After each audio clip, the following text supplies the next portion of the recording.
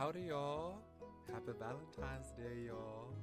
I hope y'all have had a wonderful day today. If y'all have a Valentine, I hope you had a wonderful day with your Valentine. And if you don't have a Valentine, then we can be each other's Valentine. And we can be Cole's Valentine today. So, yeah, that's what we're doing today. So, I usually want to have played this game today on Wednesday, but it is Valentine's Day today. So, I wanted to play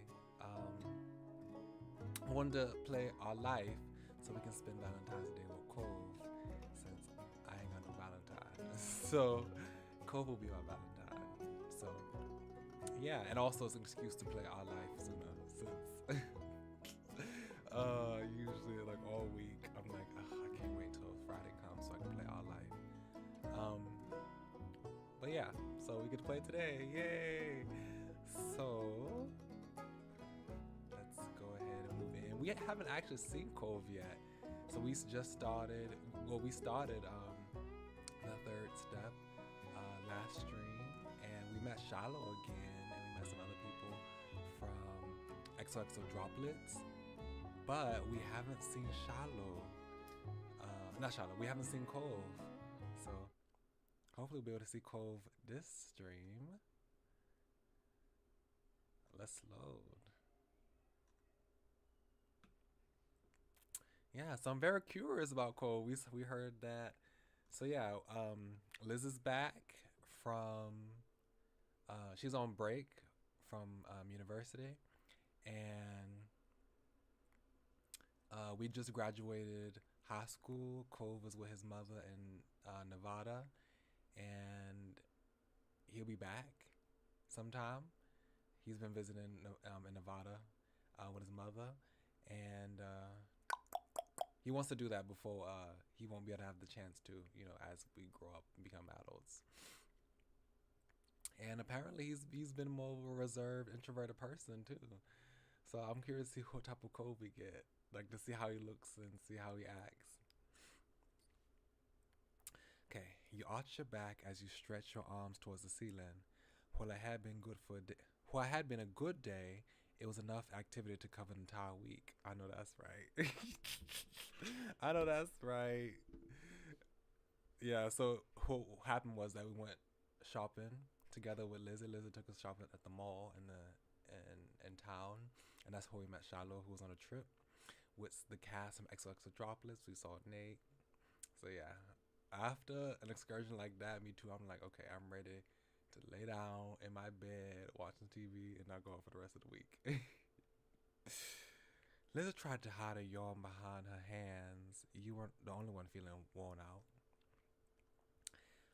I'll be heading up to your room. I mean, the guest room.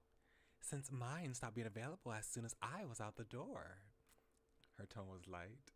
She had quite a lot to say on the subject when you first taken over her bigger room after she left for college, but there have been many trips back home for her since then.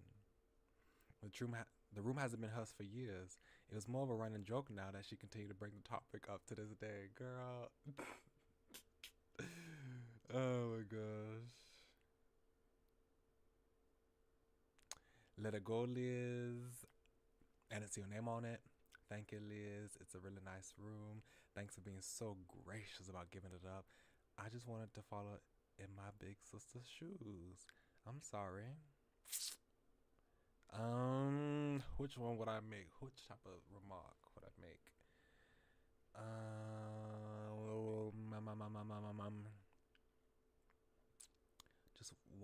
Just wanted to follow my big sister's shoes.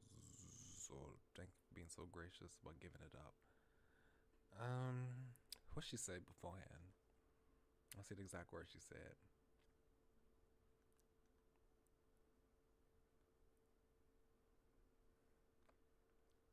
I'll say thank you for being so gracious. I had no choice. A small laugh was shared between you and your older sister. You better believe I'll be back in the guest room when you've got your own place and we're both in town for a while. Oh, you better believe you'll be back in the guest room. The guest room when you've got your own place and we're both in town for a visit. We can take turns. You have Thanksgiving, I'll get Christmas. Uh-huh, sure. Don't count on it. That's alright with me. I don't need it. Uh.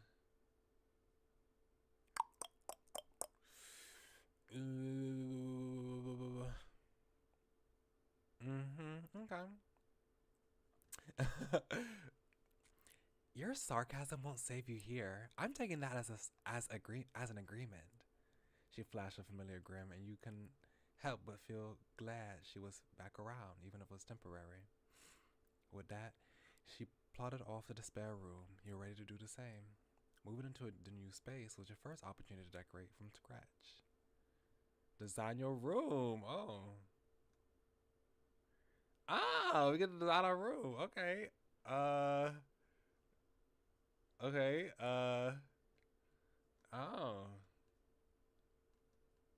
Oh. So we get to have blue, green, purple, or yellow. Extras. Window. Okay. Oh. All kind of stuff. Oh. Okay. Stuff on the wall. Oh, we got. Oh, okay. Not just that. We got this. Got that. We got that. The flow. Okay. This guitar is looking kind of like, it's supposed to be a guitar, or is it supposed to be ukulele?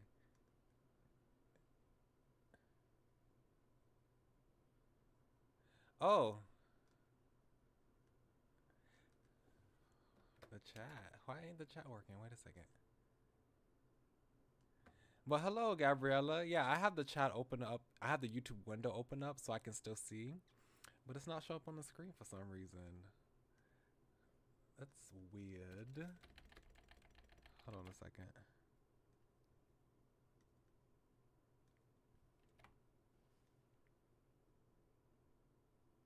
That's very weird. I don't know what's going on with that. Hold on a second.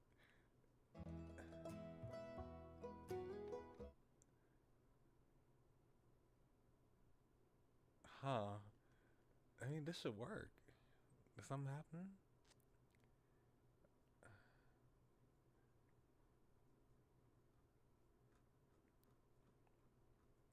Let me try something. No, it's still not going up. That's very. Oh, wait. No, it's in front, so it should be visible. Yeah, I have no idea what's going on with the chat. I have to figure that out.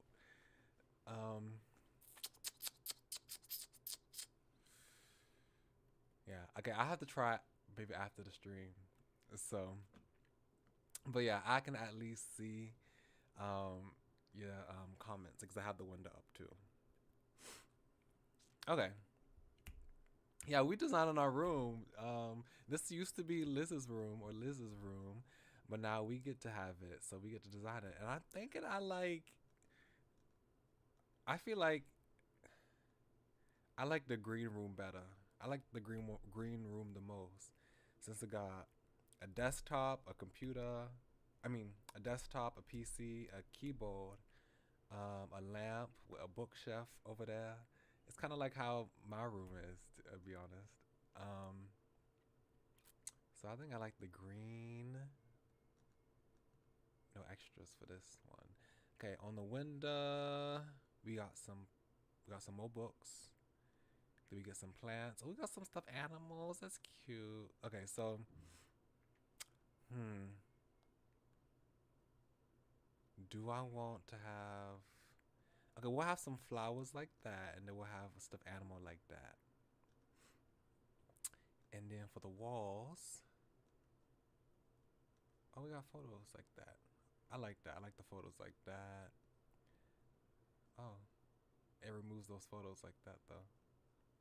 Okay, wait. Um,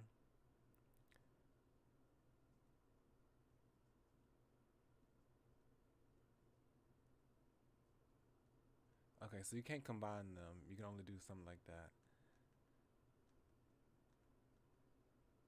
Okay. Okay, we'll have it like this. That looks nice. And then the floor will have a ball.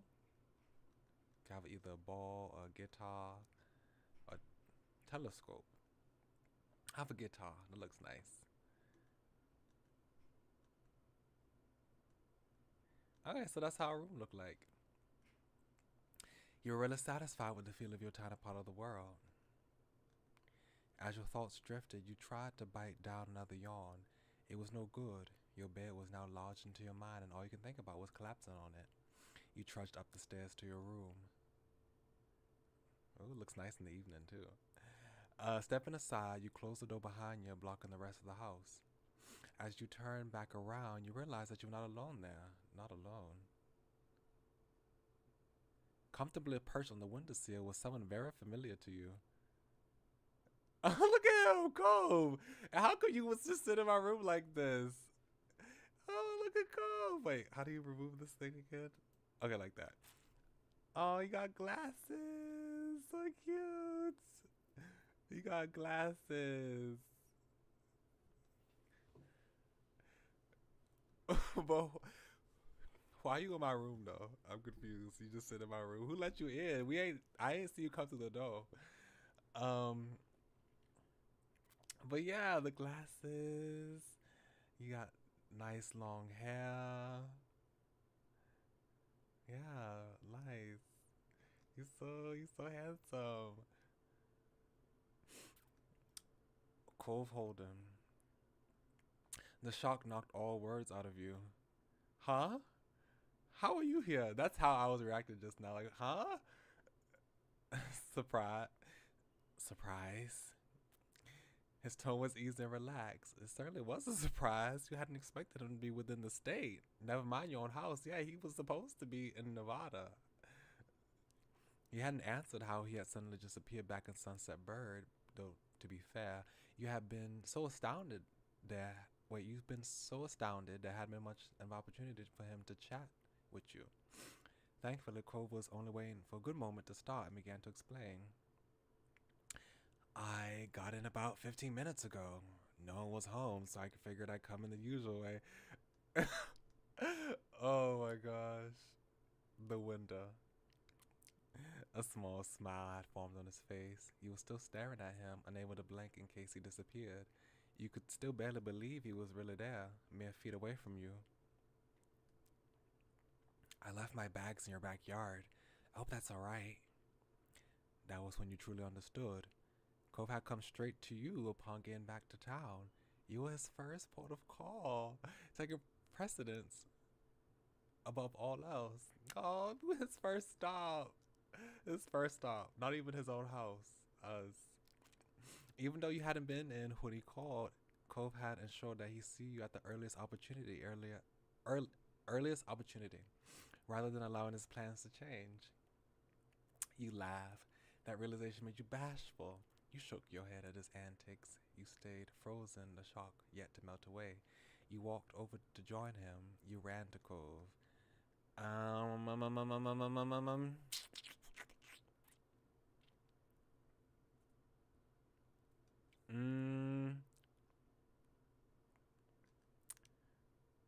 Laugh. The delight bubbled out of you as a fit of chuckles. You could never even attempt to hide how you felt about anything, including you. About how he felt. Sorry. Cove dropped from his seat on the windowsill, landing lightly on his feet. He made his way over to you, the smile still resting on his face. You too crazy. I'm so glad you're here. I miss you. Trouble's back in town. I can't believe my eyes. It's the most amazing man in the world. You didn't need to say anything. Let's just dwell in the moment and not say anything. You ruffled his hair. You jovially punched him on the arm. You wrapped him in a gentle embrace. You pulled him into a bone-crushing hug. You jumped into his arms. You smiled at him. Let's engage in a gentle embrace. Oh my gosh, look at him. He's so cute. I keep doing that. Okay, I meant to do this. He's so cute. Cove sighed contentedly, melting into the hug. He wrapped his own arms around your back in return. He moved to wrap his arms around your shoulders, and he tucked his head into your neck. His breath was warm against your skin. I missed you. Even if he hadn't said it outright, you would have gotten the message from his body language. Cove was grinning wildly. He raised his cheeks. No, Cole was grinning wildly. No, I said wildly. Widely. He was grinning widely, his raised cheeks baring his eyes, which gleamed like hidden gems. But he looked at you as if you were the most exciting treasure of all. How was the trip? Yeah. Cove told you about his trip back, how his trip back had gone. His mom was doing really well. She had a project in the works that she was thrilled about.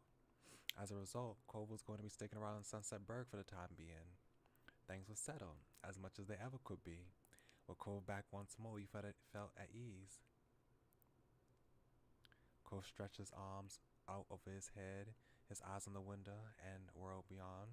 The sun had set while you were busy reuniting. I should probably get my stuff and see Dad. He glanced over to you with a familiar, expectant look. Want to come with me? Sure, I can go over for a while. Cool. Cole began to head to your bedroom door. You follow after him. You insist on the piggyback ride. Oh my gosh. You have a lot of options that you could do. The two of you casually went down to the ground floor of your house. And all the excitement of Cole's return, you hadn't even remembered the gift you prepared for when he got back. It'd be best to give it to him now before he left your house. Can you wait here for a little while? I got something for you. Cole's eyes widened as he tried to conceal a smile.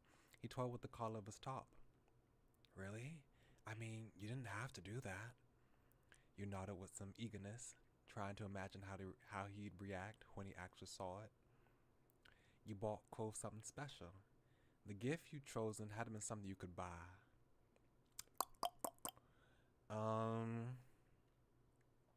How about some homemade, I guess? Let's try that. It was the orange shell he'd been entranced with since you were kids. Oh, that's cute! I do remember that. In step one, when he first came over to my room, he was like, oh, can I have this? I was like, oh, you can have it if you want. I was like, no, I don't think I should take something that belongs to you. I'm like, oh, we can give it to him now. That'd be so cute. You quickly went up to your room to collect the shell, knowing exactly where to find it. It'd been housed in the same box since you were a little kid, after all. Taking great care, you extracted it from the case. Though it had been a long time since you'd taken it out, the grooves were as familiar to your fingertips as the opening line of your favorite song was to your ears. Cole had admired this shell ever since he first saw it, declaring it to be the best of all your treasures. Despite that, he never accepted your offers to take it. You hoped that might change tonight. You closed your hand around the shell, not wanting Cove to see it until you were ready, and headed downstairs. When you were back in front of Cove, you cautiously lifted your arm up. He looked on curiously as you unfurled your fingers to show him the gift. I know you don't want to take it from me, but what I want is for you to have it. Cole stared down at the familiar shell nestled in your palm. His mouth parted, though no words came out. He drew his eyes up to meet yours, silently, and found the answer to whatever question you couldn't speak. He put his hand over yours and broke the silence. Okay. It was as quiet as a whisper. His fingers were as gentle as his words, brushing against your palm as he took the shell from your grasp. He cradled it against his chest and smiled at you, his eyes bright. I'll keep it forever. He reverentially laid the gift safely on the counter, but he didn't turn back to face you once he ensured it was secure. Though his face was angled away from you, you caught his eyelashes fluttering as if batting away tears. His throat bobbed as he swallowed bubbling emotions. Oh, you knew that code could be sentimental. The gift and all the memories and feelings tied up in it seemed to have taken a toll on him. When he began to sniffle, you felt the need to reach out. Cove? I can't. You just... Pascal, I don't know what to do. He forcefully rubbed at his eyes like he was trying to push the tears that threatened to spill back in. Oh, Cove, it's okay. Do you need to cry? No. Oh, he's so cute. He's so cute. No. No. Nevertheless, tears began to spill down his cheeks. Even as he wiped them away, more took their place. Thank you. His voice quivered as he spoke. Cove's... Oh, this new sprite too. I don't think we've ever seen him have that like squiggly smile while he's like smiling. We've only seen it when he's like sad. Cove scooped you into a hug, pressing you so tightly against his chest that your breath escaped in a short squeak. He burrowed his face against your neck. His shed tears dampened your skin. You hug him back. You're welcome. Don't worry about it. He's such a crybaby. You didn't need words as you quietly accepted his appreciation.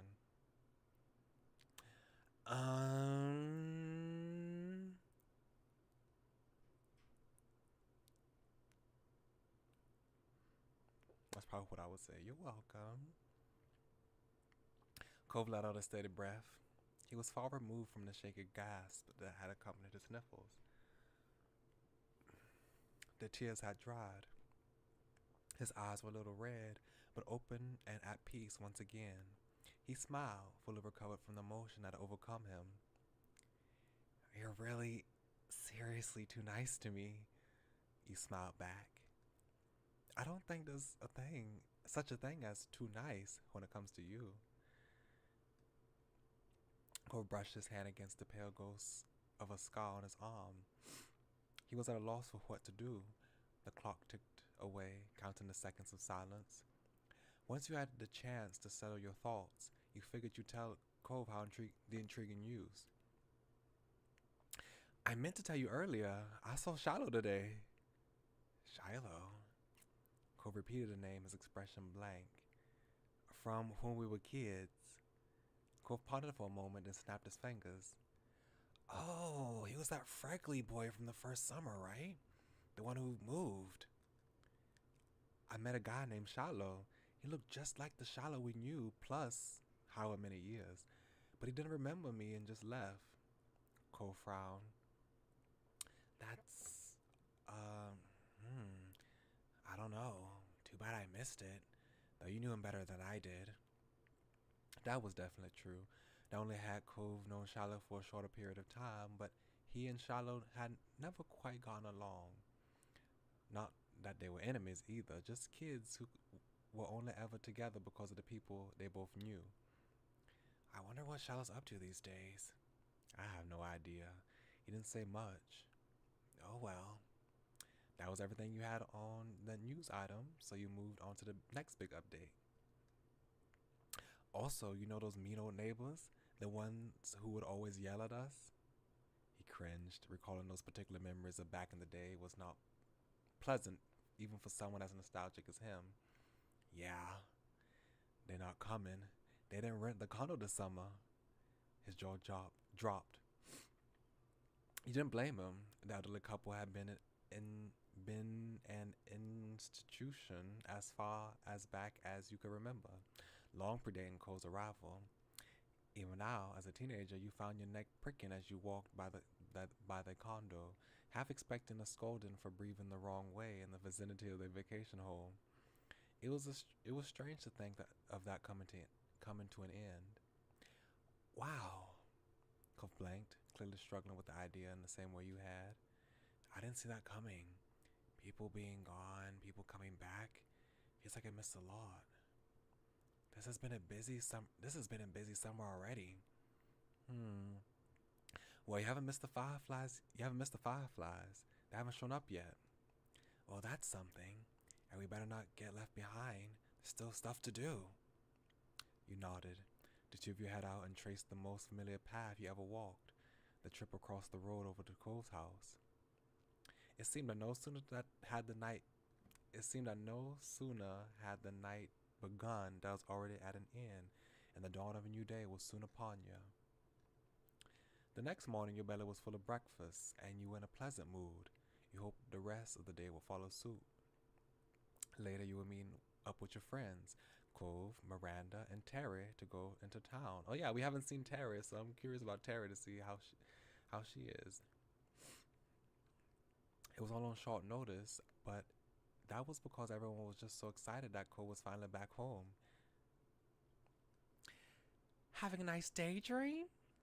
You blinked, pushing all your thoughts away and to return to reality. Your mom was watching you with a teasing smile. So, what's on the agenda today? I'm meeting up with some people. Well, I hope you and your friends have fun. Don't get into too much trouble. She winked at you. You knew both your moms wanted you to enjoy every bit of the summer before the big changes started. I'll try. But before you go gallivanting around town, could you bring the mail in? I'm finishing up putting the dishes away over here. All right. Thanks very much. Okay. Miss, I keep doing that. And you remember it's the wheel. The wheel makes the text box go in, not the left click. Okay. Mr. Holden. Okay. He had some interesting hairstyles throughout the story. The first step one, he had a ponytail.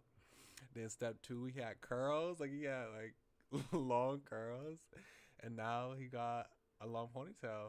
That's a long. He had a high ponytail in step one. Now he has a high low, like not a high low ponytail. He has a straight low ponytail. Step three. Nice. Looks nice. As soon as you were outside your front door, you couldn't help but see Cove and his dad standing around in the road. They noticed you too. Hey there, Pascal. Cole smiled lightly and waved. When you began making your way over, he added, Hi. You waved at him, you hugged him, you gave him a high five, you gave him a no, you ruffled his hair. Am I walking over to them?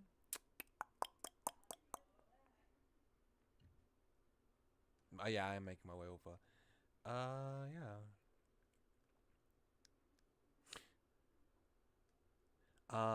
Following your lead, Cole hugged your back and he held on for a few seconds longer after you let go. His eyes shone brightly at you when you did part, setting your heart aflutter. And then as Cole's cheeks flushed, he couldn't quite meet your gaze. He didn't speak, but you felt that if he did, he would be tripping over his own tongue. You noticed Mr. Holden was taking in the scene of you and Cole with a satisfied smile. Cole followed your line of sight and shot his dad an unimpressed look. For a moment, Mr. Holden seemed like he had a thought dancing on the tip of his tongue, but he decided to keep it to himself. So, what are you up to today? As far as I know, nothing too much. Me and Cole are just meeting some friends in town later. Sounds like a plan to me. Oh. Yawning, Mr. Holden stretched his arm over his head. My boy and I have just been waiting around to see what the new neighbors are like. It was definitely his idea. I don't know how you're not interested in this. It's big news. Besides, it'd only be polite to greet the new folks in town. It'll be a single dad and a son. You've been here too long to see a new person rent a condos. Wait. You've been here too long if seeing a new person rent a condo is what you consider an exciting development. Yes, I'm dying to see the newcomers. Your response was just a shrug. I don't want to meet them. Well, anyone has to be better than the last tenants.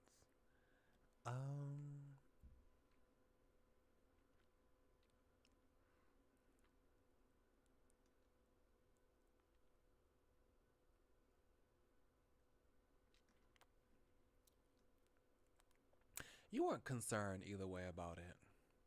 If I run into them, okay. If I don't, I won't think much of it. Fair enough, especially with everything happening for you this summer. On the topic of what came after this, you turned Mr. Holden out momentarily and looked at Cove. He nodded understandingly. Mr. Holden took one more glance at the currently vacant building and sighed dramatically.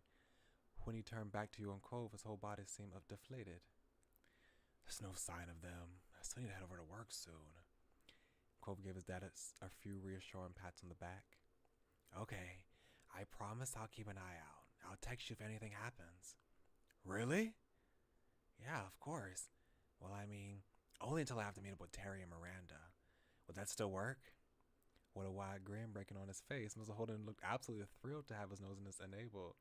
That works. He's so excited about this. He moved to firmly place both hands over Cole's shoulders, fixing his child with a firm stare. Son, you are my true ally in this world. Mr. Holden stood up straight and letting Cove go. He looked invigorated. Okay, with that settled, I'll go make some money. That's always been the one thing I do best. Mr. Holden headed off to the garage to a big wave goodbye. Cove smiled the whole time you both watched his dad leave. You really liked Mr. Holden. Mr. Holden was one of your favorite people. Cove's dad was kind of a bother. You got mixed feelings on Mr. Holden. At this point, yeah, I guess he's one of my favorite people. He always tried his best and was honestly just great. As soon as he was out of sight, Cove sighed lightly. Are you okay? Yeah, just not looking forward to waiting. Guess I'll be hanging around the street a while. Good luck. See you later, bye. I'll stick around to see the new neighbor. I can wait with you. Why don't I stay and see the new neighbor and keep you company? I can wait with you. You wouldn't abandon Cove there to wither on the road out of boredom. Really? Of course. I like keeping you company, remember? He said at you a moment, smiling softly and thinking about her response. I like that too. Cole put his hands on your shoulders, gripping you solidly, but not enough to hurt. His eyes fixated on you just as firmly. He was serious as he about to do what his dad just did. Pascal, you're my true ally in this world. Yeah. Pascal, you are my true ally in this world. I got a fair amount of chuckles from you. He grinned, the stoicism fading into amusement. I knew you'd stay for me. Now, what if I hadn't, though? What if I actually just left? You lucky to have me. It's no problem. I can't help myself. You laughed. You shook your head. You simply shrugged.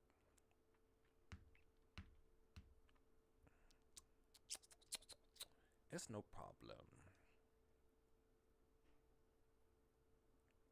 I don't know about that, but I'm just happy you're always here.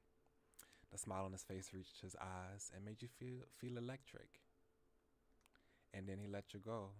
Cole stepped over to his front porch steps, lazily taking a seat and leaning back on his arms. Our watch begins.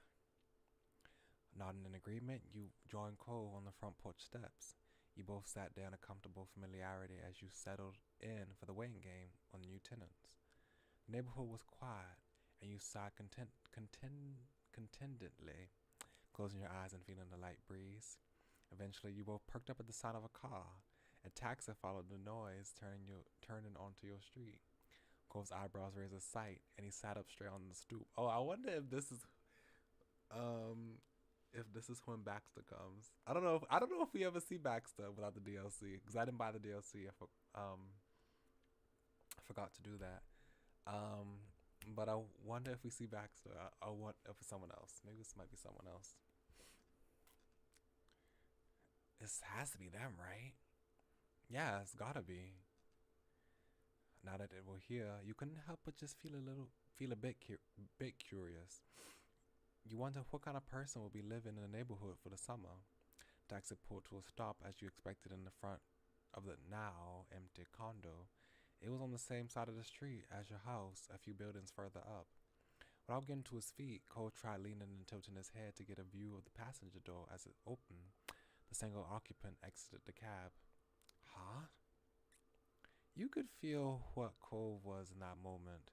After the last renters, this new visitor was definitely not what you'd expected. Okay, it is Baxter. Okay. It is a young man, had to be close to your own age. He was dressed fully in an eclectic black, white, and gray outfit. Even his side swoop and hair matched the scheme. It is Baxter. The only other pop of color was something that couldn't be easily fashioned to submission, a pair of dark brown eyes, which you caught when he looked over at the audience, at his audience.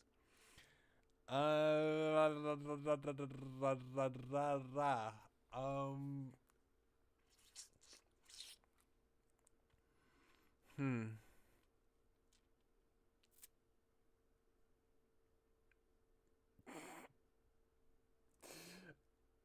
I'm trying to see which type of voice I want to give him.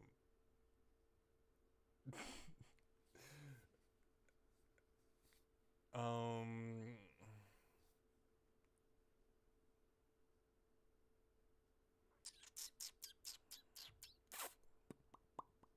huh. I mean, I have an image in my mind, but I'm just trying to see. Hmm, hmm, hmm.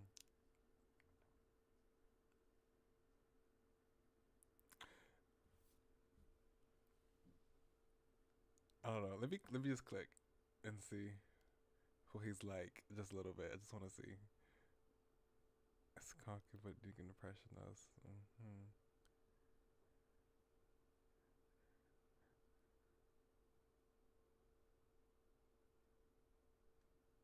What did it say? The taxable. I don't know. I'm trying to see. Okay.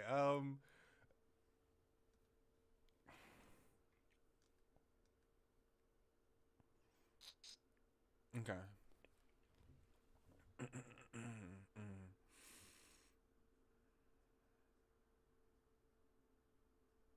It might change after I do this. I might not keep it the same way. Hello, folks. Who might you be? We're the neighbors. The smile already prominent on his face curled further.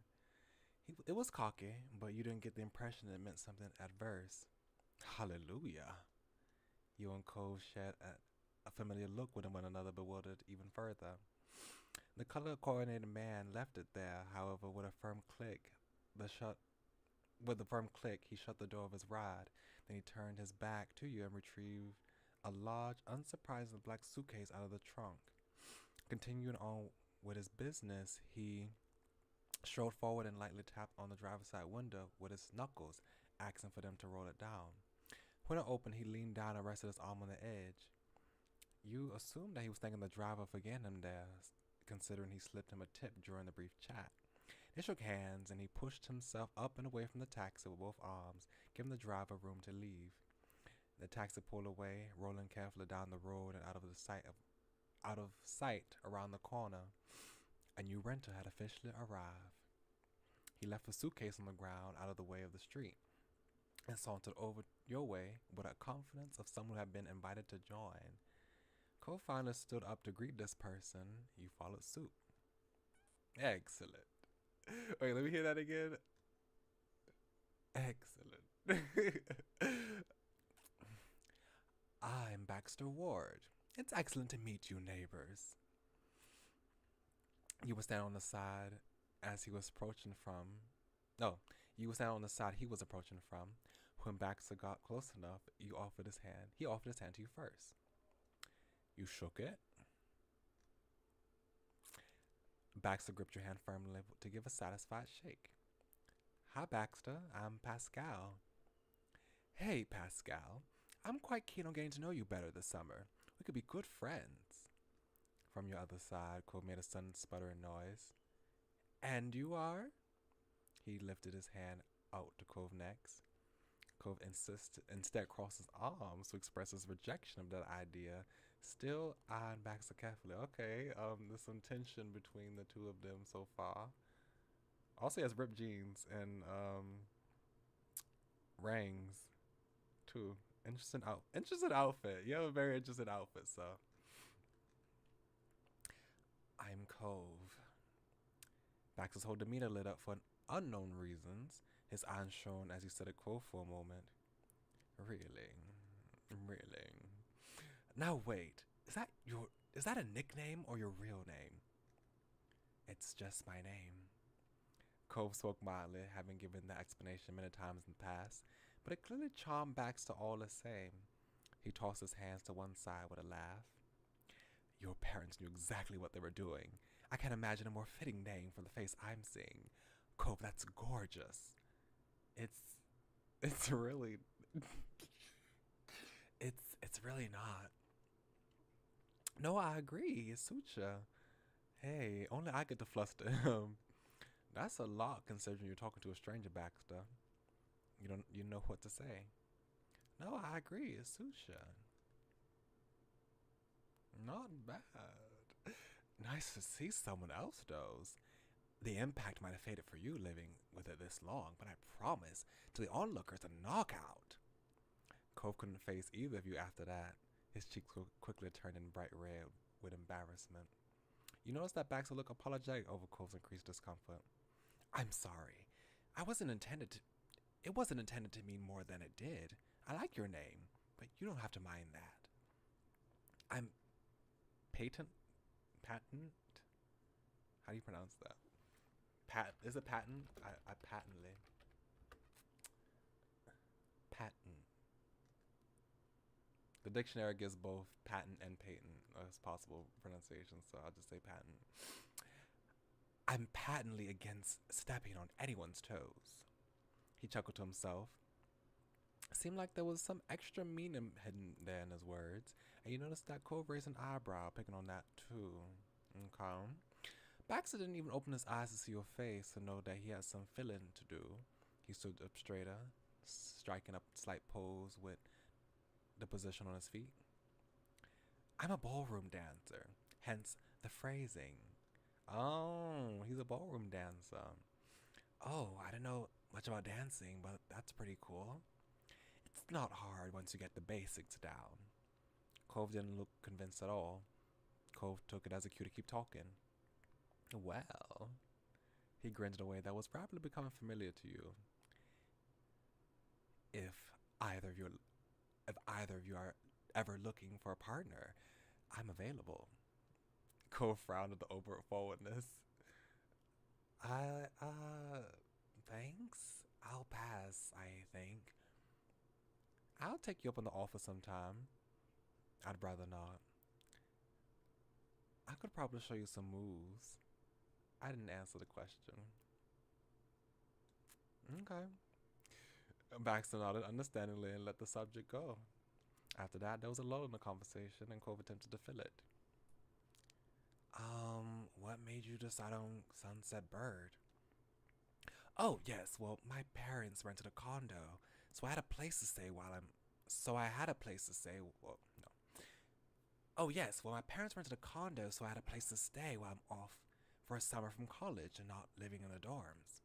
There was a playful glint in Baxter's eyes as it continued. Ideally, they wanted to send me somewhere that wasn't too exciting, but lucky for me, they picked the wrong street. Considering two of you live here, he thinks we're exciting. Cole was practically reading over how Baxter found a way to fit comments like that into every single topic thus far. He's so complimentary. He compliments a lot. Why do you keep doing that? You don't know us, but you talk like you already do. Cole spoke firm yet genuinely confused, and Baxter smiled cautiously. I don't feel the need to keep the words of praise to myself, and when I say something, I mean it. Plus, what's the point of spending my off semester alone? The best part of being somewhere new is getting to interact with new people. Am I honestly the first person who's acknowledged you're attractive and intriguing people? True, you're hidden away in a tiny tourist trap, but still. Baxter crossed his arms. After studying your faces a few more seconds, he decided to continue. Am I only trying to score a hookup or get a romantic fling by saying those things? No, that isn't the point of speaking well of others. I was raised better than that. Though, would I be fussed if that's what my words led to? Also, no. So he wouldn't mind if we hooked up. Oh my gosh, Baxter. Oh my gosh. I am flexible, not a surprise, I can back off of the lines if you don't like the attention, but I like to be friends. I would like to be friends, if we can. Cole wasn't sure how to respond. He glanced at you and he continued to look at your face when he spoke. Thanks for answering. I'm I'm I'm not interested in any of that with you. Maybe not the friend thing. Maybe not the friend thing, but the other part. Oh my gosh. Cole was like, I'm not trying to hook up. It doesn't bother me. I'd appreciate if you didn't do that with me. I find it pretty entertaining. You probably know it a lot of people. You stood there unsure how to react. Honestly, that situation, I probably would just be like, oh, I'd just be stunned. I'd be like, oh, okay. Baxter looked at you and smiled apologetically. I'll keep it in check. I'll keep it in check. Shifting his weight to his other foot, Baxter tried to move forward. So, since you were both already here, did my arrival interrupt anything? Definitely not. You smiled and silently agreed. You laughed in a conspiratorial way. You looked away nervously. You told Baxter that you were both waiting to see who was going to move in. That condo hasn't had a new renter in my entire life. We had to see who was moving in now. Baxter laughed at that, immensely pleased with your response. I'm getting a reputation in this town already. Not bad. Well, if either of you are free, I'd be thrilled to hang out this summer. But we can save the scheduled talk for later. I should get my things inside. He gave a small nod of the head and flashed you a dazzling smile. Goodbye for today. Cove simply waved goodbye. Bye, Baxter. See ya. Baxter then turned on his heels and strode back to his suitcase, picking it up and bringing it to his condo. You and Cove were silent as Baxter unlocked the door and disappeared inside of the house. With him completely out of the scene, Cove let out a long breath. I don't know how I'm going to explain that guy to my dad. You burst into a fit of laughter, trying to imagine the conversation. At least the job's done. We saw the new neighbor, and now we can go on to meet up with Terry and Miranda. Yeah, we should get going. You gave Baxter's condo one last glance over your shoulder. You were looking forward to seeing more of him. You thought he was charming. You were not interested in him. You weren't sure how to feel. You thought he gave a pretty bad first impression. You decided he was definitely something you decided he was definitely wasn't someone. No, you decided he definitely wasn't someone you liked. Yeah. I mean, we just met. He's an interesting character. That's all I gotta say right now. Honestly, you didn't know if you would ever come to a conclusion about him. Baxter was just so different. Turn your attention back to Cove. You pushed all thoughts of Baxter aside. You both started making your way towards town. A little while later, you and Cole reached a main street in town. All of a sudden, you start walking. What's wrong? I think I heard my phone. You dug your cell phone and looked at it with a satisfied grin. There was a new message. You opened the conversation with Miranda, and all you saw was, I can see you. Immediately, from where you stood, you started swiveling your head around. You couldn't spot Miranda anywhere, but she did send you more messages. I see you looking. Where are you? Like, I don't see you. The message was sent, and you were back to looking around, scanning for any sign of movement and familiar faces, but they were still invisible. Cove looked at you carefully, raising an eyebrow. Miranda, come out. Come on out. You sighed at the ridiculousness. You burst into laughter at her antics. You sent your own joking text. You weren't sure what Miranda had planned next. Cove looked at you puzzled, raising an eyebrow. What's happening? Before you could even begin to explain anything to Cove, you both snapped your attention to the yelling from across the street. And there you saw Miranda and Tara coming out from behind the backside wall of the grocery store. They both started waving wildly to draw even more attention to themselves. Cove took a step in their direction. He grinned and waited for them to get closer. Laughing and arm in arm, the girls stopped only to look both ways. and then rushed across the empty street. Oh, look at Miranda! Miranda!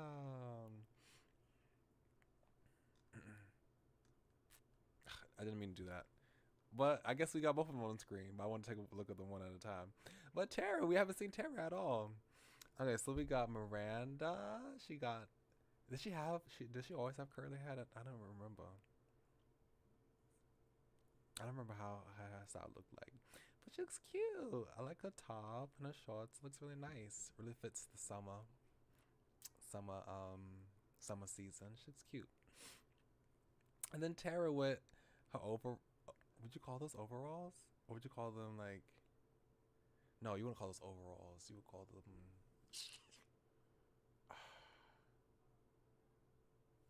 no, there's another name for it. I can't remember. Wait. I have to type it in. Oh. Pinafore.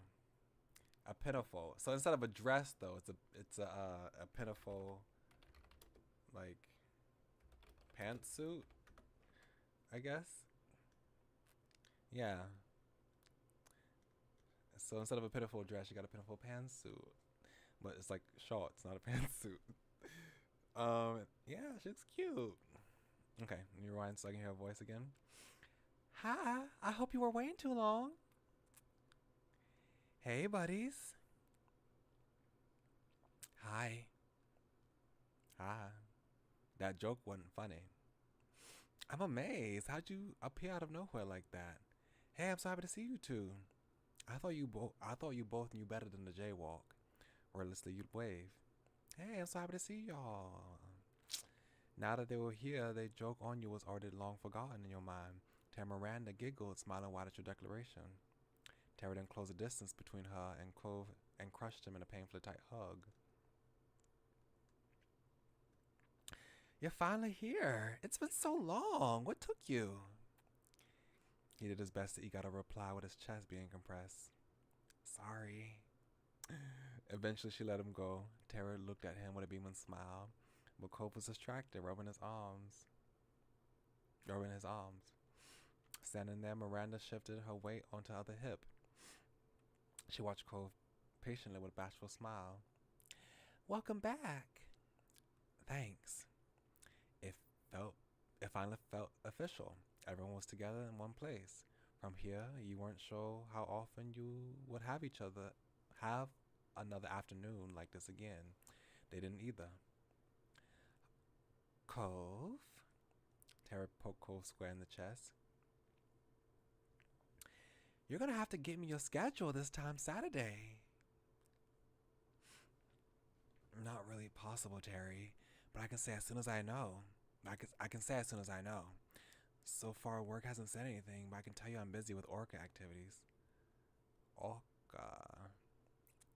When Cove wasn't at his part-time job or pursuing academic interests, he volunteered for the Ocean Restoration California affiliation. Orca. Okay, so California. The group focused on cleaning up beaches and removing pollution from the ocean. Okay, Cove. Cove always loved the sea. It didn't surprise you one bit when you started getting involved with them. Nice. Okay.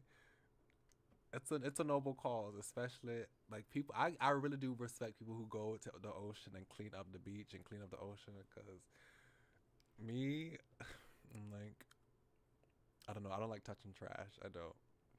So I really respect those people who take the time to do that. That's really important. It's a very important thing to do. It was Cove's activity. You joined Orca too after learning of it. You and Orca member introduced Cove to it. That was Cove's activity. I'm not the type of person to do that. I'm not proud of that, but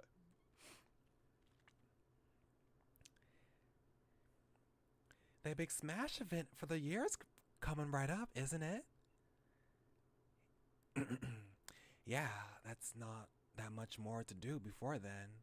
There's not that much more to do before then, but I'm kind of looking forward to the fundraising push. You nodded, wondering how the event would turn out this year. I know you can do it, and if it goes really bad, it'll still look good on a college application at least. That's true. Hey, guess what else? We don't have to stand here to say stuff. Let's go. I would like a meal now. Perking up, Cove nodded in agreement. Yeah, for sure. The four of you headed into town, happily chatting the whole way. The only decision left to make was where exactly to stop and eat. The rest of the afternoon and evening passed by in a blink of an eye. When night fell, it was time to go home, and you parted ways with Miranda and Terry. You and Cove reached your neighborhood without event. It was late enough that your out-of-the-way street was dark and silent. You were walking tiredly after such a long day. You strolled with a skip in your step, ambled along. Cove was giving you a piggyback ride home. I'll say that. You yawned, stretching your arms high over your head. It was taking a lot of mental focus to keep up and walk alongside Cove. As you did so, you peered at his face out of the corner of your eyes. You wonder why he felt so distant to you. Yes, trash, wet food. You know what I hate too? I hate when you go to the pool. You know how the pool, like the surface, the edge of the pool, how people have those like wet puddles around the edge of the pool because people walk and splash and stuff like that. I do not like, even it doesn't have to be a pool. It can be on like a countertop. I don't like touching wet. I don't like touching water that I did not spill myself. If I did not spill that water myself, or I did not see someone else spill that water, if I don't know where that water came from, I don't know. I don't like touching it because I kind of reminds. It's like a breeding ground for bacteria, like just foreign wet surfaces. That's disgusting. I hate that. It's like it feels like it's a breeding ground for germs.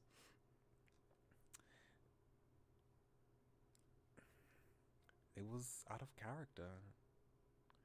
For a while, Cove silently stayed ahead, and left you alone with your own thoughts. It surprised you when you did hear his voice all of a sudden. He still wouldn't look at you. It feels weird coming back to the neighborhood and trying to get into things like they're the same. And they're not. They've changed. They're still changing. Your mouth felt uncomfortably dry all of a sudden. It was true. The things that kept the people you knew together were starting to disappear. Each person had to make their own priorities and their own path now that it wasn't set for them. You thought about your own immediate future. You had been considering more and more, and ideas were starting to settle in your mind.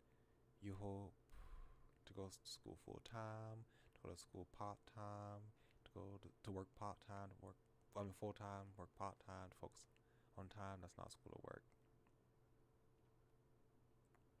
I mean, this is what I'm doing right now. School full time, and I focus on time. That's not school or work, and that's it. For your education, you thought you'd attend community college, attend a public university, go to a private college, to join trade school, to take online classes. Well, attend a public university is what I'm doing, and that is all. For yourself, you wanted to work on self-improvement on your own. Take some time to just relax. Try to figure out what you truly want.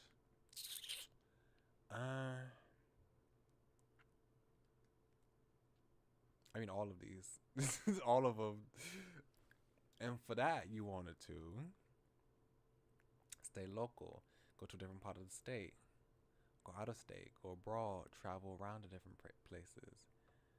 Okay, so I mean, it depends. If I'm going to school, like if it's talking about school, I would say like go to a different part of the state. I'm in school in a different part of my state. But if it's about like finding out what I truly want and like self improvement stuff like that, I would like to travel around, go abroad. Like I want to study abroad too, but I guess I only choose one answer for this one. Yeah. So yeah, if I'm going to school, I guess I'll say I'll go to university in a different part of the state. It'll all be happening so soon. You already applied to schools. You started to prepare for what was coming. You hadn't begun to do anything about that yet. At this point, let me see. After just graduating, did I already apply? Did I already apply? I think at this point, my parents really hounded me to apply for schools. I think at this point, I think I had applied for schools at this point already.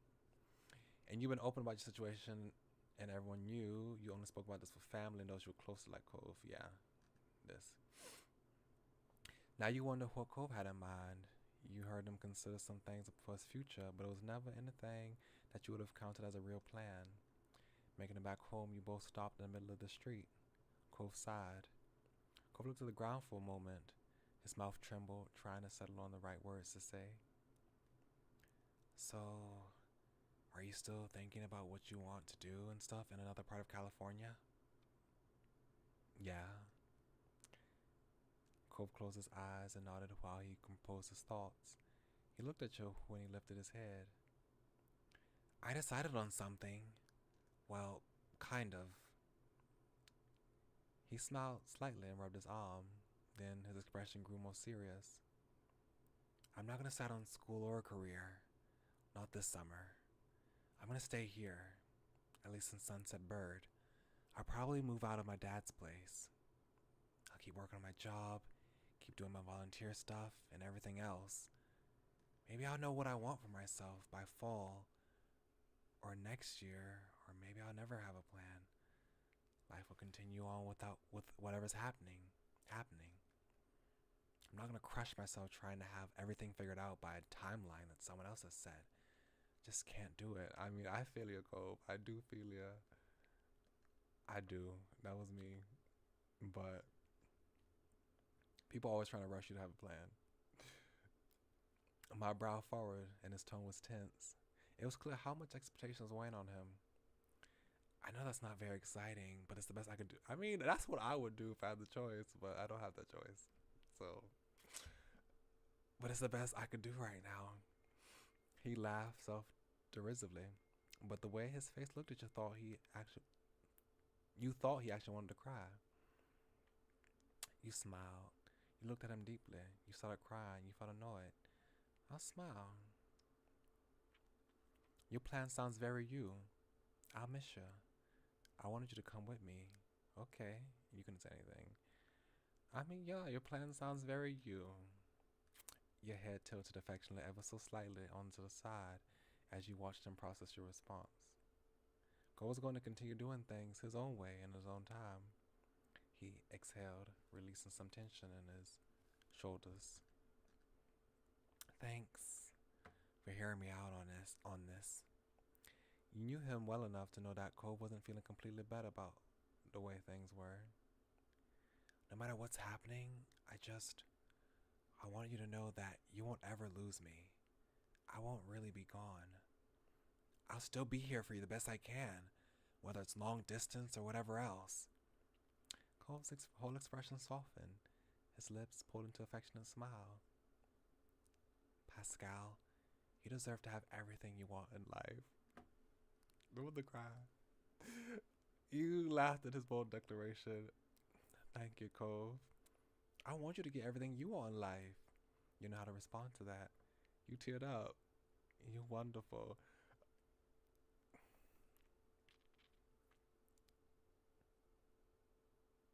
I mean, it's making me kind of... Let's cry together, Cove. Cove's declaration had your eyes welling up with tears. No matter how many times you wiped your eyes at the back of your hand, your face was wet. Cole looked at you concerned. He took a step closer, and he placed a hand on your shoulder. The warmth from his proximity helped relax you. He spoke to you softly. Full-heartedly, he meant every word. Things are hard right now. It scares me, but it'll be okay.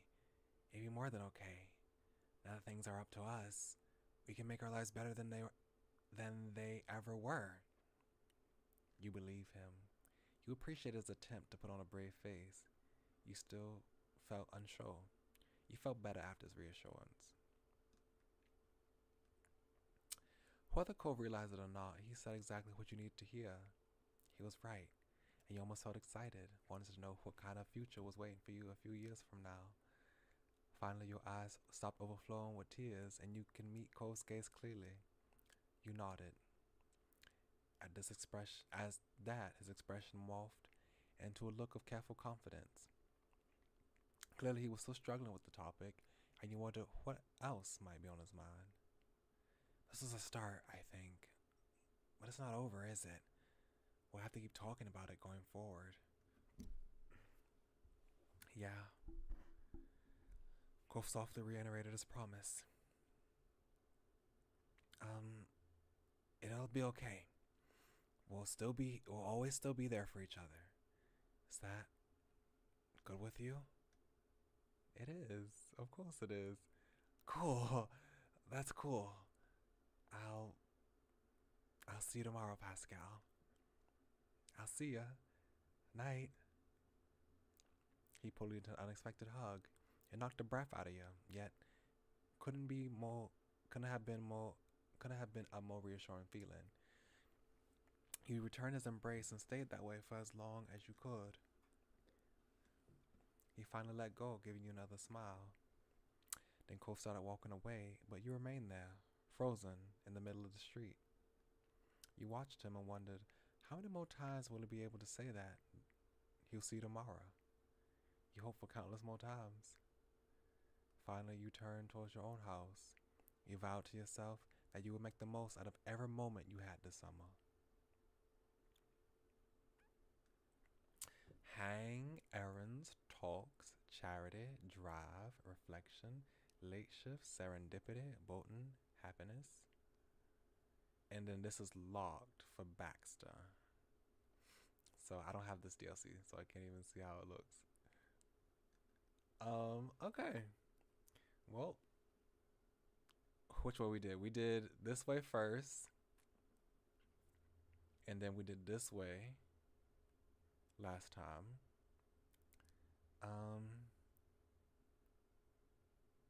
Let's start with this way again. Hang. You grabbed a large beach towel from off your bed and stuffed into a bag. You had already packed your water bottle for your upcoming beach hangout session. The stars had aligned and somehow everyone was free. Miranda had set things up with several bubbly phone calls between you, Cove, and Terry to find a time to hit the beach. You were hoping that this would be a fun time together. Here's a six-pack. Here's a six-pack. I'm trying to see, does he have the same swim trunks as last time? I think the swim trunks were they green last time, I think? I think he's wearing blue right now, but I think they were green last time. Cove sat on your windowsill and kicked one of his legs into the air idly. He already had a swimsuit on and his towel was bundled under his arm in a misshapen ball. He'd shown up earlier that morning with a surprising amount of enthusiasm. He was chatting as you called up to his preparation. But seriously, I couldn't find my swimsuit this morning. I looked everywhere. It disappeared. I had no idea what I was going to do. You could have gotten a new one somewhere. What happened to all your other swimsuits? You don't have to wear a swimsuit to be on the beach. Yeah, I completely vanished somehow, just like your old sand pail. You stay quiet.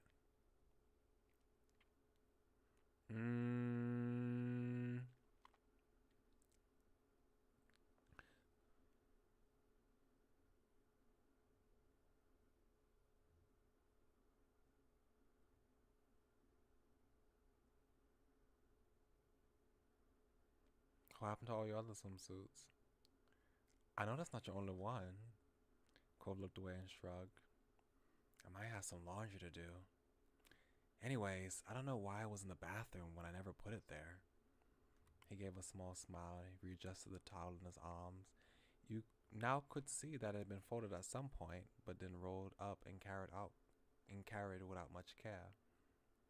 I'm so glad I found it. It wouldn't crap to lose my favorite trunks. Was it blue? I'm trying to remember what color was his trunks in step 2? Was it blue or was it green?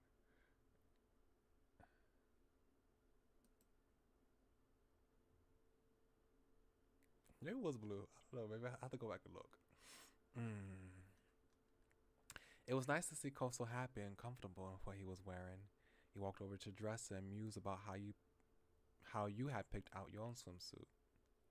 Your height had complicated shopping a little, Not all swimsuits were made properly to fit people like you. And then for the shape of your body, um, which one fit me? I mean, the doctor said I'm underweight, so I guess I would say scrawny. I'm scrawny, and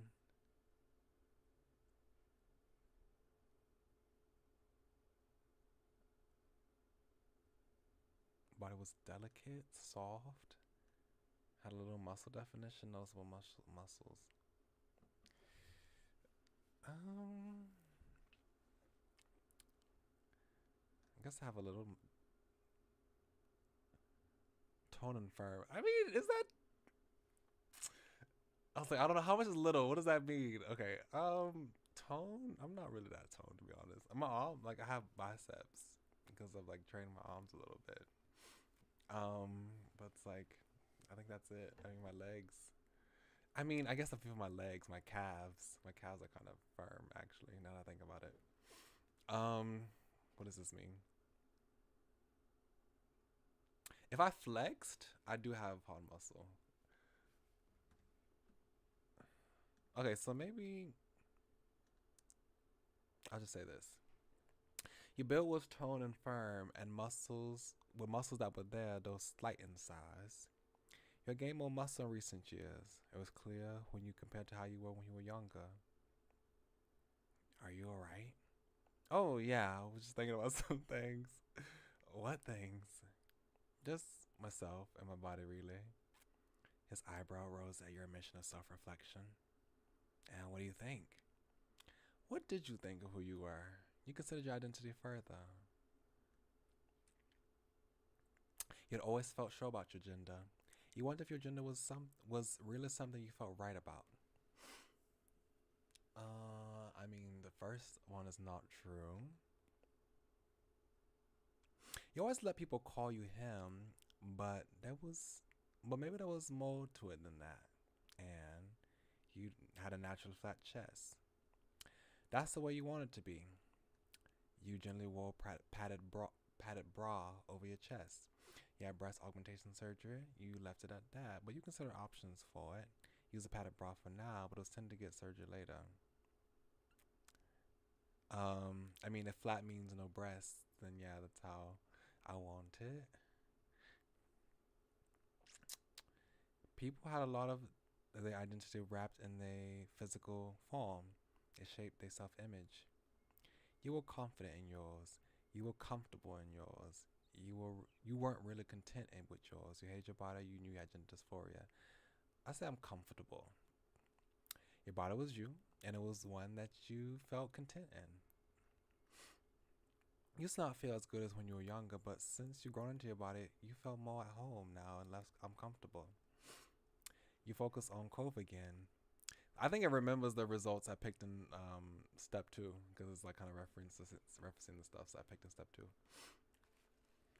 You focus on Cove again. He stopped at you and tilted his head, a question still in his eyes.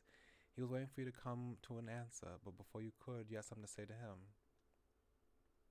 What do you think about me? You like the way I look, right?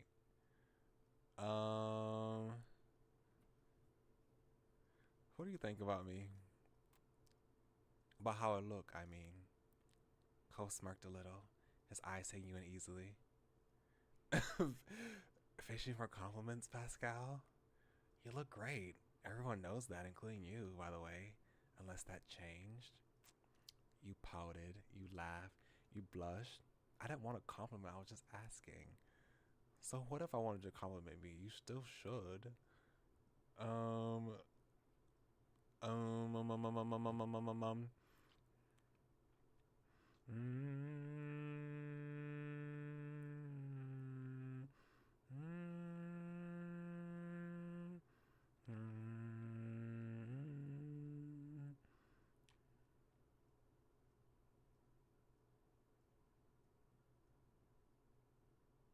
I was just asking. Fine. Cole shook his head and his hand went up to try to unsubtly cover his smile. I was kind of worried you were still in your head because something was wrong. Guess not. I'm glad. Hey, Pascal. Gave you a bent smile, pointing to your arms. Looking particularly toned today. It's... He answered not with words, but a solid okay sign with both hands and a certain cheeky smile. Cole suddenly flushed when he realized how boldly he complimented you. He stood by it, even if he was a little red. You were a little taken aback. That came out of nowhere. You glanced at yourself. You like that? Yeah. You saw the flex and show off jokingly. You flirtatiously stretched. You stood there stunned. You're so sweet and fantastic. You have some very good arms yourself. You hugged him. You have some good arms yourself, sir. Cove ducked his head and sought to rub his left arm. It seemed he was much more prepared to rain praise on you than to receive it himself. He could barely respond. Thanks. You too. Oh, I already said that. Thanks. Finally, you felt that was enough of the topic for one day. You went back to your original goal before you got sidetracked. You need to pick what you wanted to wear to the beach.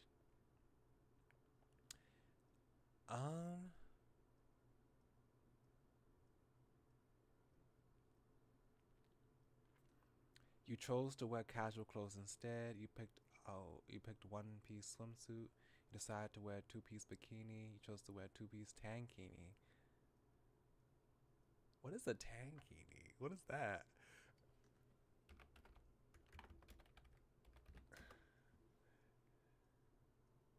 Oh. Tankini is like a tank top bikini. Oh, so it's like a one piece, but it's in two pieces. Oh, interesting. Tankini, you decide to wear your wetsuit. You want to wear swim trunks with no shirt. You decide to wear Speedo without a top. A Speedo. What I usually wear is I usually wear swim trunks with a shirt. That's what I usually do. But I don't see that option. Only swim trunks with no shirt. It's not like I've worn swim trunks without a shirt before, but I typically usually wear a shirt with it. I guess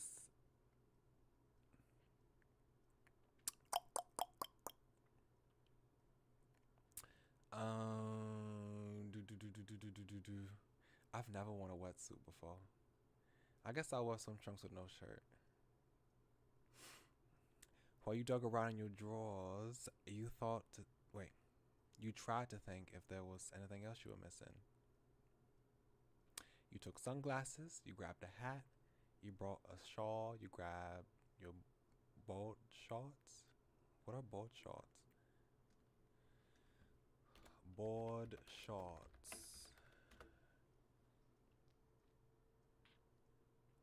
Is that I'm just seeing swim trunks.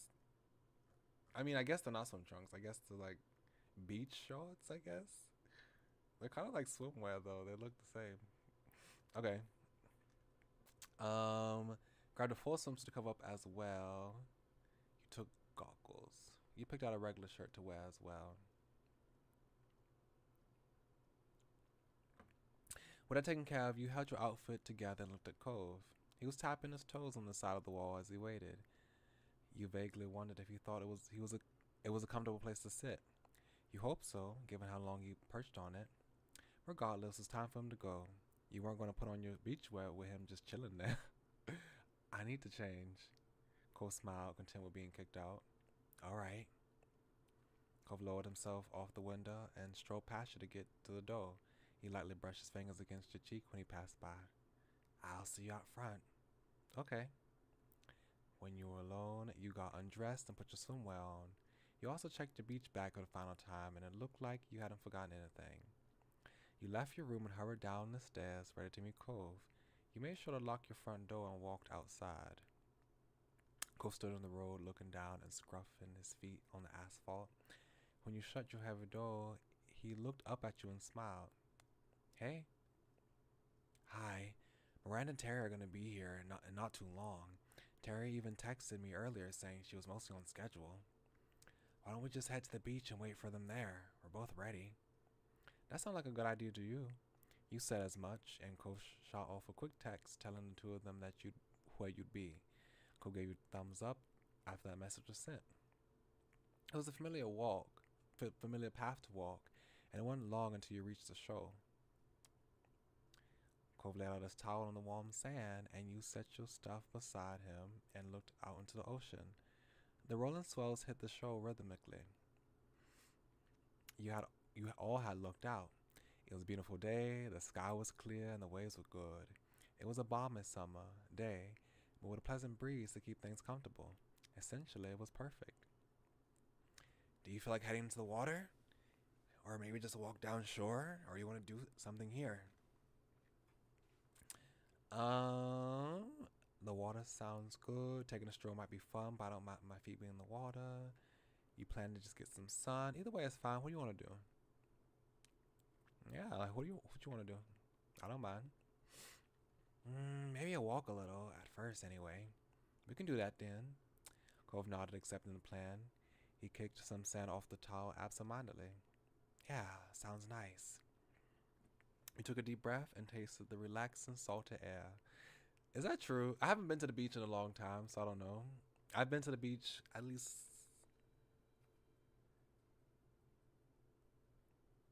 I think the last time I've been to the beach, like an actual like beach that's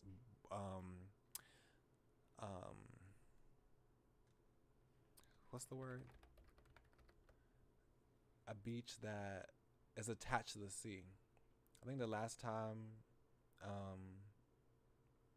I've been to a beach that borders the sea was when I was a small child. So I don't remember how it tastes. Like, is it true when you actually go to a beach that borders the sea that you can taste salt in the air? Cove caught your eye and gave you a small smile. You chatted a little before comfortable quiet settled over the two of you, content to watch the waves as you waited for the others. Luckily, it didn't take long until you heard shouts. You turned your head to see both Miranda and Tara running straight for you. Miranda was faster, making leaps and bounds across the sand. Tara followed her in her wake, laughing with her towel clutched around her shoulders, flowing like a cape. Miranda started making her jumps more theatric and more precocious as she got closer. Cove waved them on with a bright grin. You shouted a greeting, you cheered at the antics, you waved too, you laughed, you shook your head, you hoped they wouldn't fall. Tara tried to wave with both hands while running, one for you and one for Cove, but she was distracted and lost her balance, nearly falling, laughing all the while. Gosh, I keep doing that. Okay, this. I've always liked swimsuits like this. It's so cute. Swimsuits that have ruffles. It's so cute. It's a really interesting pattern too. I like the pattern. She got a nice swimsuit too. Full body swimsuit. Cute. The purple kind of complements a blush. The two of you officially arrived at Cove's and you set up, looking completely ready for ocean adventure. They're already in their swimwear and ready to go, and raring to go. Hey Terry, Miranda, welcome to our beach. Hi. Hello, hello. She beamed and Miranda nodded with a smile. Man, I am so pumped. Yeah, I'm really glad this worked out. What have you guys been up to over in your town? Cove, Pascal, have you missed things? Cove blinked and then shrugged when nothing he wanted to mention came to mind. Yeah, just shrugged. Tara tilted her head and then she turned to Miranda with a grin. Then, what about you? Anything you can say, Randy? Randy, that's a cute nickname.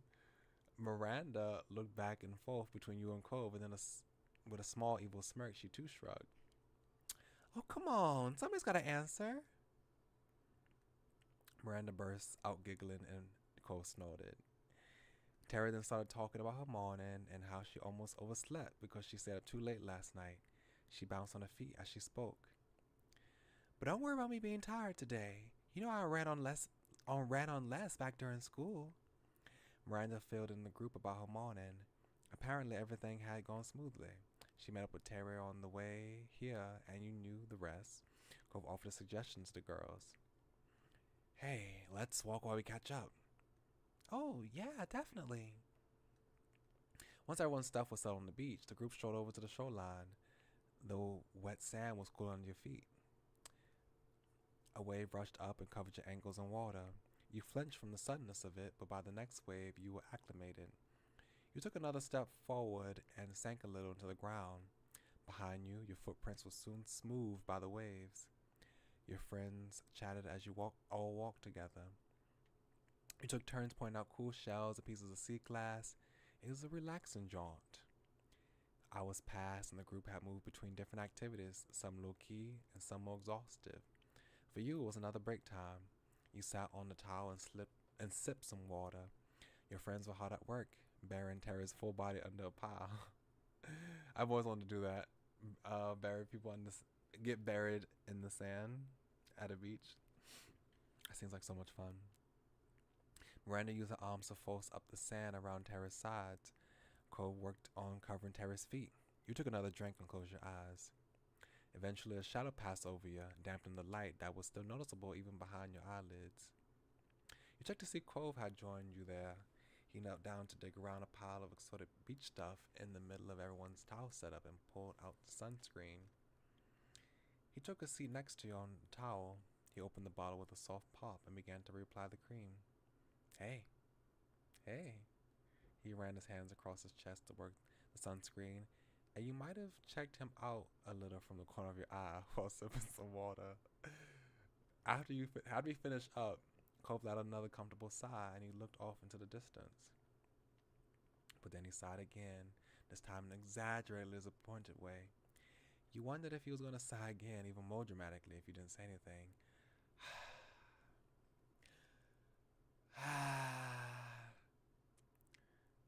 What's wrong? You honestly wondered. You wondered what it was. You raised an eyebrow. You chuckled. Oh, Cove, whatever it is, it's gonna be okay. You joked. What's wrong? You inspected his face to see if there's anything actually distressing him, but he looked like he was just exaggerating. You asked him anyway, since it was obvious that that was what he wanted. Cove shook his head. Took his head, comically despondent. His frown didn't match the sparkle in his eye. I'm just becoming another jaded adult, that's all. Now you were really confused. You waited for him to continue, and his next sigh didn't disappoint. It was the most ridiculously sad sigh you ever heard. He then smiled a little. Mermaids aren't real. What? That had not been what you expected. He continued. You know how much I liked mermaids as a kid? Well, merfolk as a whole. I really hoped they were out there. I mean, the ocean's a big place, right? They could be somewhere. But the older I got, the more I had to accept it. They were just a fairy tale. He jerked his head over to the waterline and the rolling waves. They crashed against the shore and then drew back. I mean, I've seen that. I've seen some evidence. Yeah, have you ever seen those pictures online of like mermaid skeletons that people be posting online to prove that mermaids or something like that exists? I don't know, Cove. I've seen some people post some show some evidence online. Maybe they might be real somewhere around there. We just don't know. You know, the ocean, we haven't explored the majority of the ocean. Like, most of the ocean has not been explored, so maybe there's some mermaids out there.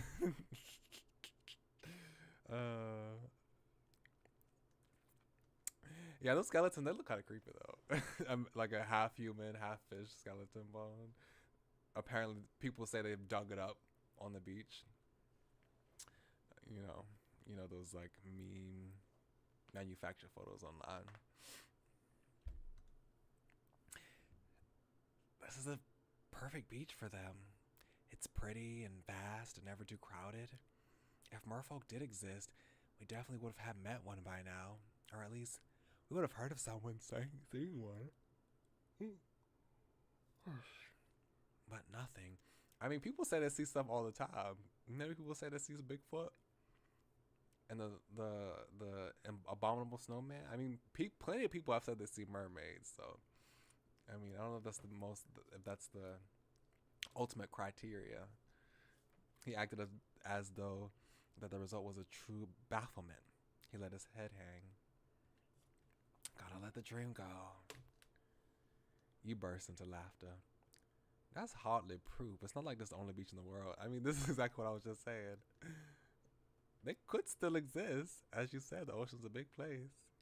Cove chuckled a little to himself. Eyes tilted off into the sea, his face still low. Maybe it's for the best. Let's say a merperson did happen to wash up on the shore one day.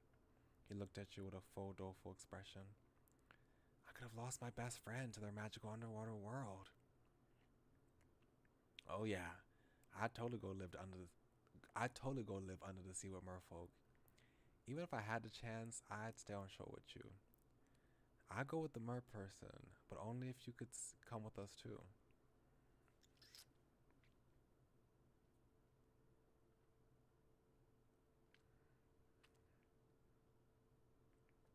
Do I be soft?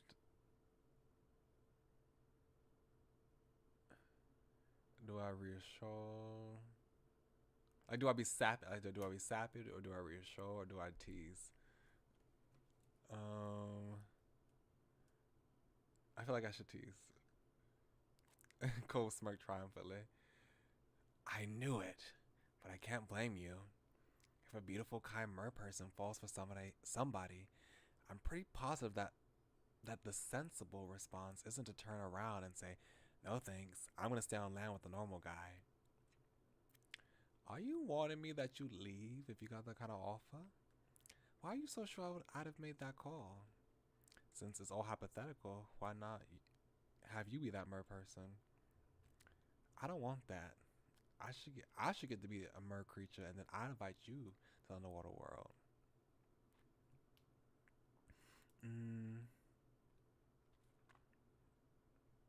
Is this a warning? You don't want me to be blindsided when you ditch me for a mer creature if they're real? No, no, that isn't what I was trying to say. I'm not the one who'd have to deal with that, you know? It isn't the same kind of thing. If a mer person did magically appear, there's no chance to be me they call for. Why not? The more Cole spoke, the more it sounded like he could be a merfolk himself. He was choking on air, fish out of water. I mean, you're the one who's charming and talented. He barely eked the last words out. There isn't anyone who wouldn't choose you. Oh. You were completely flat about how highly he thought of you. And then you heard Miranda screech. Your attention immediately switched over to your friends. You saw that Terry had gone impatient, shifted her legs. The walls Miranda had been meticulously built and collapsed into a wet heap of sand. You surveyed the damage critically. We're gonna have to start over on that part. Do you want to just give up on this now? The barrier must continue. I'll try not to move anymore. Okay, if you sure, I'll try to fix this. Miranda sought to rebury her, and Terry shot her thumbs up. She realized too late that moving her arm was a bad idea. More of the sand on her crumbled, and Miranda put her head in her hands. Cove caught your eye and started to drag himself up. Seems like we're needed. You greeted and followed him over to the girls. Miranda nodded you both with appreciation, and the three of you did your best to finish the job. You all worked out a system of using just enough wet sand to help hold the rest together. With 3 people, it didn't take long for Terry to be entombed. Terry grinned massively, and Miranda offered high fives. The pile was officially done. Oh yeah! Resembling the Kool-Aid man, she kicked herself up out of the ground with gusto. Sand went flying in all directions, and a terror-shaped imprint was left behind. Miranda yelled again, and Cove chuckled. There probably wasn't a better way to get out of it. The 4 of you continued to have a good time. You went on a shell hunt. Miranda managed to find the biggest while you found the most colorful. Clove caught a tiny crab. You did a bit of everything, but you did a bit of everything. There were impromptu games to just soaking up each other's company. However, after a while, you all had run out of drinkable water anyway. It was decided that you'd head over to Cove. Wait, it was decided that you'd head over to your or Cove's house. Things were gathered, and you started to cheerfully walk up the road. What next? I don't have anywhere to go, so it could be whatever. Same. I guess we can keep hanging out. Terry snorted and readjusted her grip on things. Don't sound too sure there, Cove. By this point, you could see your house. It hadn't taken you long to make the trip. The conversation continued with everyone throwing out suggestions. Are people hungry? She looked from face to face in expression. Cove and Miranda shrugged in concert. No one was overtly opposed to it. However, you weren't really starving. It wasn't quite a mealtime. We could get dessert. Miranda put a finger to her lip in thought. With a smile, her voice became more confident. Yeah, that'll be fun. Tara considered and shot Miranda a thumbs up. Sounds great to me. I'd definitely go for that. I think that's a good idea. But there's nothing sweet at my house. Your friends glanced at Cove and his place. He shook his head immediately. Dad doesn't have anything good either. Unless you want dessert-flavored protein shakes. Ew, no. She cut in and held up her hands as if trying to ward off something evil. Cove smirked. It's not that bad. Well, there has to be some kind of sweet shop around here. Let's look it up. Tara nodded and started to dig around in a bag. I like the way you think. Tara continued to rummage in a bag and grew increasingly frustrated. She puffed out her cheeks and knelt down, setting the bag on the ground. With both hands free, she was finally able to fish out a phone. She raised it up in triumph for a brief moment of celebration. I'll search for something good. Tara got back to her feet, hefting the bag over one arm, tapping away at the screen in another.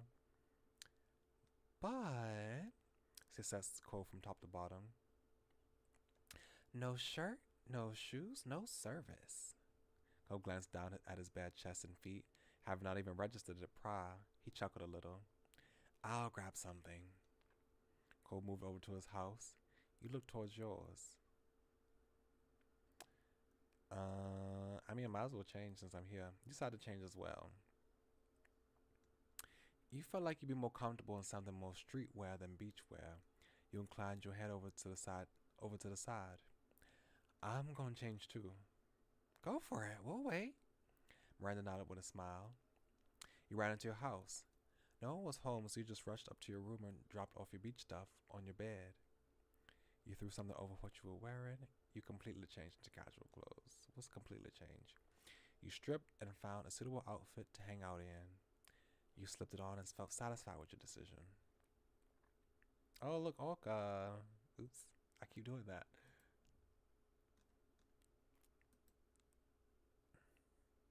Cute. That's a cute logo. With that, you sped back outside. Cole was already there and gathered around Tara's phone with the girls. He opted to just add a shirt and shoes, apparently putting in the minimum effort for service. Hello again. You don't really want ice cream, do you? You didn't have a chance to answer. She kept barreling through with her words. 'Cause I'm not into that right now.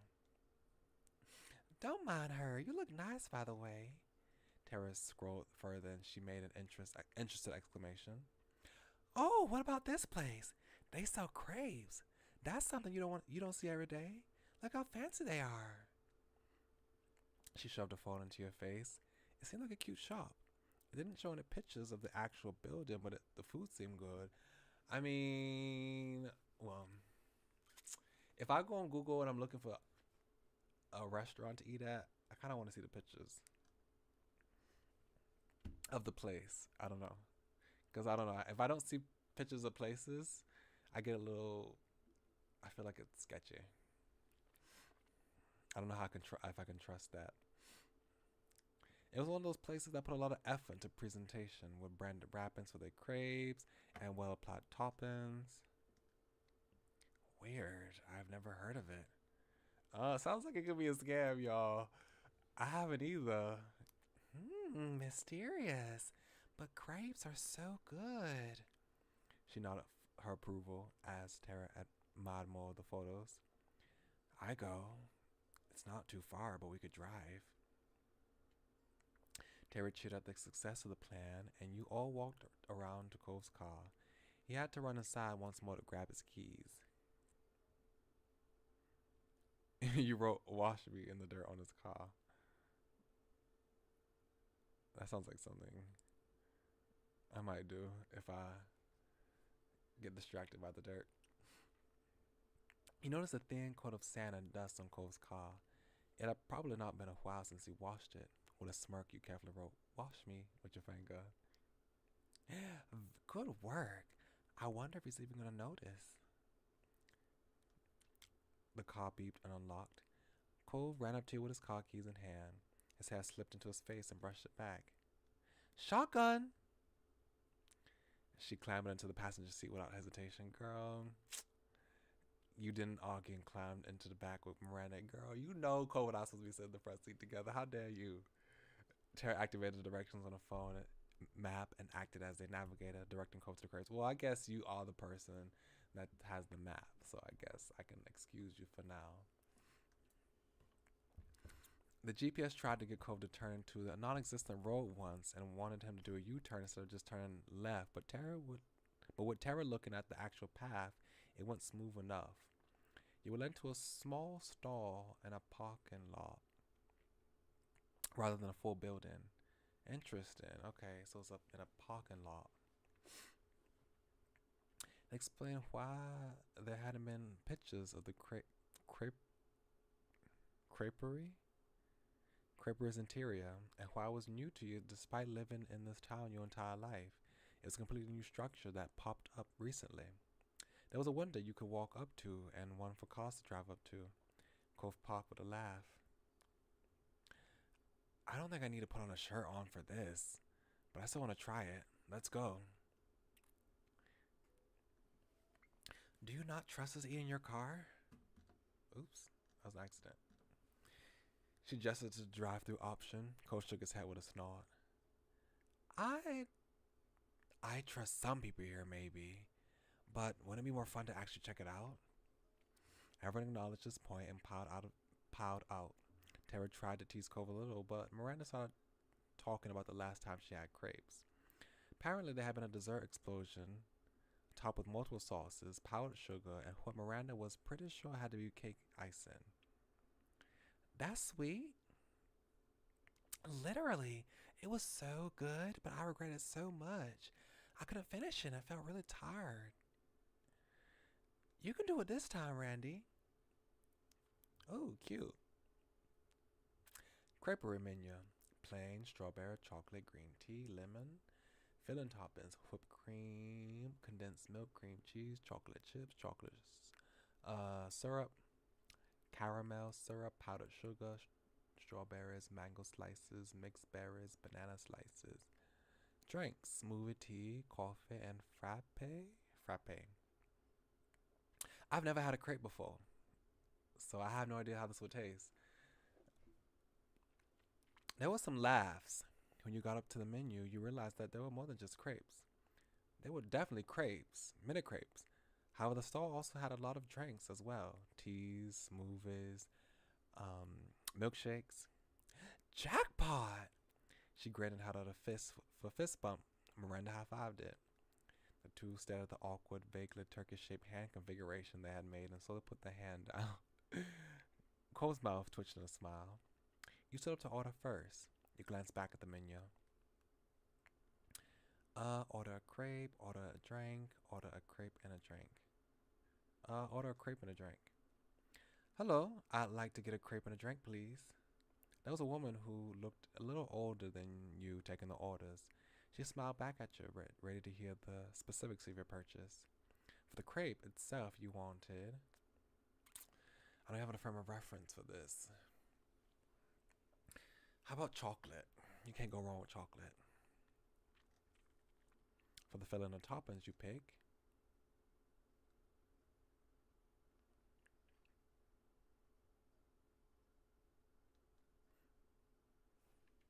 Oh wait, this is for the bread itself. Maybe for the bread itself, I might want plain, and then the toppings might be chocolate chips. I have no idea because I've never had a crepe, so I have no idea how to make a right crepe.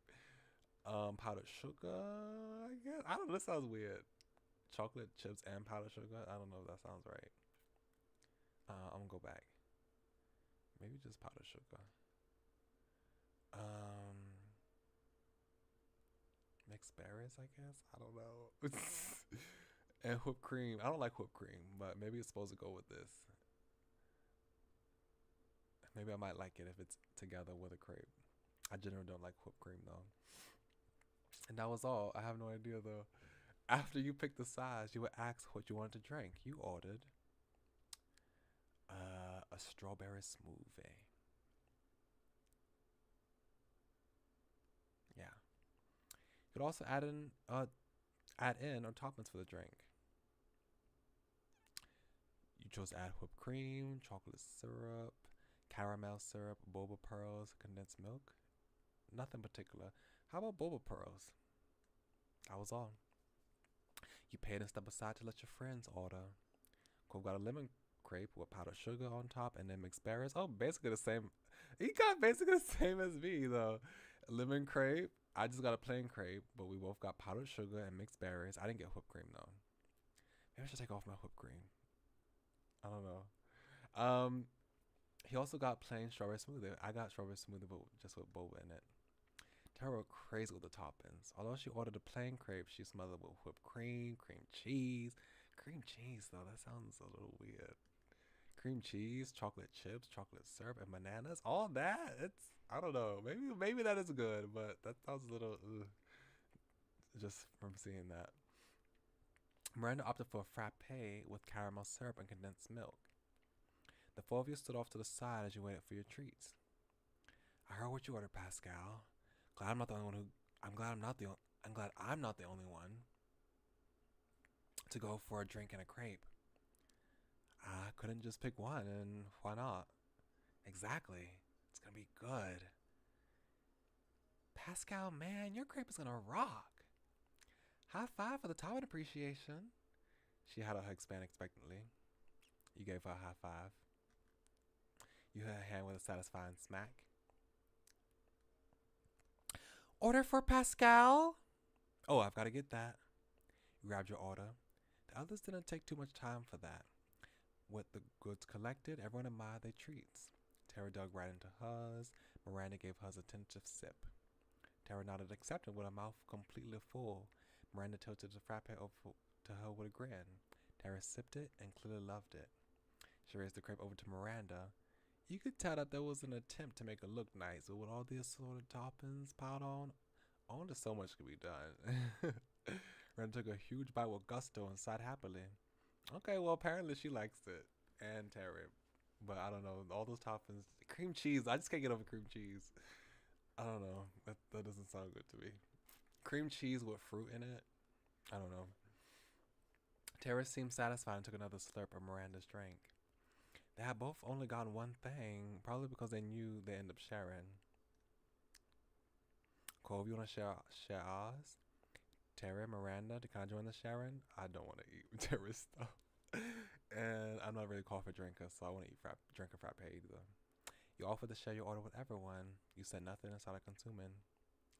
I mean, Cole, we kind of got the same thing already, so I don't know if we need to share, because we've kind of got the same thing. He got lemon though. Maybe I might like lemon. I guess we'll try.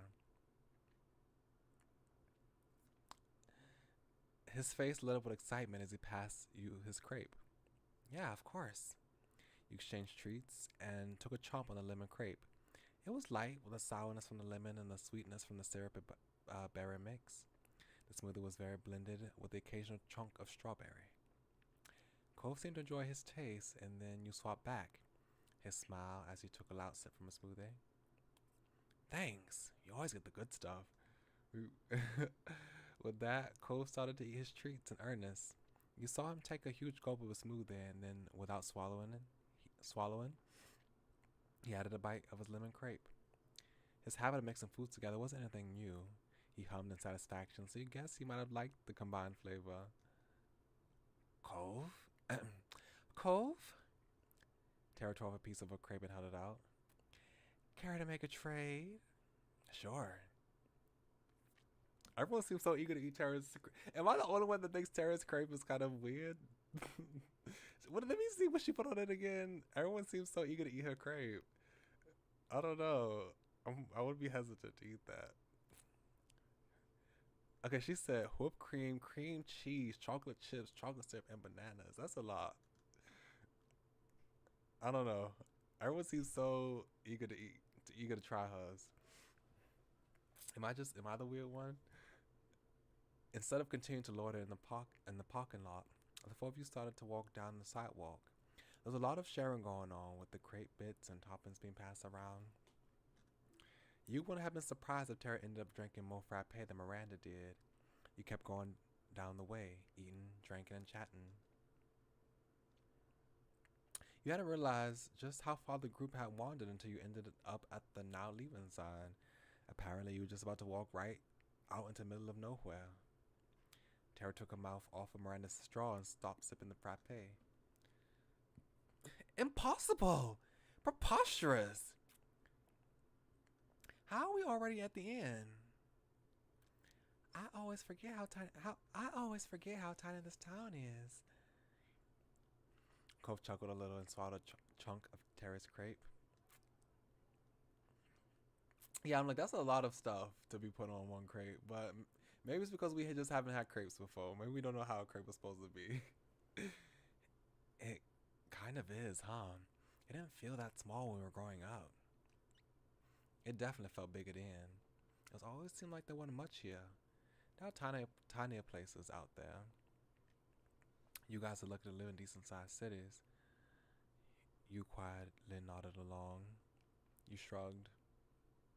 Yeah. Not disagreeing with Cove, you gave acknowledgement of his words. Sunset Bird really did feel smaller these days. I guess this means we should probably head back. One doesn't just walk into nowhere land. We're not the only one, Terry. We're not only one, Terry. There's four of us. Tara scrunched up her face, not wanting to acknowledge the bad joke. She decided to know it. It stings having to go all the way back. Yeah, but it's not like there's anything out that direction. And if we keep going forward, it would be even a longer trip home. You set off into the stretch of road as Cove agreed that he didn't want to go any further. Can we take a break here first before we turn around?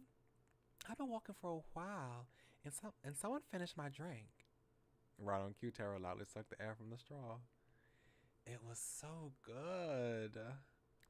Miranda looked at her, but Tara remained unrepentant. In the end, though, it was agreed to hang out at the sign before heading back to the car. It didn't take long to finish the rest of the food and drinks. Everyone got out the trash and stuffed into bags and pockets for now. The group relaxed on the grass, keeping count of all the cars that drove past. It was not a high number. 14. The newest passing car drove into town was somewhere outside. As the vehicle came by, it slowed down, and you watched it as it ultimately rode to a complete stop. The black car parked right now by the now leaving sign. The black car parked right by the now leaving sign. Everyone exchanged a baffled look. Who could it be? Is it Baxter? But then the tinted window rolled down and the driver peered out. As soon as you saw his hair, you recognized him. No one else you knew presented himself so distinctively. I guess it's Baxter, right? He's the most distinctive character. Yep. Hey, neighbors. Cove opened his side as he recognized him, afterwards sucking sulkily at the straw of his long empty drink. You wave at him. Hi. You just wonder what he was doing here. You wish he hadn't stopped to chat. You smiled and were excited to see him. Hi. it's polite to say hi back. You inhaled and tried to be loud enough to account for the distance and the car noises. It's nice to see you again. Somehow he was able to project his voice in such a way that it still sounded smooth, even though he was definitely speaking loudly. You wonder where he learned how to do that. And you thought about the odd picture this made. A fancy black car pulled over to talk to a group of teens, still mostly in beachwear. Miranda was completely confused and shrank back to watch. Terry tilted her head in an unspoken question. Cole made a quick gesture pointing towards Baxter, and a light bulb went off for Terry. Ah, that's the new person in the condo? The B-Man, right? The B-Man. Yeah, Baxter, the B-Man. Oh, I wasn't sure if I'd ever actually see him. Her voice was quiet. Miranda usually got shy around new people. Tara was quite the opposite. Incredible! This is perfect! Tara hopped up from the grass and ran over to Baxter's car, all full of excitement. Behind her, Miranda picked the stuff up and dusted imaginary dirt off her clothes. She sent a searching look to you and Cole, to which Cole shrugged. Miranda nodded and, with clenched fists, hesitantly followed Terry. Tara bent down to talk to Baxter through the window. She blasted through instructions with Miranda putting on. Wait. She blasted through introductions. Miranda put on a shy wave. Cole looked at you. He clearly had no intention of going over. Cole does not like Baxter. I'll just go over I don't, Baxter, if Cole don't want to come over, I won't encourage him. He can say that if he wants to, but it's polite to go and say hi. Go wait in the grass without another word. You joined the other two and stood next to Baxter's car. He smiled genially at you. Pascal, it's very nice to see you once more. He gestured to Miranda and Terry. I just rented this car for my stay here and was coming back from a bit of sightseeing when I spotted your crowd. Then those two were kindly introducing themselves. Yep. It's only polite. Speaking of polite, since you know us, you should give us a ride. Terry? Her voice was whispered, but her tone was clear. This was not Miranda approved. What? Then we won't have to walk back to the parking lot. I'll take care of it. Miranda bit her lip. Terry, clearly not seeing the problem, pointed at Miranda and turned back to Baxter. You wouldn't make a cute girl trudge down this empty road, right? Look at her. Baxter did. Miranda smiled uncomfortably and he grinned playfully. Of course not. Consider me at your service. Yes! She spun around and tried to wave Cove over. You could tell from his face that he was already alarmed. Get over here. Baxter's giving us a ride. You could make out his frown from the distance. However, he did start to drag himself out of the grass. You were just happy to get a ride. Yeah, I'm just happy to get a ride. Regardless of everything else, you didn't have to walk back. That's what counted, and you were grateful for Terry for arranging it. Miranda looked down and put on a polite smile. Thank you. Terry did have a point. It would have been inconsiderate to abandon you here. And, after all, your company is a favor to me. Miranda laughed a little, and Terry slung an arm over Miranda's shoulder with a big grin. Seeing their reactions, he made a point to search for yours too. You didn't give him much of a response. You rolled your eyes, you were flattered, you thought it was funny, you frowned, you hoped Cole would get there soon.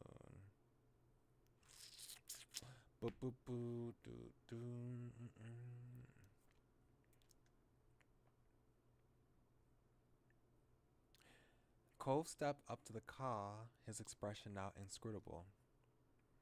Hello. Hi. Alrighty, plan made. Let's hop in. You excitedly opened the passenger side door and buckled yourself in. The car was pristine and you're right near the new car-scented air freshener. Baxter had the air conditioner on cold, but low, so it was pleasantly cool inside. A nice relief from the summer sun you had been baking in all day. Your friends clambered on in the back. It definitely seemed the slightest bit squished back there. Welcome to my new vehicle. Hope everyone's comfortable, and if someone could point me in the right direction, we could be on our way. Terry went back to the navigator mode and outlined the journey. It was basically a straight line with one turn at the end into the parking lot. Baxter nodded from up in the driver's seat and pulled back into the road. Luckily, the street was still dead empty. It took no time at all for Baxter to park right next to Cole's car. There wasn't even enough time for a proper conversation to start. The occupants didn't seem to mind. There were smiles all around when Baxter parked next to Cole's car. Woo! Miranda clapped quietly as Terry cheered. Cole chuckled nervously. You were relieved you made it. As if we would be lost or dead? Like, I'm confused. What is... Okay. The trip had gone without issue. Baxter hadn't sped excessively or stopped for another seat of teenagers in swimsuits. You had just driven down the road and now you were here. You sighed a breath of relief and put your hand on the door handle. We've arrived. That was easy. That was easy. Every time I hear the phrase "that was easy," I always think of that little button. It's like a red button that you press. Like that was easy. I don't know if that's a common thing that people know. Tara flung open the door and climbed out. Thanks. Everyone else exited the car as well. The group thanked Baxter with varying degrees of enthusiasm. Baxter himself got out too. Everyone congregated again in front of Baxter's and Cove's cars. Cove looked at the back of his hand and frowned. Back of his, I said his hand. Cove looked at the back of his and frowned. He finally discovered "Wash Me" you put on it. I wonder who did that, you snickered, along with Miranda, who realized she'd been caught. It's a mystery. Right. Tara bounced over to Baxter and offered a hand for a handshake. He accepted easily with a charming grin. You're a pal. You're too kind. It was no trouble whatsoever. I'll be keeping this car all summer. If it suits you, you're welcome to take my number and give me a ring whenever you're in need of another ride. That goes for everyone here. I knew Cole was about to say that. Cole was like, I have a car, thank you very much. I have a car. Tara burst into laughter. And Miranda fidgeted. She didn't know what to do with that. Baxter went fast, didn't he? He noticed her discomfort and smiled with a soft tilt of her head. I'd be happy to help again, but that's the only reason why I offered. If you don't need it, you can pass on it. Can I have your number? You stayed silent. I'm not the person to ask for people's numbers. I'm not really that type of person. It's not that I don't want his number specifically, but I don't know. I'm kind of nervous asking people's numbers. And I guess the type of character that he might be, maybe I might even be more nervous to ask for a number. And we live across the street, so there's really no purpose in me asking for a number. I'll just stay silent. When a giggle subsided, Tara put a hand to her chin with brows forward. I wonder, would the option be available right now? You could valet us somewhere cool. Cole was taken aback. He put a hand on the hood of his car. Were we going back to the neighborhood? Wasn't Baxter going back to the neighborhood too? Why would we go somewhere else? Because we can. Miranda squirmed nervously and then committed to piping up. Oh, we could go to the park near my place. It's a really nice place to hang out. Hugh and Cole shared a look. The big park was pretty nice. Let's do it. Baxter tapped the side of his face in thought. It's doable. He glanced at Cove and switched his focus to you. Well, we have 2 cars. If some people want to go to the park, I could still take the others home. But if everyone's going, it wouldn't make sense for me not to.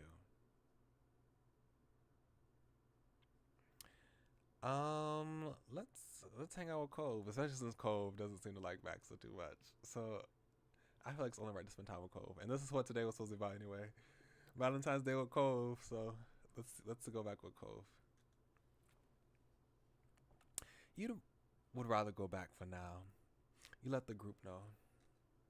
Both girls frowned. Neither wanted to leave you or Cove behind. Tara especially looked troubled and started bouncing in place. No. Today's all about us hanging out. We can't just bail. Miranda nodded and bit her lip. We don't have to go to the park. Going back to the neighborhood has plenty of appeal. It could prove to be a better idea. Cove winced and shook his head. Cove just wants to get away from you. Oh my gosh. He's like, ugh, now they trying to come to the neighborhood. No, I'm trying to go away by myself. No, it's fine. We've done plenty of hanging out today. If you want to go to the park, you should. You don't have to worry about us. Go have fun with Baxter. Okay. She didn't sound too thrilled, and Miranda patted her on the shoulder. I guess we'll see you later then? Probably. Cole smiled, and she rolled her eyes at his wishy-washy answer. He knew you'd be seeing them again. Everyone finished saying their goodbyes, and the three climbed to Baxter's car. You waved. Bye. You nodded. You watched. Bye. Tara started to shout back and startled Baxter slightly. Miranda laughed and waved back. Tara rolled down the window. See ya! Bye, Terry. Bye, Miranda. Then Baxter rolled down his own window. Have a safe journey back. I'll see you around the neighborhood. Cole started to pull out of the parking lot, and Cole watched them all, wave them off, stepping forward as they pulled away. It was just you and Cole left in the parking lot. He rubbed his hands together for a moment and locked his car. You got into the shotgun seat this time. Okay, so shotgun refers to the passenger seat. I have never heard that. I have never heard that term before. I don't know, like, I didn't understand what Tara meant when she said shotgun. I was like, oh, is that an expression for, like, is that like, oh, I'm racing to the passenger seat, and she yelled shotgun to race me to the passenger seat? But shotgun apparently is North American slang for front passenger seat in a vehicle. I have never heard that, and I've lived my entire life in North America. Oh my gosh, I've never heard that until just now. You got into the shotgun seat this time, and Cove took his place at the wheel. He put his key into the ignition and turned to you. I'm surprised you didn't want to go. I was ready to go back. Thank you for giving me an out. You didn't respond to that. Actually, I only wanted to go so that you had a reason to leave. I'm ready to go back. I'm an introvert. My social battery probably at this point will probably be like, okay, I'm probably done. I'm probably done my socializing for the day. Cole smiled, satisfied, and turned his key to start the car. The car ride back passed quickly. They were all familiar roads you've seen before. Soon you returned to the comfort of your own neighborhood. Cole pulled in and parked. He shut off his car, and you both got out to stand on the road. That's it. Thanks for the ride, Cove. I'll see you later. It was fun. Pleasant farewells given, and you walked to your front door. Time ticked by as the sun started to set. Orange gold light streamed in through the windows. You could tell the weather was still nice, really nice out there. Your attention was taken by your phone. You saw it right away as your phone was in your hand. That's probably me. I'm always on my phone. At the top of the screen, a little alert told you that you had a new message. Hi, Pascal. We're going to see the fireworks. Do you want to come? Oh, and Terry texted Cove. He said he'll be there. How did they trip start at hanging out in the park and end up finding some previous unknown fireworks spectacle? It was definitely news to you. Fireworks. Okay. You thought a little more excitement would be fine. You tapped out a response and waited for Miranda to text back. Miranda sent back a cheery, smiley face. Not even 5 seconds later, you got a yay, and she went back and she sent another message that told you that Cove would be out at his car soon. You quickly got yourself ready and headed out to the world once more. On the way, you sent out a message to Cove that you were coming. He texted that he was already outside. Just as promised, Cove was waiting by his car. He hadn't bothered to change at all. He was quite comfortable going out in his swim shorts. He slipped his phone into his pocket and waved you over. Without needing to say a thing, you got into the shotgun seat. You noticed that the interior of his car was no longer coated with dust. He must have washed in the past few... Wow, he washed in the last few hours? That's crazy. Direct action. Okay. Cove looked over to you from the driver's seat and smirked as he started up the car. Here we go again. Yep. He pulled out into the road and raced towards the city as the sun continued to sink below the horizon. When the city lights sparkled around you, Cove started looking for a parking spot. It had been a smooth drive, but unfortunately finding a parking was a task. He tried to text Miranda to see where they had parked, but she had admitted that there hadn't been any openings around there. They had gotten lucky with that single spot. Cove had to drive around a few blocks, but finally you spotted something. He pulled in and parked, feeling just as triumphant as he had won an actual prize. Tara sent you a text saying to hurry up and get to the waterfront. Miranda attached a helpful picture of where they were. You pointed the way to Cove, and the two of you jogged around a bend and then down the brick-lined walkway. Eventually, you saw 3 silhouettes in the distance. They started to wave and yell. One of them jumped in place with her arms going back and forth. It had to be your friends. You rushed over to them. Miranda and Tara ran up to meet you halfway with faces full of smiles. We missed you. Buddies, I knew the day wasn't over for us. Hey, I guess you were right. I'm happy we made it. Backside stepped up at some point too. He ran a hand through his hair, trying not to interrupt the reunion. Hello. Hey. Cole gave him a nod. With the band back together, the group walked back to the area where Baxter, Miranda, and Terry had originally set up at. It was a quiet, open area at the waterfront. Cole let a relieved sigh after things had calmed down. So, did we miss anything? You're good. Nothing's happened yet. We think it's gonna start really soon, though. What are these fireworks even for? Well, she smiled a big grin at Miranda. Randy talked about watching the fireworks at the park, and that reminded me how there's gonna be a big company. How there's this big company having an event tonight. I heard they were gonna have some fireworks. There was no way I was ever gonna get into that party, but she put a finger up and smiled. The smile turned devious. I'm positive we'll still be able to see the fireworks from here. They can't hide explosions in the sky from the public. That's ridiculous. You suddenly wonder how Terry had convinced Cove to come without prior explanation. He was utterly stunned that this was the source of the fireworks.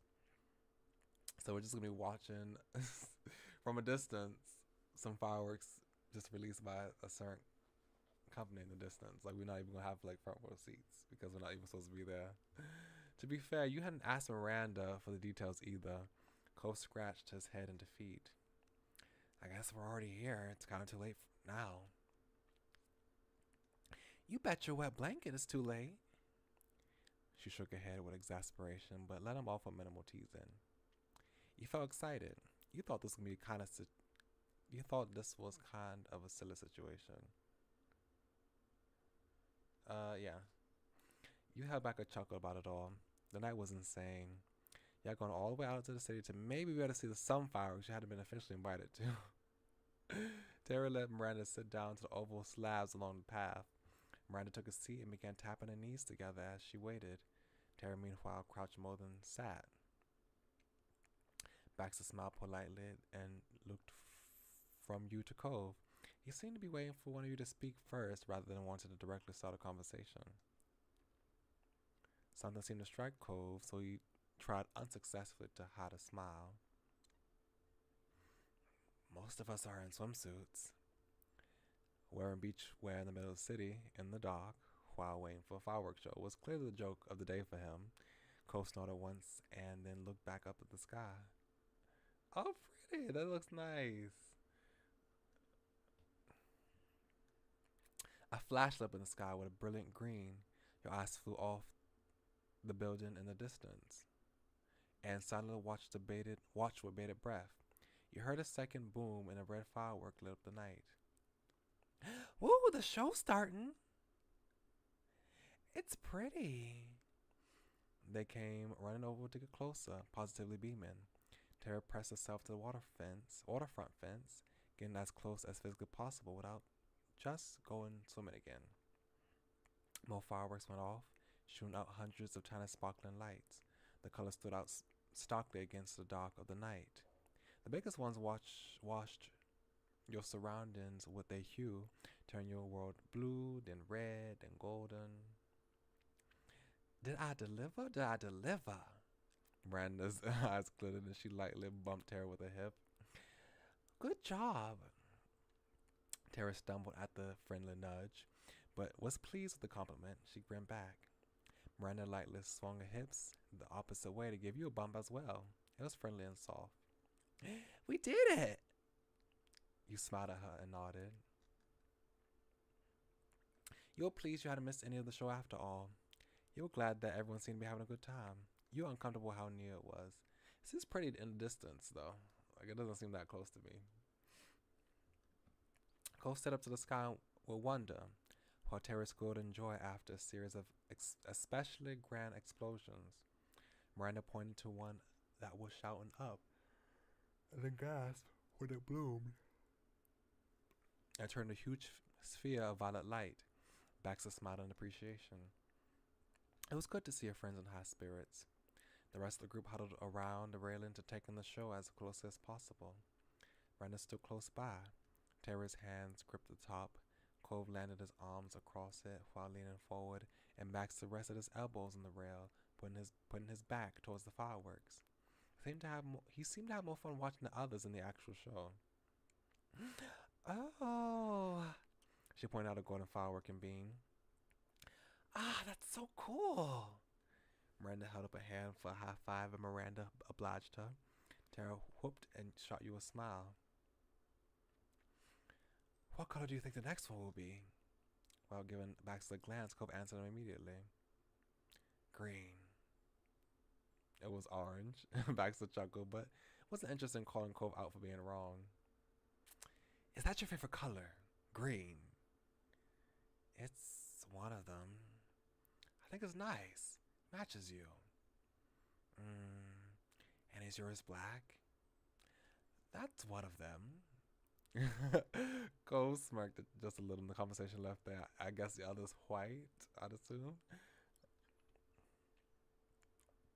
I mean, obviously I'm standing next to Cove. Cove looked away from the fireworks and grinned at you. He was glad to be spending time with you and tilted his head at a spectacular multicolored firework above. I think that's my favorite so far. He shot you another look and nodded, wanting you to move up closer. In front of him, you could see the night's lights reflected on the water. You rested your arm on Cove's shoulder. You leaned your body against Cove. You stayed like that. How am I like right now?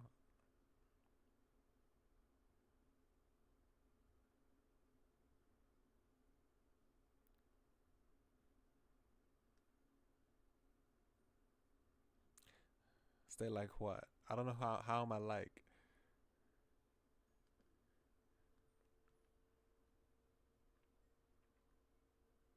I don't know how I'm like. Okay. I'll just say you stretch an arm up and let your elbow land on Cole's shoulder. He made a surprisingly good arm rest. He leaned a bit closer and shifted so that I was a little more comfortable. You took a moment to watch him and the fireworks reflected in his eyes. Cove grinned like a kid. Cole's gaze drifted from the show of dazzling lights straight at you, and he sighed dreamily. You didn't know when you had last seen him so blissful. The spectacle continued up the ante by bringing more fireworks out at a time. The colors danced across the sky and reflected over the water. You reached out a hand and watched as it was tinted green while a big boom sounded. Fireworks were a normal summer tradition, but it was admittedly an unconventional approach. Showing up in the city last minute to watch a display from a technically private event, that made this feel special in a way that just planning to go to a public fireworks show would never would. Tara's idea may not have left you with a lot of time to prepare, but it sure led to a unique situation. It was clear this was an unforgettable night. As the finale sounded, blazing the sky with unbelievable beauty, you remember thinking that there might never be a night exactly like this once again. Like this one again. Not for the rest of your life. You plan to hold on to the feelings you had in that moment for as long as you could. Okay, so hold on a second before I do probably one more moment for the stream. I need to go check something real quick. Do do do.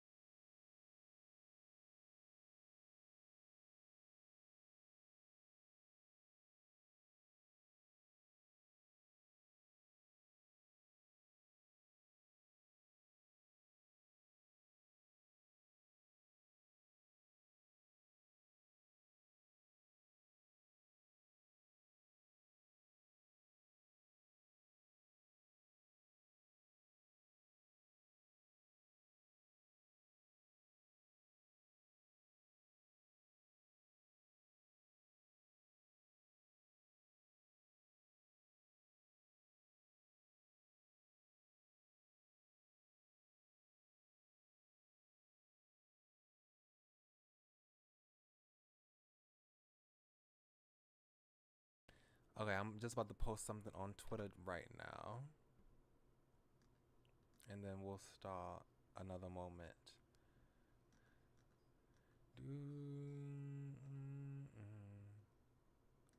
Okay.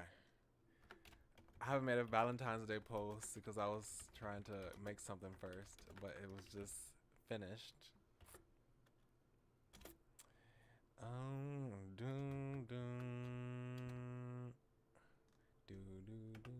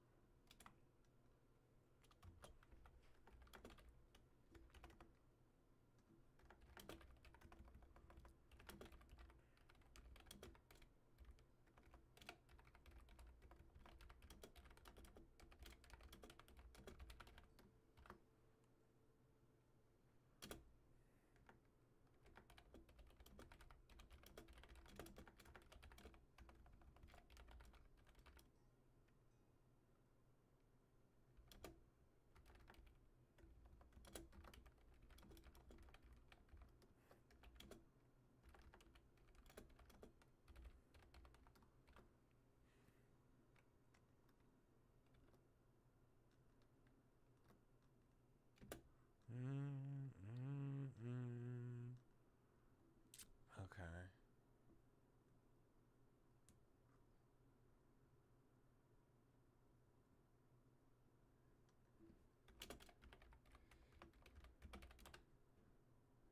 Okay, I'm posting it right now. Oh, you know what? I forgot to credit the editor. Hold on a second. Okay. I just put in the Hwasamjigam. Put it in the comments.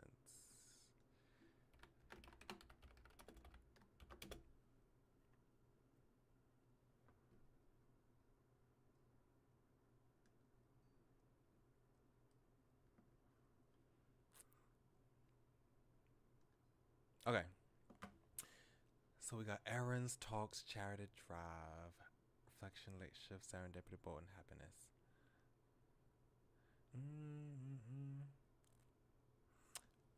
I guess we'll try errands and see what happens.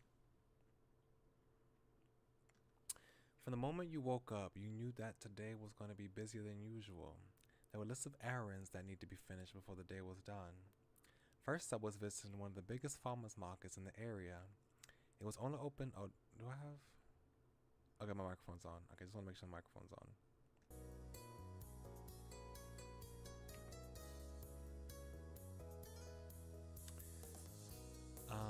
First up was visiting one of the biggest farmers markets in the area. It was only open 2 weekends a month during certain parts of the year. It was rare that you and your family would be able to attend, so your moms liked to make the most out of every minute of it. And you realized it was not just them feeling that way when you heard a whistle from your left side.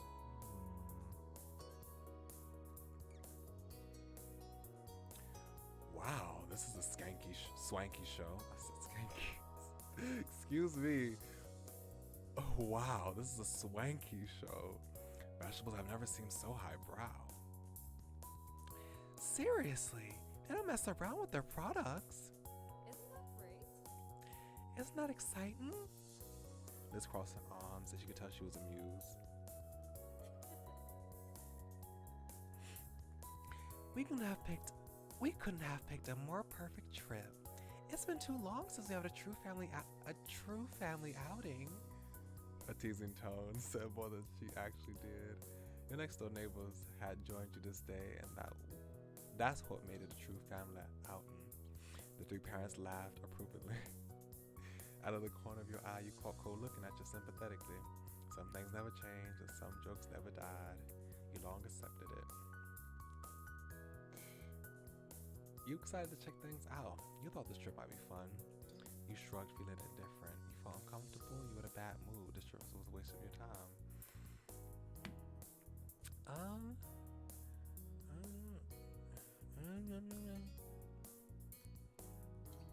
There were so many stalls. You couldn't even have imagined what hidden gems you might find among them. Buzzing with an anticipation, you smiled. Well, I'm ready to get started. I've got plenty of dishes in mind I could use the ingredients for. Before your moms responded to that, they glanced at each other and smiled. Yes, that's a very good idea, Cliff. This place is much larger than it seems. It's difficult to visit each part in a single day. I got it. I'm sure we can make a decent dent together at least. Actually, since there are so many of us this time, we could take different sides of the market. Sounds good. Divide and conquer, eh? That sounds brilliant. Everyone watched your mom with surprise. No one had considered that an option, but your mom flashed a grip of dazzling smile, continuing with a thought. Though, it's a little unfair that there are 4 Whitlock family members and only 2 Holdens here, so I'll go with you boys to even out the odds. Okay.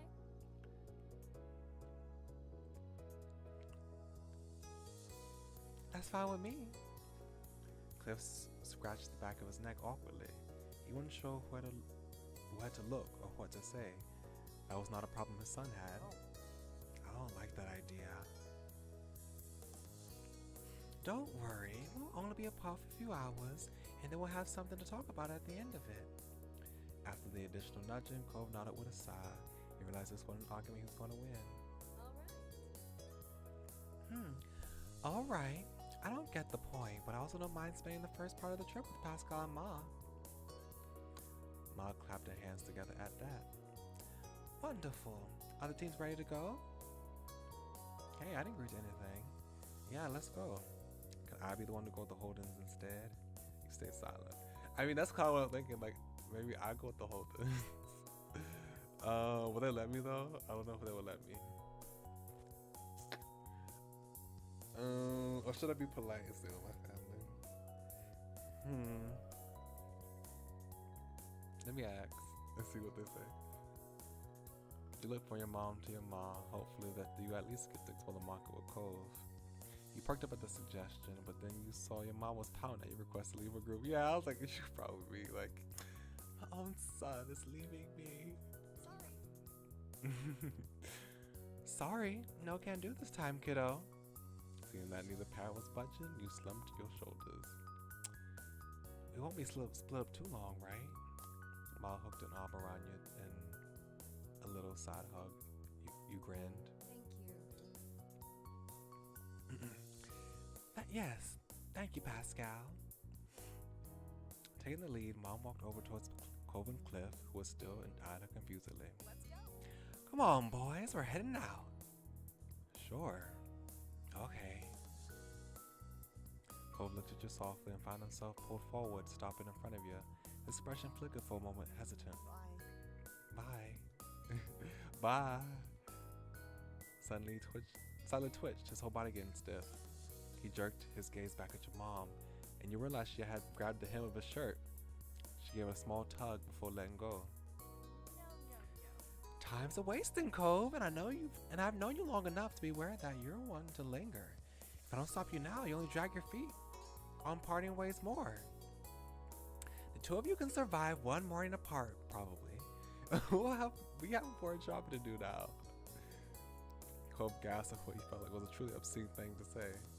His face burned red, but that was ignored by him. He spoke with an unimpressed roll of the eyes. Seriously?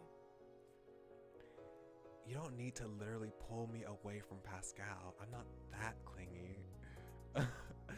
That clingy though, so are you clingy to some extent?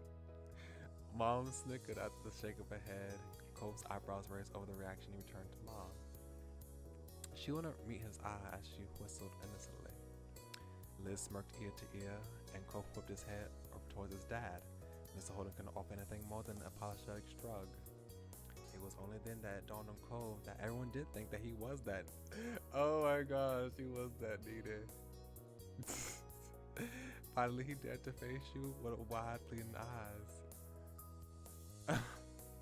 He's needy. Oh my gosh. Don't make fun of Cove. Who said you were allowed to say things like that to him? Cove is totally capable of being independent when he wants to be. There's nothing wrong with being attached. That's nice. Oh, come on, Cove. You know how it is. Silently stare back at him.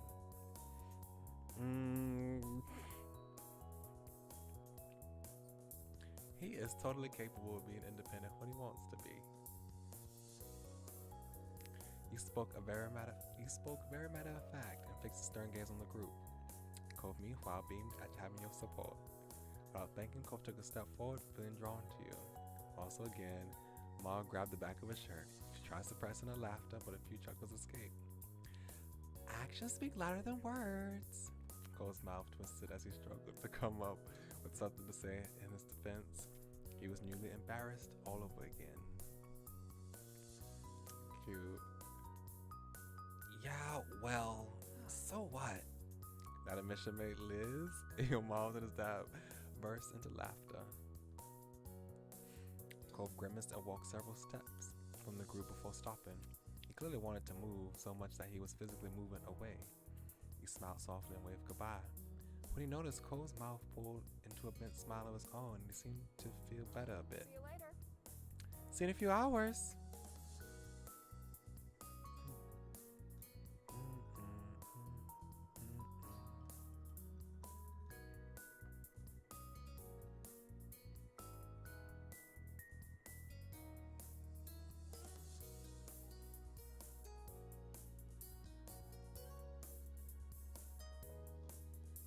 Okay. Take care of yourselves. At that, Mom picked a direction and set out into the market with Mr. Holden, and Cole followed behind her. Grinning, Mom sent them off with a big wave. Liz gave a dainty goodbye wave herself. Despite the change in plans, you were still glad to be there. You felt the change in plans was a good idea. You felt unsure about it. You had been happy. Now you were annoyed. That definitely put a damper on your good mood. Well, I'd probably be a little sad. You thought that you get to go shopping all together. You have been looking forward to being able to go through the market with your best friend. You didn't like having your plans suddenly change. I was hoping to go with my best friend.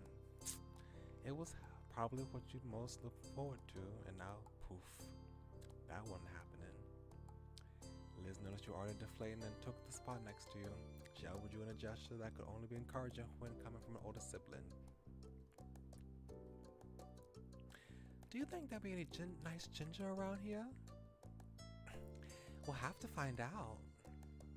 You nodded plainly, not having much to add right now. Ma led you both into the busy market. Some time passed and your group had spent it browsing for the most part. There were only a few stalls you stopped at, but otherwise you were dragging your feet, trotting along behind Ma and Liz. At one point, Ma stopped suddenly. She put a hand on her belly and gave a half-hearted smile. I think I should have used the bathroom before we left home, like the two of you responsibly did. Just need to pee. Yes. Yes, Liz. I'll have to visit the ladies' room now. Should we wait here? Should Liz and I go on without you? Should we all go with you?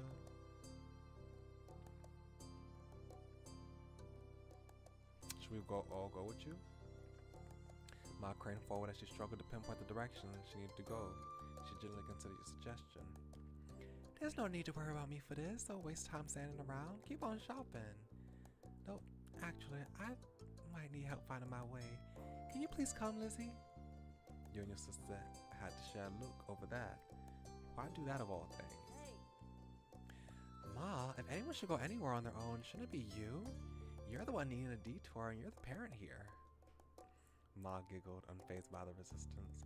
Liz, meanwhile, tipped the brow of her hat up, watching Ma skeptically. Soon enough, Pascal will have to handle these kinds of things and kinds of errands on his own. This makes good practice. What? Ma hooked an arm around Liz and pulled her along. Have fun. Have fun? We'll find each other again later. Excuse me? Bye. Wait. You waved. You tried following after them. You stood there stunned. Well, bye, I guess. It was all you could mutter as Liz and Ma and Liz waded into the crowd. They were out of sight within moments, and you started as the group out and rapidly became you entirely on your own.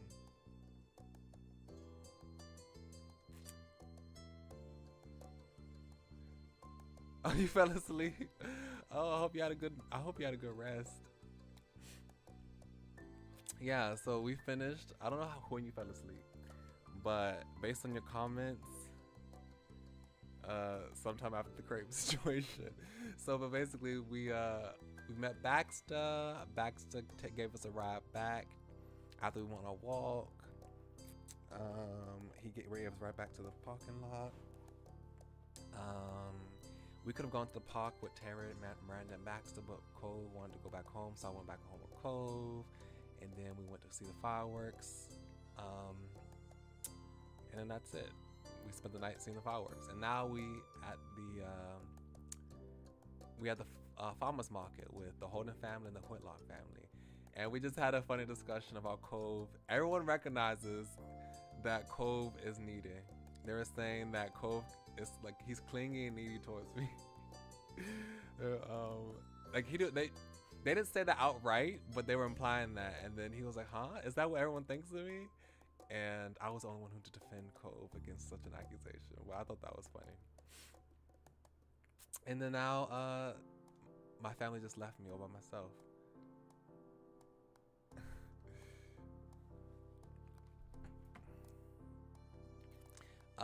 You were overwhelmed. You thought, screw them.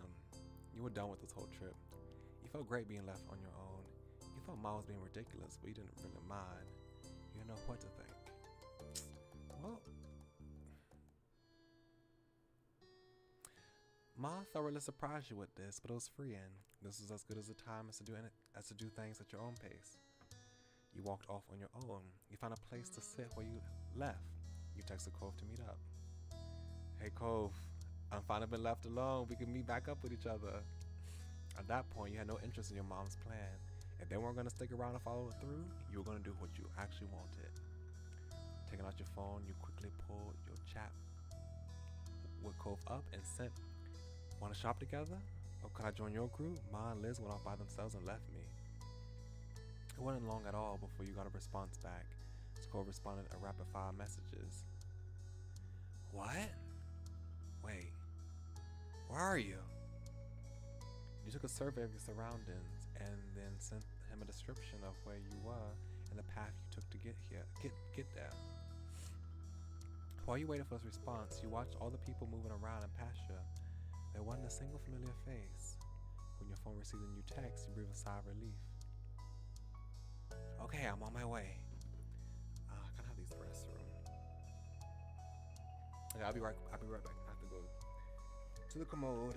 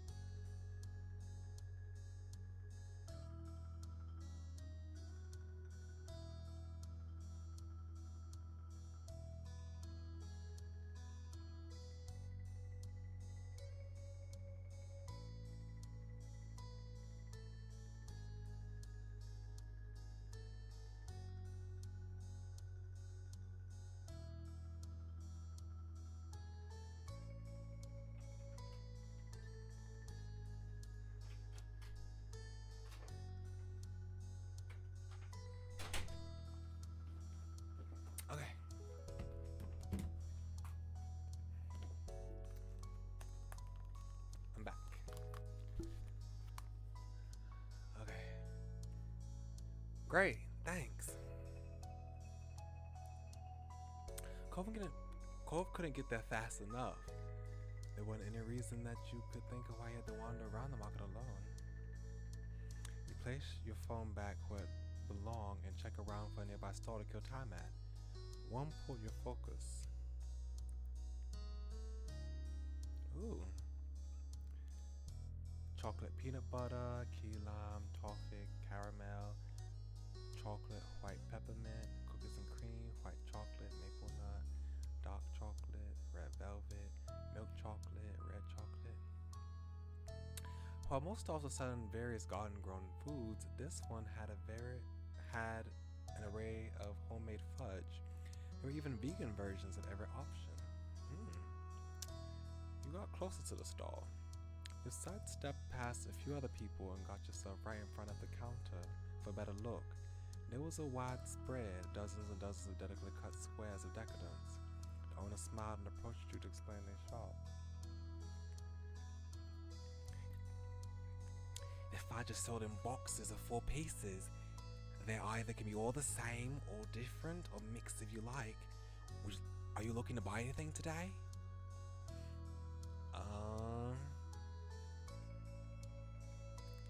Oh, this is perfect for Valentine's Day. We can get him chocolate. Oh yeah, and thank you for the welcome back. Perfect. Yes. We get a box just for Cove. Perfect. Looking at the treats made you think of Cove. You grinned, hoping he liked what you picked out. You want to get yourself a box. You want to get a box to share with everyone. And then we'll have another box for everyone. Everyone will have one box, but Cove gets his own special box. The whole selection was too good not to share. Should I get my own box too? I don't need my own. That's fine. That was all. Yeah, I could use some fudge. I'm glad you came to the right place then. The group you pick.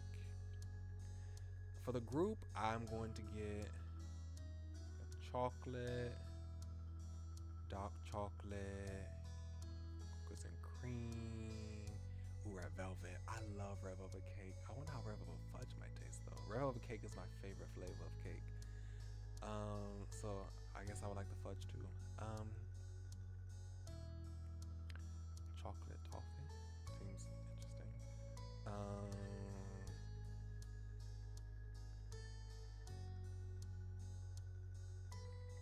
Yeah. I mean, other people probably like caramel and chocolate and all types of stuff like that. I might as well just get all of them, to be honest. I don't like caramel. Oops. Oh, is that it? Oh, I can't choose no more? Okay. That's fine. I could just stay with the... I don't remember what my last one was. Oh, hold on a second. Okay, let me redo that over again because I forgot. Okay. Milk, dark, cookies and cream, red velvet, toffee. Okay, what else am I going to get? White chocolate? Some people like that. Some people like peanut butter. Some people like peppermint, I guess. I don't know. Okay. The shop owner carefully put your order together. He couldn't help but try to imagine how Cove might react when you presented this to him. Everyone else was definitely going to be happy you regrouped later. Was that for everyone or was that just for Cove? Oh, I was not paying attention. Wait, I was not paying attention. Wait, hold on a second. Okay, I need to be careful because it said for everyone and for Cove. Okay, for the group, milk, red velvet, dark chocolate, cookies and cream. Okay, now for Cove, what would he like? Maybe dark chocolate mint. He likes green, I guess. And you can't go wrong with milk chocolate. What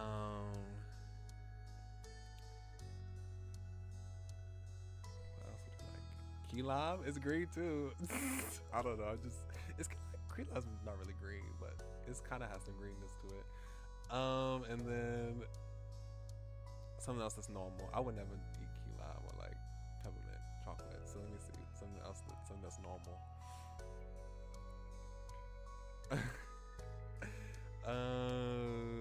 Red velvet. He might like that too. Yeah, green. Green as a flavor. Oh my gosh, yeah. There's no sort of fruit or actual real basis to it. It's just the color. Whatever that's supposed to taste like. The shop owner carefully put your order together. He couldn't help but try to imagine how Cove might react when you presented this to him. Everyone else was definitely going to be happy when you regrouped later. You paid and there was no stopping the large grin all across your face. Pivoted on your heels, you wove your way back to where you were initially. You kept yourself on alert, trying to spot Cove among the crowd. For the next several minutes, you stood there on high alert, trying to spot Cove among the crowd. You broke into a smile when you saw familiar seafoam hair sticking out above the masses.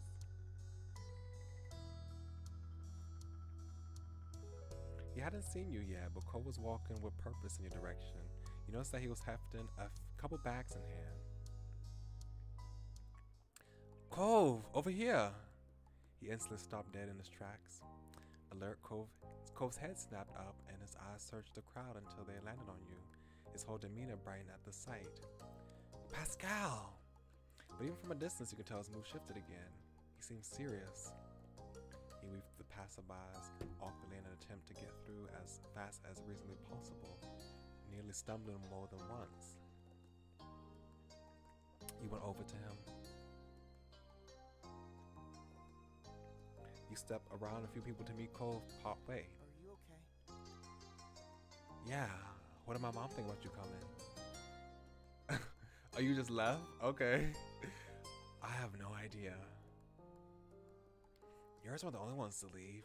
Your mom took my dad before you even messaged. Oh, did they do this on purpose? Oh, were they trying to do this on purpose?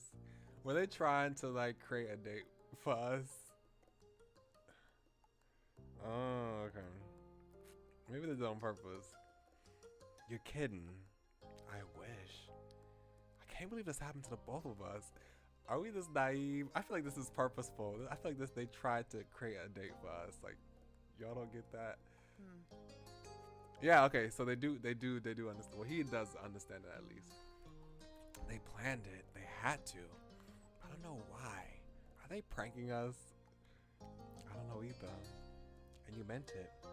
You couldn't fathom what your moms were up to. Cole shook his head, trying to clear his mind. Well, I guess things are just up to us now. Yeah. So are they gonna... Are they watching us in the distance? Are they trying to like watch our date? So,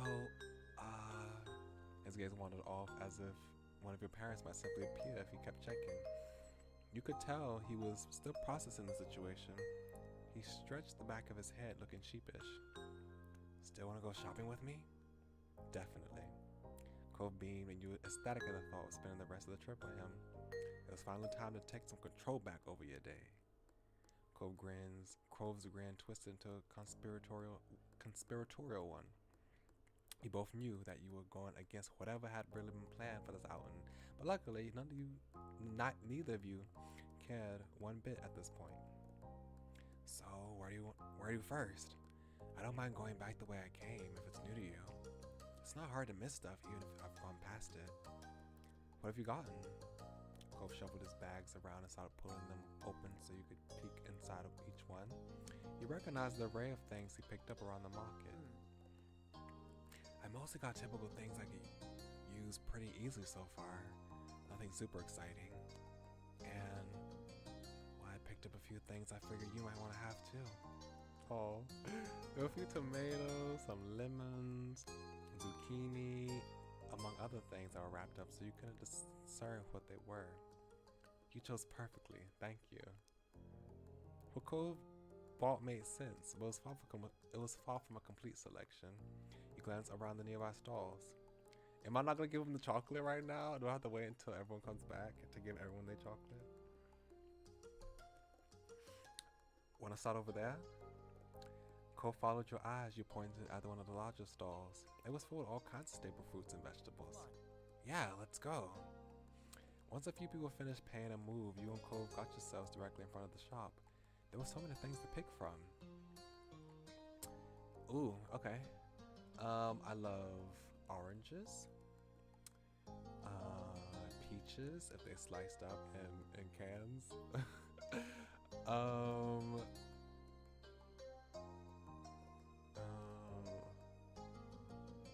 I mean, we need onions, peppers, lettuce, tomatoes, cucumbers for cooking, carrots for cooking, lemons, limes for cooking, spinach for cooking, potatoes for cooking.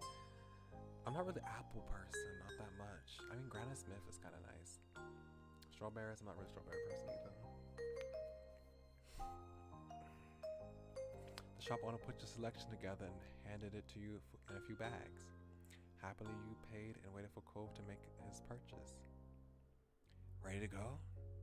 Cove grinned, satisfied with his new choices. He added another bag to his small but growing collection. You nodded. All right. Okay, now let's go. Together, you and Cove wandered the market on the lookout for any stalls that caught your attention. Cove was walking around with a spring in his step, talking about the various meal ideas he had in mind. After a while, you had to go greater distances to find something of interest.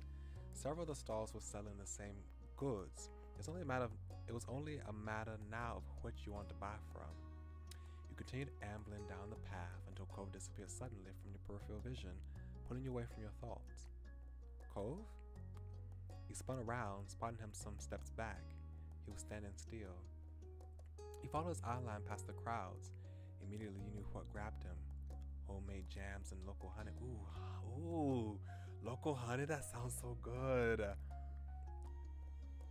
That stall was glittering with quaint glass jars stacked high, each encased in gels of varying colors. Cove's eyes were practically sparkling at the sight. His feet automatically began to take him there, like without being fully aware he had made an unexplained detour. When you got closer, you were surprised that there were even more varieties than you thought. There are even different honeys based on what type of pollen the bees use. I also heard that the honey does taste a little different depending on what type of pollen they use. I wanted to go and try different types of honey that, honey made from this type of flower, this type of flower, that type of flower. I don't know if it's just me, but recently I've been on YouTube and I've been getting recommendations from beekeepers, of people who go and rescue bees. Like, people will call, instead of calling an exterminator to kill the bees, they'll call this beekeeper. I think she's from Texas, and she goes out and she saves the bees from like underneath barns or sheds, underneath like in trees or on benches or even on walls and houses. And like, she ends the things by saying, "Another great day of saving the bees." Yeah, you've seen her? Okay. Yeah, I've been seeing her recently. Cove's focus seemed torn between a bottle of blackberry jam and one of clover honey. Did you want some honey? Honey? You said just to tease him. I wonder what on earth could you possibly want at the stall? Everything looks so good. You shook your head at him disapprovingly. You left him to his dilemma. Everything looks so good. Yeah, those videos are so nice. I wish I could get over my fear of insects. Well, these are insects, yeah, but like, even not insects, even just like bugs in general, like arachnids too. I wish I can get over that, because it would be not like the way the videos are. The bees look so nice, so friendly. Like, you could just stick your hand and grab the bees. They don't hurt. I know they don't hurt you. If you don't hurt them, they don't hurt you. But I just can't get over the feeling of bugs touching me, and it's like, But it makes me want to get over my fear so I can be more of a bug friendly person. Cove held up the 2 jars in his hands for you to see. He grinned ear to ear. I know, right? He continued to weigh the decision in his mind, actually lifting one higher and dropping the other lower during the process as if they were on a scale. You thought things over for yourself too.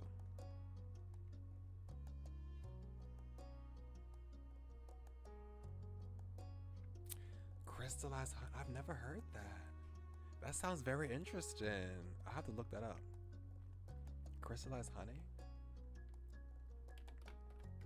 That's very interesting. I've never heard that.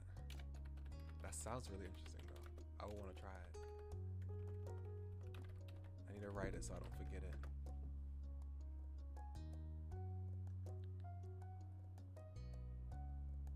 Oh wow, crystallized honey. That looks real nice. Okay, I typed that in my Google search so I can just keep that in my mind. Okay, so let's see. Oh, honey butter, like this. Is this what you're talking about, honey butter? Let's get all types of honey, but get everything. And I don't really eat jam. I don't eat it, but we'll buy some. We'll buy some apricot. We'll buy some raspberries. We'll buy some classic strawberry. We'll got some classic blueberry. We'll get some plum for the other people. People in my family might like jam. You paid, and the shop owner started putting together your order. They carefully packed it in a couple of bags of paper. Thank you very much. Amused, you watched Cove give in and just buy both the clover and the blackberry jam. He also went all in, getting sunflower, wild honey, and plum jam too. The shop owner thoughtfully wrapped each in a brown paper to protect them before putting them away in a bag. He He handed the purchase to Cove. Thank you. You both step away from the stall. Cove didn't fail to notice the look that you had been giving him since he agonized over his toast toppers.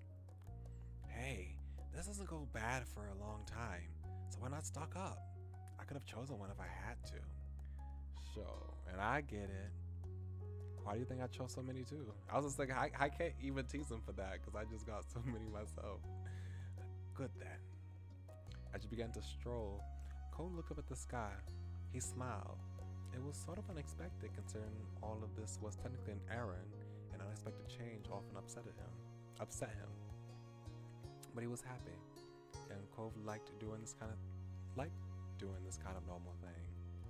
And you could tell that Cove especially enjoyed doing these kinds of things with you. You blushed thinking about how comfortable doing this Cove felt. You were feeling the same as him. You were just feeling down about how the trip turned out. Cove's attitude annoyed you. I have to play a playthrough when I choose options like this. It's like, what type of Cove do I make?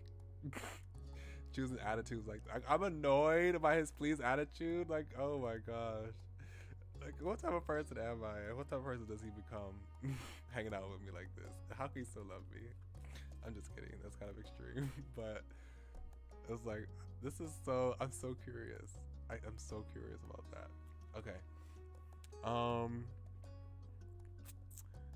And it'll be so funny too. Okay, yeah. You were gonna let what happened put a damp on this outing. I'm glad we're having a good time. We're so domestic. I kind of wonder what the others are doing right now. You remain silent. I am wondering, what are they doing right now? They're watching us secretly or just watching us go on a shopping date.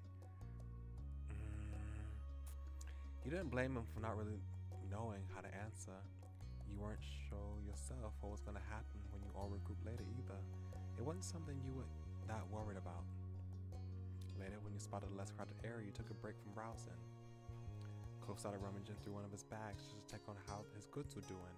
A smile grew on his face as he went on to the next.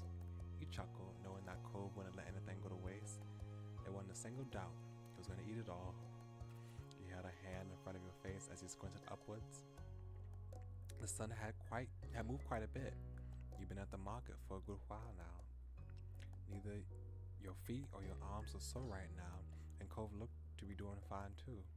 But that was something that could be coming. There was a price to pay for this much shopping, and it wasn't always just in money. Can you give me a piggyback ride? Could you carry my things? You want me to carry your bags on a piggyback ride? You enjoy the break from walking. I feel like a piggyback ride would be so cute. It would be so cute. But for this playthrough, I'm being just my normal self, and I don't know. I'd be too embarrassed to be asking for a piggyback ride or to be giving someone else a piggyback ride in public. So I'm just gonna enjoy my break.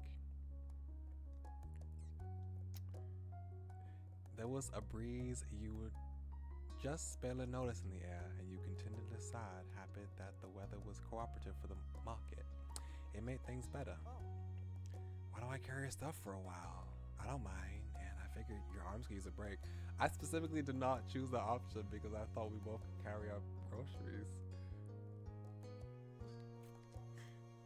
Yeah, okay, I like that. Thanks, but no thank you. No thanks. Carry your bags for you instead. You can give me a bigger background instead. I mean, if he's offering, if he's gonna offer it, then fine. I'll have him. I'll accept it. Cool. You flash him your best smile and pass him the bags. Your arms were already feeling better as you watched Cove add your things to his own bundle. I really appreciate you doing this. You nodded while in thought. Cove was still deciding on how he was going to manage them all. He hooked a few on his forearm, on the forearm of his left side, and hefted the rest in his hands. And with that, you and Cove continued your trip through the market together. Mom and Mama both text you during the trip, though only to say that they hope you found some good stuff and that they see you later. There were no answers of where they went or why. You and Cove continued to wind your way through the bustling market, a list of outstanding items steadily shrinking while your bags grew heavier. Eventually, Cove realized that he hadn't checked his own phone in a while. Two of you came to a stop at the nearest alcove where you had been out of the steady stream of people perusing the stalls, and he pulled out his phone. Cove rearranged all the bags he was carrying, freeing a hand so he could pull out his phone. He watched his eyes dart over to the screen as he read the waiting messages. Not important. I can reply to that later. He mumbled his verdict under his breath. Then Cove's face scrunched up in confusion. Huh? Wait, I've got a message from my dad.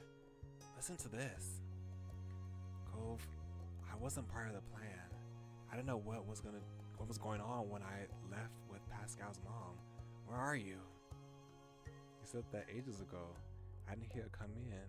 He sent another one since then. He says hopes I'm alright and that he's not bothering me. The newest one says everyone's going to the parking lot soon and we can meet up there. He lowered his phone, eyes narrowed. The same confusion that was setting on you had landed on Cove as well. So it was on purpose. He lifted the phone again, staring hard at the screen. Didn't my mom pull this stunt when we were little? You know, that time she took us to the mall. Oh yeah, that's true. She did do that. At least your mom said she was leaving. Your mom's had a plan. The mall thing was a spur of the... My mom had a plan. The mall thing was a spur of the moment. Is this a mom thing? What your mom did was even worse. I don't remember. You don't say anything. Is this a mom thing? Cove blinked, a slight frown furrowing his forehead. He didn't seem to know how to respond to this. The crowd of people passing by stayed as noisy as ever, a sharp contrast to the silence that had fallen over you and Cove. He was rubbing the screen of his phone against his shirt, wiping away the dust and debris. He continued rubbing the screen long after anything could have remained, an action, a poor substitute for pushing away awkwardness for the moment. You felt alright about it all. This whole mess was so upsetting to you. You were furious. You didn't care about what your moms had done. You were struggling to comprehend this. The shock was too fresh for you to know how you felt. I mean, I'm not that perturbed. There was no malice behind the plot. You were quite sure of that. Your moms must have had their reasons for doing this and that, and it hadn't harmed you in any way. Okay, fine. How they gonna explain this? They can be really weird, huh? You shrugged. You exhaled a tired sigh. Are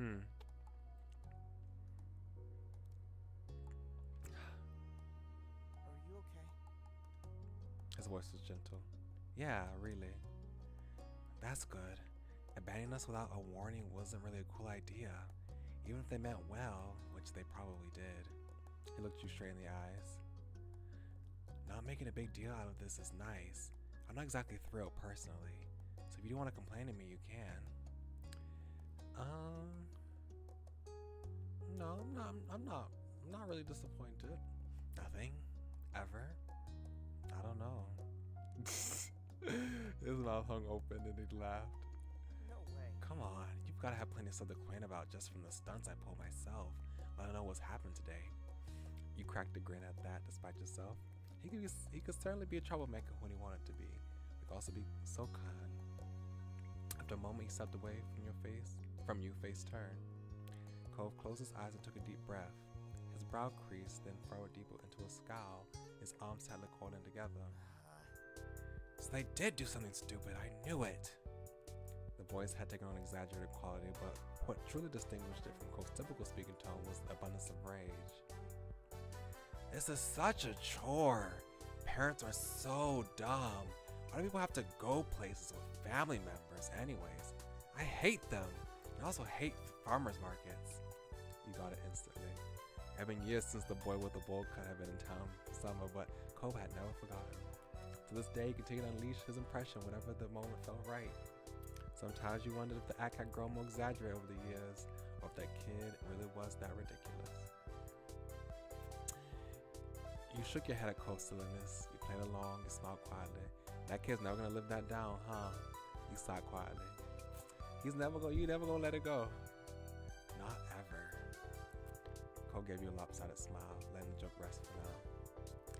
Come on, we should probably go meet up with the group. Yeah. You didn't dally any longer, slipping back into the crowd and making your way towards the entrance of the farmer's market. It didn't take long to reach the parking lot. Your parents, Mr. Holden and Liz were already waiting there, and they waved at both of you as you approached. Your own family seemed to be in pretty good moods in contrast to Mr. Holden. He stared at Cole with open concern as you grew closer. Hey, bud. Hey, Pascal. How are you doing? We'd be doing better if we had been abandoned in the farmer's market by our families.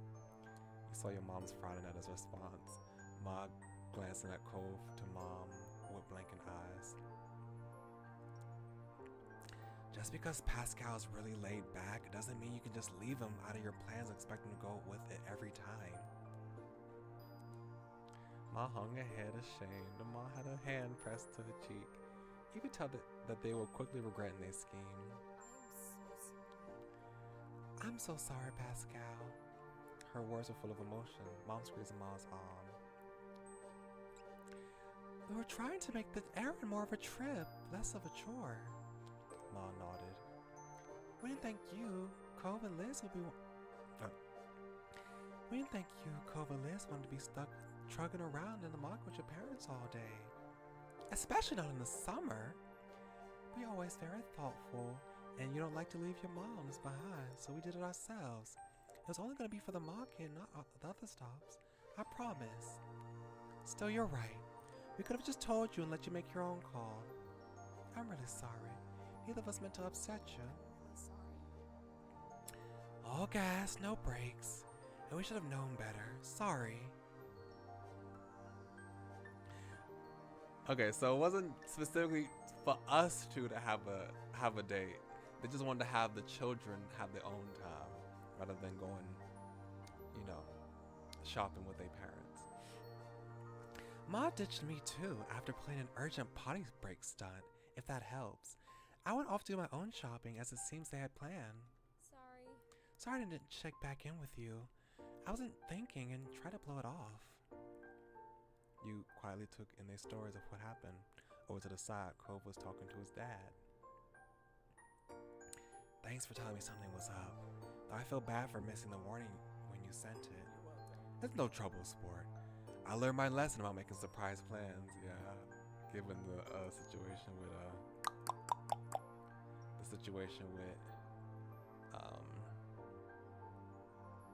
his mama. What's her name? Kira Pierce. Or Priest. It was Kira Priest. Coming to Sunset Bird all of a sudden. Cove smiled at his dad. Mr. Holden, laughing, clapped Cove on the back. Wow, really being outplayed today. You realized you hadn't been the only onlookers to Mr. Holden's moment. Your moms were exchanging rueful looks. Liz had her arms crossed over her chest, patiently watching it all unfold. Yeah, looks like it. We better find some way to catch up. Maybe we can do Pascal's chores for the next week. Mom jabbed Ma on the shoulder. You might be onto something. Pascal, how would you like the sound of that? It looked at you hopefully. Sounds good to me. Yeah. Good. We're serious. And at the very least, we can make sure everyone stays together for the rest of the stops we're making today. You nodded at the suggestion. We won't let you down. We'll be the best sheepdogs ever, guarding the flock and catching any strays. We can at least be shepherds. You chuckled, your mood lifting in spite of the bumper morning. It's gonna be alright. You turned to the entrance of the farmer's market for one final glance, pressing into your memory under this new light. You thought on what you picked up at the market and how you were gonna enjoy it later. Some things you could only get from local supplies like this. That was another perk about coming along to the market today. Actually, you realized that this would be a good time to bring out the. I was like, are we gonna share the fudge or not? Like, I'm confused. Okay. I was like, don't end it without sharing the chocolate. We need to exchange chocolates. Actually, you realized this would be a good time to bring out the fudge you got to share while everyone was clustered together. Hey, wait. Before we go, I got something for everybody. The announcement grabbed everyone's interest, and they looked over at you, each curious about what you had in store. You dug your hand into the bag and pulled out the especially selected treat. I saw this amazing fudge doll, so I got a box for us to share. Ooh. Oh, that's so sweet of you. The Holdens were wearing matching grins at the prospect of free dessert. They found the resemblance more noticeable as they mirrored each other's expression. Sweet is the right word for this. Thanks very much, Pascal. Yeah, thank you. Great! Can't wait to bust it open. We should save it for tonight. You can't probably enjoy a treat when there's still chores to be done. Besides, we don't want to make a mess with it melting in this heat. The others murmured their agreements and nodded, reaching a consensus.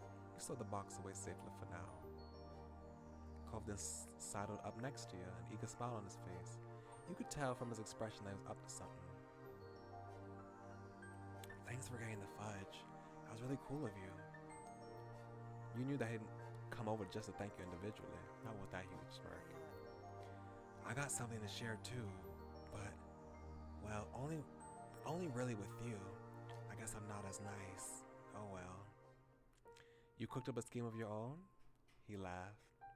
Anyway, well, I sort of picked something out with you in mind. You had a hand to your chest, staring at Cove as he explained further.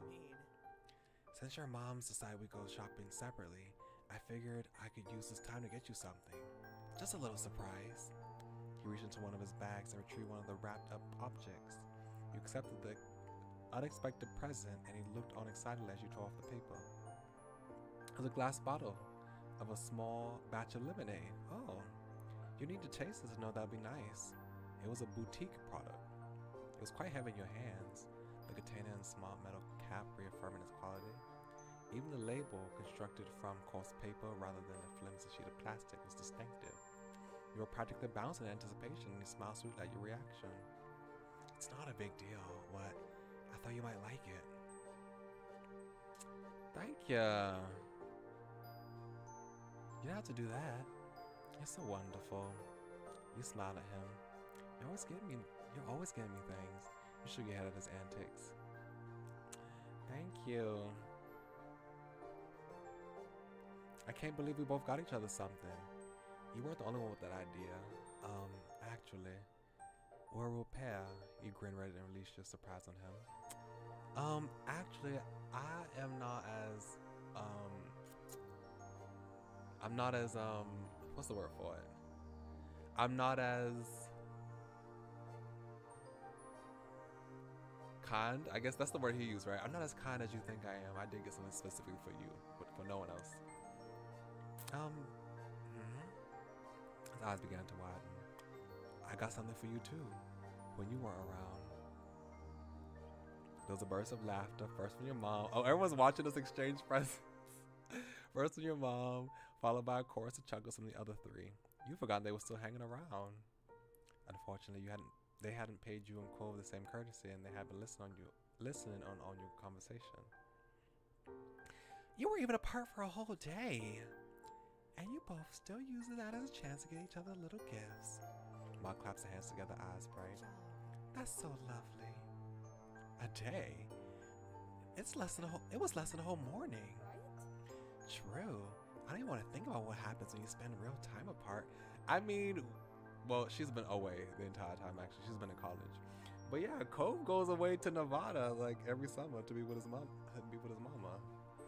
So,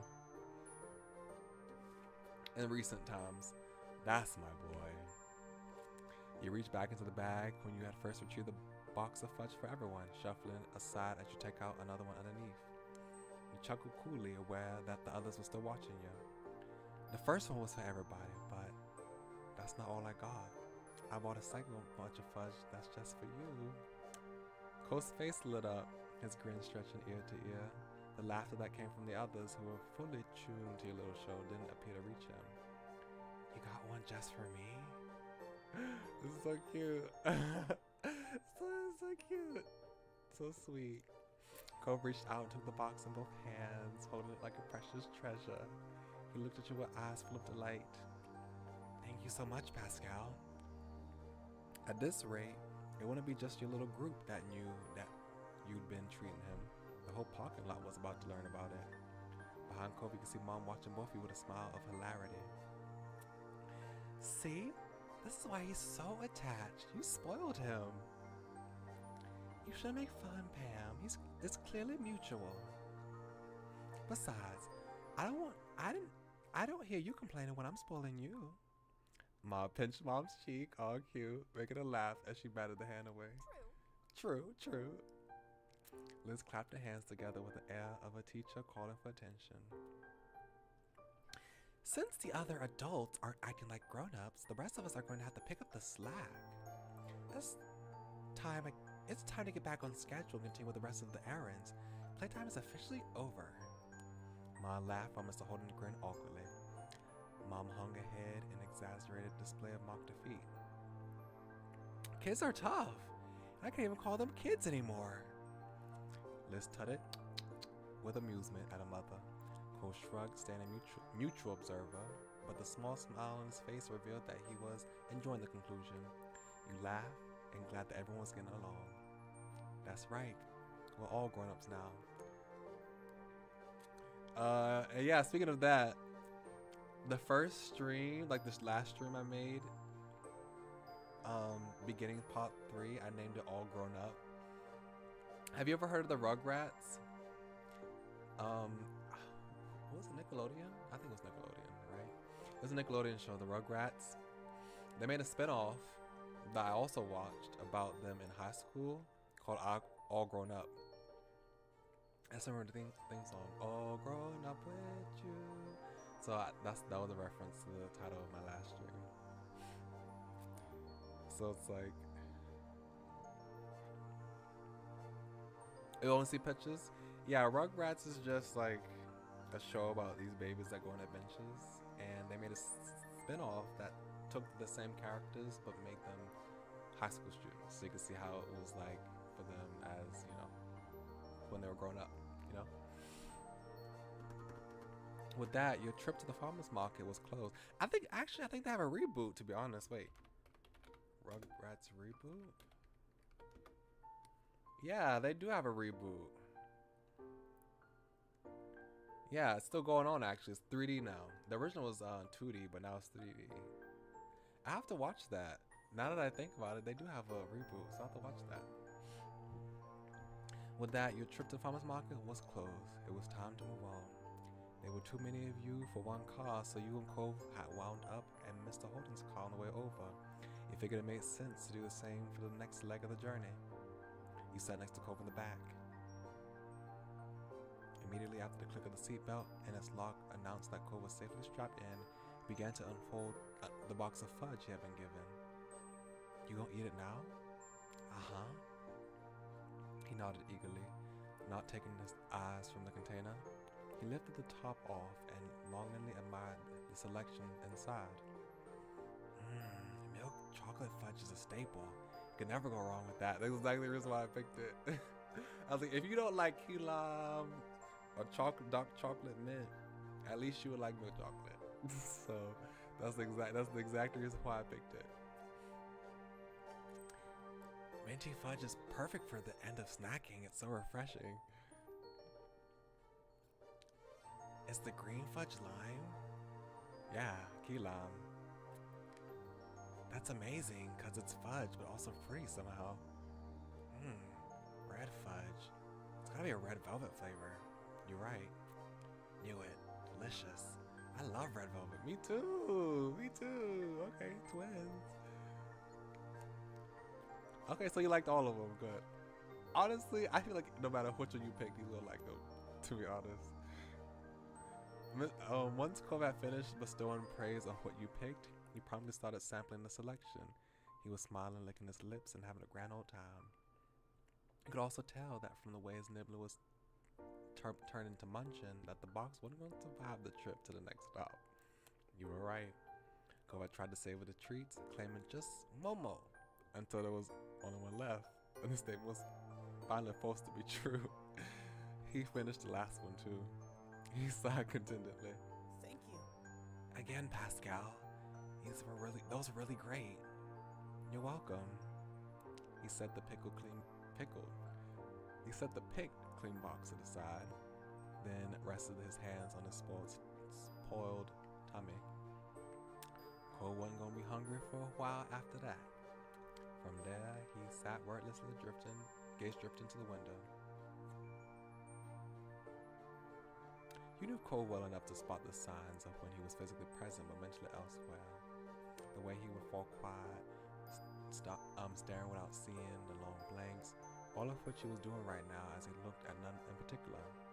He licked his fingers absentmindedly, getting that last of melted fudge off his hand. You were pleased he enjoyed it so much. Is it too late to ask for a taste? You teased him. I would have enjoyed a bite too, you said seriously. You looked your way, feeling bashful over how well your gift had been received. Is it too late to ask for a taste? Cole straightened up at the sound of your voice, his pose stiff. He turned away, his hand smacking over his mouth instead. You were miles away for a second. What were you thinking about? Cole idly rubbed at his face. Honestly, I was just thinking about how nice it is to know you. It, makes life better and everything. Though he was turned away from you, his eyes were round and sincere. Not this is a new revelation, but today was just another reminder. I'm lucky. Oh, it's just another reminder. That's so sweet. I feel lucky too. You laughed happily. You blushed. It's where it's done, yeah. I don't think I've blushed at all, but I feel like I should just blush now. He peeked at you from the corner of his eyes, still too shy to look at you directly. You smiled at him affectionately, eliciting an equally caring smile from Cove in return. You felt content, secure in your relationship with Cove. You decided to enjoy your drink now. You wanted to save the drink for later. I'll save it for later. It was clearly special. You intended to make sure that you gave it the attention it deserved. You spent the rest of the day completing the remaining errands all together as a group. You enjoyed your brief independence. It might have come about under ideal circumstances, but it had provided you an opportunity to spend time making your own choices. You felt that you had risen to the challenge. It is 9:30. Do I want to do one more? I said I might do one more the last time, but I think I might want to do one more moment before we end the stream.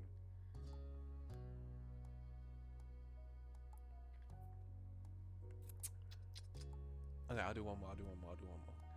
This will be the last one, and then we'll end the stream. Another placid summer day was drifting by. Your dreams were chasing each other, none sticking around long enough to become a firm plan, but you really didn't mind that right now. A tap-in worked its way into those dreams. Focusing more, you realized it was coming from your window. A grin popped on your face as though it had been waiting all day for this moment. Heading to the window, you could see Cove outside. His habit of climbing his way really was a true Coveism. He'd rather scale your house than to wait a couple extra minutes for you to come down. You held a hand out to him. You offered Cove a hand to help him. Once he was mostly inside, he took it to help steady the last bit of his entrance. He needed the help, despite how many times he'd done this. Hey. Pascal. Hey to you too. You think my mom should invest in some bigger windows? Cove laughed at that, and took one last look at his exclusive entrance. He hummed with a teasing look on his face. Maybe. Cove's voice came out quietly with a strangely pleased smile on his face. Did something happen? Cove opened his mouth to answer, only to have your phone ring and cut him off. You both turned to where it rested a little further up on your bed. It was still face down, so you couldn't tell who was calling. It's okay. Your attention was shot back to Cove. He smiled at you awkwardly. Don't worry about it. Go check it. It'll be important. It could be important. I'll wait. Thanks. You shuffled forward and scooped up the little noisemaker in your hand. You flipped it over and checked the caller ID. It's Miranda. You should answer it. I'll say hi too. With a nod, you accepted the call and set it to speaker. Hi, Miranda. Hi. There was something off about her tone. Cole met your gaze, and you saw the same confusion in its expression. You heard from Terry? At all? Or did you hear about her from Cove?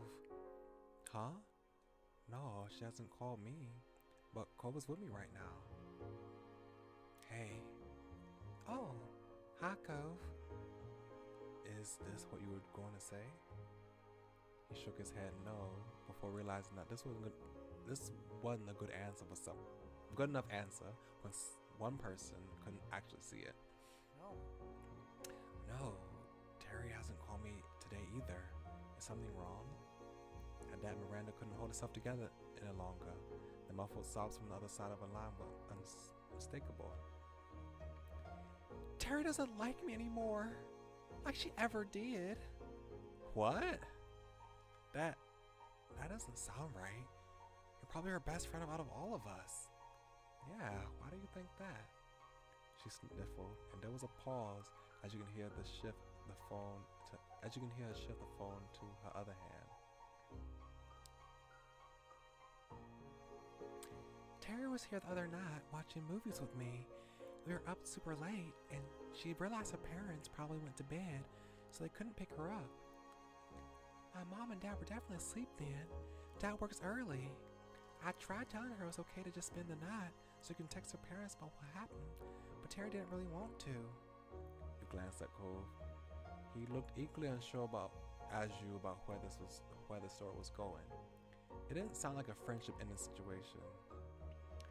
I suggested things to make it easier if she was nervous, like she could sleep by herself in my room while I stayed somewhere else. Yeah. And I said we'd have to sleep at all. We could have just kept watching movies until one of our parents woke up. I wouldn't have minded. I know not everyone can do sleepovers, but Terry wouldn't even tell me what was really wrong or what I could do to help. I thought we could tell each other anything. I guess I was wrong. Did she stay in the end? No. We got too loud in the kitchen and my dad woke up. He offered to drive her home when he heard what was wrong. She texted me apologizing for my dad having to do that when he needed to rest, but that was it. She isn't talking to me anymore. I think I have an idea of what is going on based on what I've seen because I told you that I was subscribed to the Patreon of GB Games for a while, and I saw like updates as the characters and stuff like that were coming out. And I think I have an idea of what might be happening right now based on my distant memory of those Patreon exclusive updates, but I'm not sure right now.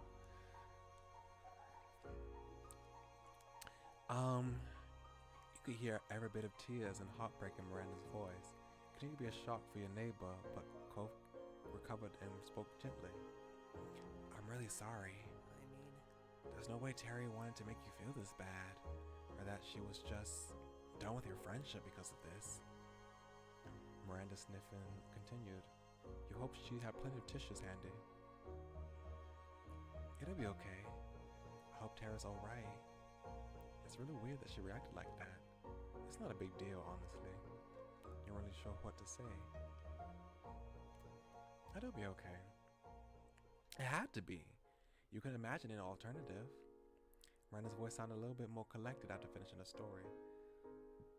But you knew that cry was far from being done.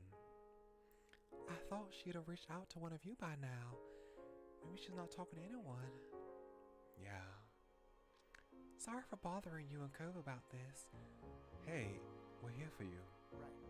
Right, you can tell us things. Thank you.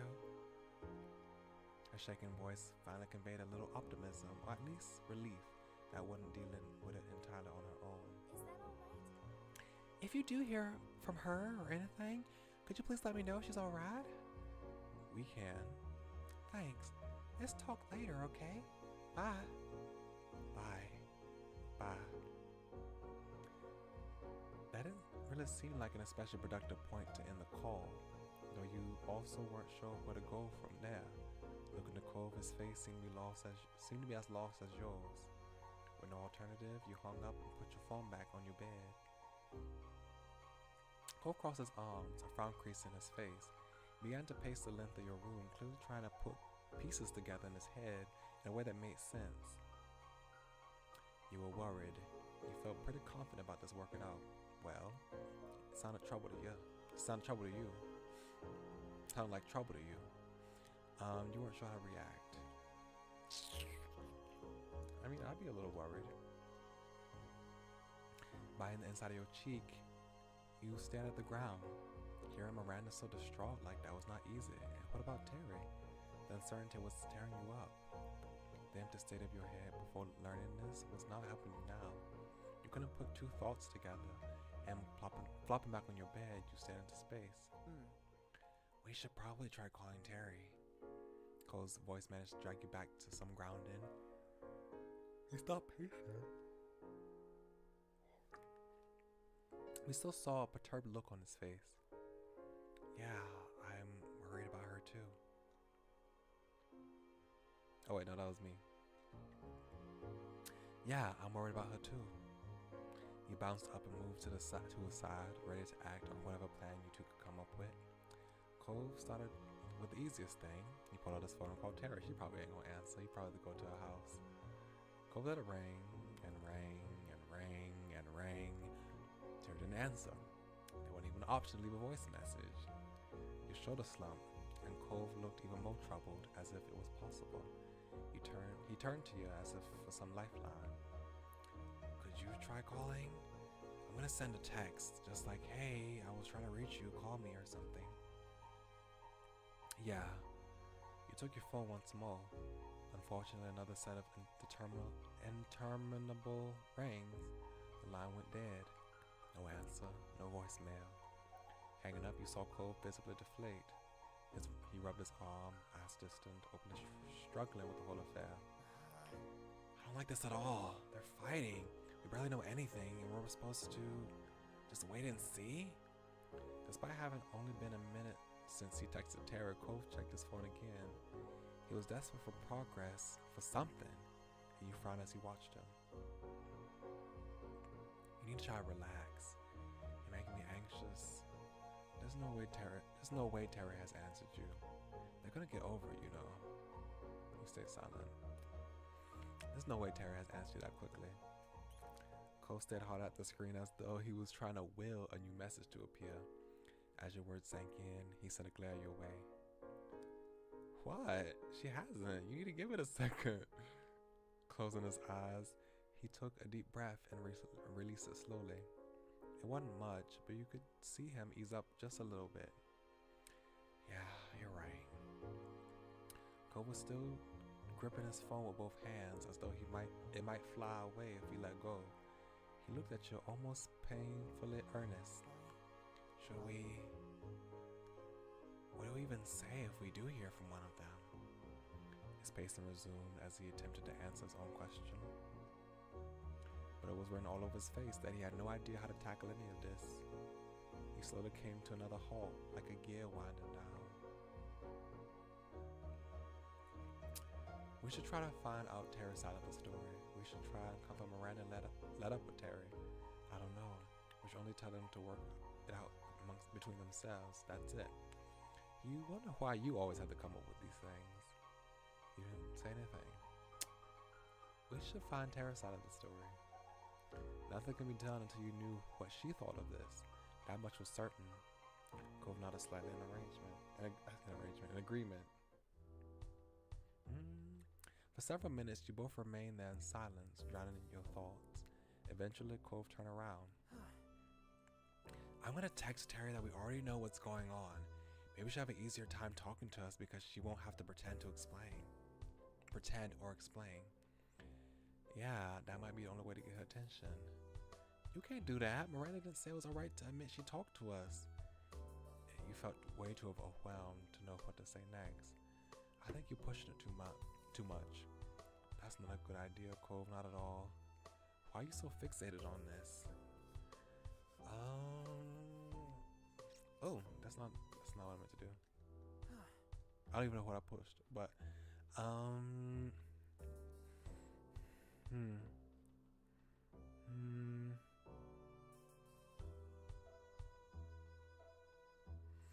might be pushing too much.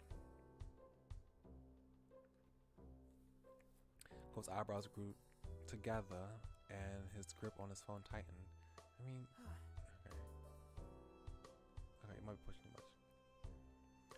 Cole, just because you're upset doesn't mean you can cross lines, especially when we still don't know the whole story.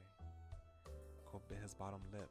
You could see in his posture that you made sense to him, but he was fighting his desire to agree with you and keep on going his own way. I know you're still thinking about it. Stop. Why can't you just get over it? You feel bad for him and your friends and yourself too. You're just gonna make things worse. You said nothing.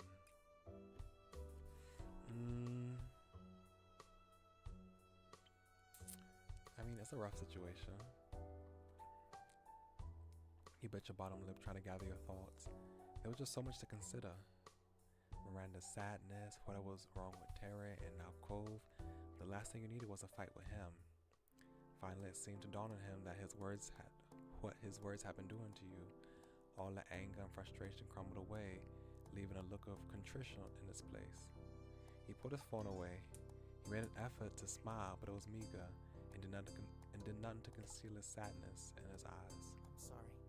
Pascal, I never know what to do with this kind of thing. Maybe we should just forget about it. You smiled just a tiny bit. Finally. That sounds good to me. I'd like to be alone for a while. Could you leave? You simply nodded back.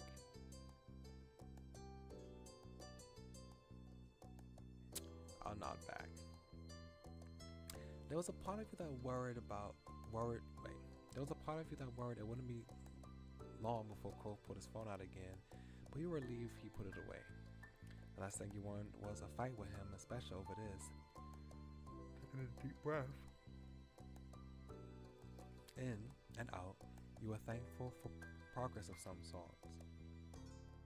A silence stretched on in what felt like hours, but it likely wasn't that long before there was a knock on your bedroom door and Mom peeked in. Just want to check in on you. Oh, Cove, when did you get in here? Does she know about the fact that he just comes in through my window? When she saw your morose expression, she opened the door all the way and the question was dropped. Ma was standing there as well. She slipped past her wife to come inside your space. Everything okay? What's with the long faces? Are you both okay? You tried to nod, but it was no use. Your voice cracked despite your best effort to not let it get to you, Mom. Miranda and Terry had a big fight, and none of us can get a hold of Terry. Your parents exchanged a meaningful look. Does this mean he was lost on you? I am so sorry. To hear that there's trouble for your friend, sweetie. Is there anything we could do to help? Out of the corner of your eye, you saw Cole rub his arm awkwardly, unable to add anything. No, I'm just waiting to see if Tara calls, or texts, or if Miranda does. Well, we can at least help you take your mind off of things while you're waiting. Yeah. Another great idea, Lonnie. We can get the whole gang together for some quality time. Mom gave you a soft smile and added, "This'll be good, especially since it'll help make up for what happened at the farmer's market." Oh, okay. There's continuity. Like, obviously there's continuity, like I knew that. But I didn't really realize like they would reference like events, like other moments in the same step, I guess. I don't know if they've done that. I wonder how would that scene look like if I didn't go to the farmer's market.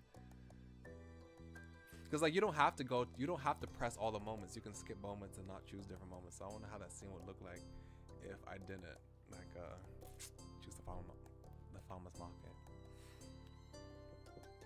Yeah, it'll be wonderful. I'll go see what Liz is up to right now. Excited, she fluttered a few steps away and then stopped. She pivoted on her heels and raised a single finger, flashing a smile at Cove. And of course, Cliff will be welcome too. Knowing your family was always there for you, that couldn't be underestimated. In fact, it meant everything to you that your moms cared so much. I really appreciate this. Thank you. Yeah, thanks. That's nice of you. You're welcome. You're both very welcome. Don't sweat it, not so, kiddos. Leave everything to us. Just relax and we'll call you when it's all together. You nodded and your moms dispersed for now, spring into action for the impromptu get-together. You flopped down in your bed, feeling like you could sink into it and disappear. Cove, meanwhile, took a spot on the chair off to the side. You sighed at the same time, and Cove's mouth pulled into a bent smile at that. He gave his phone number a quick chat and his eyebrows furrowed. Still nothing? Yep, this is crap, huh? Yep. Cove chewed the inside of his cheek as if to mimic the stress that was clearly eating away at him. Cove, what's wrong? What's really wrong? One disagreement doesn't make you act like this.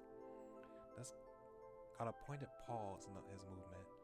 Cove was carefully trying to put his thoughts together. He spoke in a fragile voice. When people you care about, when they're unhappy with each other, there's nothing you can do. At least when you're in a fight with yourself, you have some responsibility, some control over it all. I wish it didn't have to happen, but that isn't possible, so oh well, I guess. His attempt to give it a nonchalant shrug after that was pitiable. Yeah, it makes me feel horrible too. True, but you're right, it can't be helped. It's whatever, people can do what they want, right? You stayed silent. True, but you're right, it can't be helped. I know. He smiled like he could barely muster the strength to speak. Well, we just have to focus on the things we can impact, or at least try. He turned to Cove, hoping your eyes conveyed the message that you were feeling better than your words. His gentle nod told you that they did. There was a question you had to ask. Is this because of what happened with your parents? Cove ran a hand through his hair, a strange smile spreading across his lips. For him, this pain struck close to his heart. Just as quickly as it came, the smile was gone, lost amidst his faraway gaze. Yeah, you got it. It's just like my parents. Yeah, I didn't even think about how that might affect his strong feelings towards this fight between close friends. Despite knowing him so many years, Cole had never spoken of the years before he moved to Sunset Bird, before his parents separated, in any detail. He whispered his thoughts distantly, almost unconcerned with whether you could hear him or not. They used to fight all the time. I think they got along when I was a baby. I mean, they had to have wanted to be with each other at some point, but when I was old enough to remember anything, it was already bad. Oh my gosh, the first memories you have of your parents is them fighting? That's so sad. There was always something wrong. I could never help. Just wanted to be happy. I mean, which one's worse? Is it worse to have your parents, like, all the memories of your parents being married was them fighting, or them having a happy marriage and then you see it falling apart and them fighting? I don't know, maybe it's for the best. This is still very sad and very terrible, but maybe it's for the best that all he remembers is the downfall and not the downfall. Well, I guess the downfall, but not the good times and then the slow deterioration of a happy marriage. I don't know. That's so sad though. That's so sad. You tried to imagine your mom's breaking up, and the very idea scared you. Go ahead and do that for real. Yeah, it's terrible. I'm sorry. Pascal. Don't worry about it. It's okay. Despite that revelation, Cove gazed reassuringly at you. It's not like that anymore. Things are different, so different now. I don't even really think about it. Again, the sorrow reasserted itself. When he continued, you could barely hear him. Though, I guess it's pretty obvious I haven't forgotten either. You tried to smile for him. You crossed the room and took his hand. You went over to place a hand on his shoulder. You hugged him. Take his hand. He shot up out of his seat as you approached, but didn't resist as you gently squeezed his hand. Your head fell to his shoulder, and you squeezed his hand reassuringly. You saw him watch you with glossy eyes. Then Cove sighed contentedly, his mouth pulling into a soft smile. Wordlessly, you knew that he understood. You felt at peace with him there. When he gripped your hand back, you knew that he felt it too. The two of you took a seat again, but this time side by side on your bed. Today was a lot, huh? Did I speak over you? Well, Okay. Yeah, it was. You sat there contentedly, you leaned against him.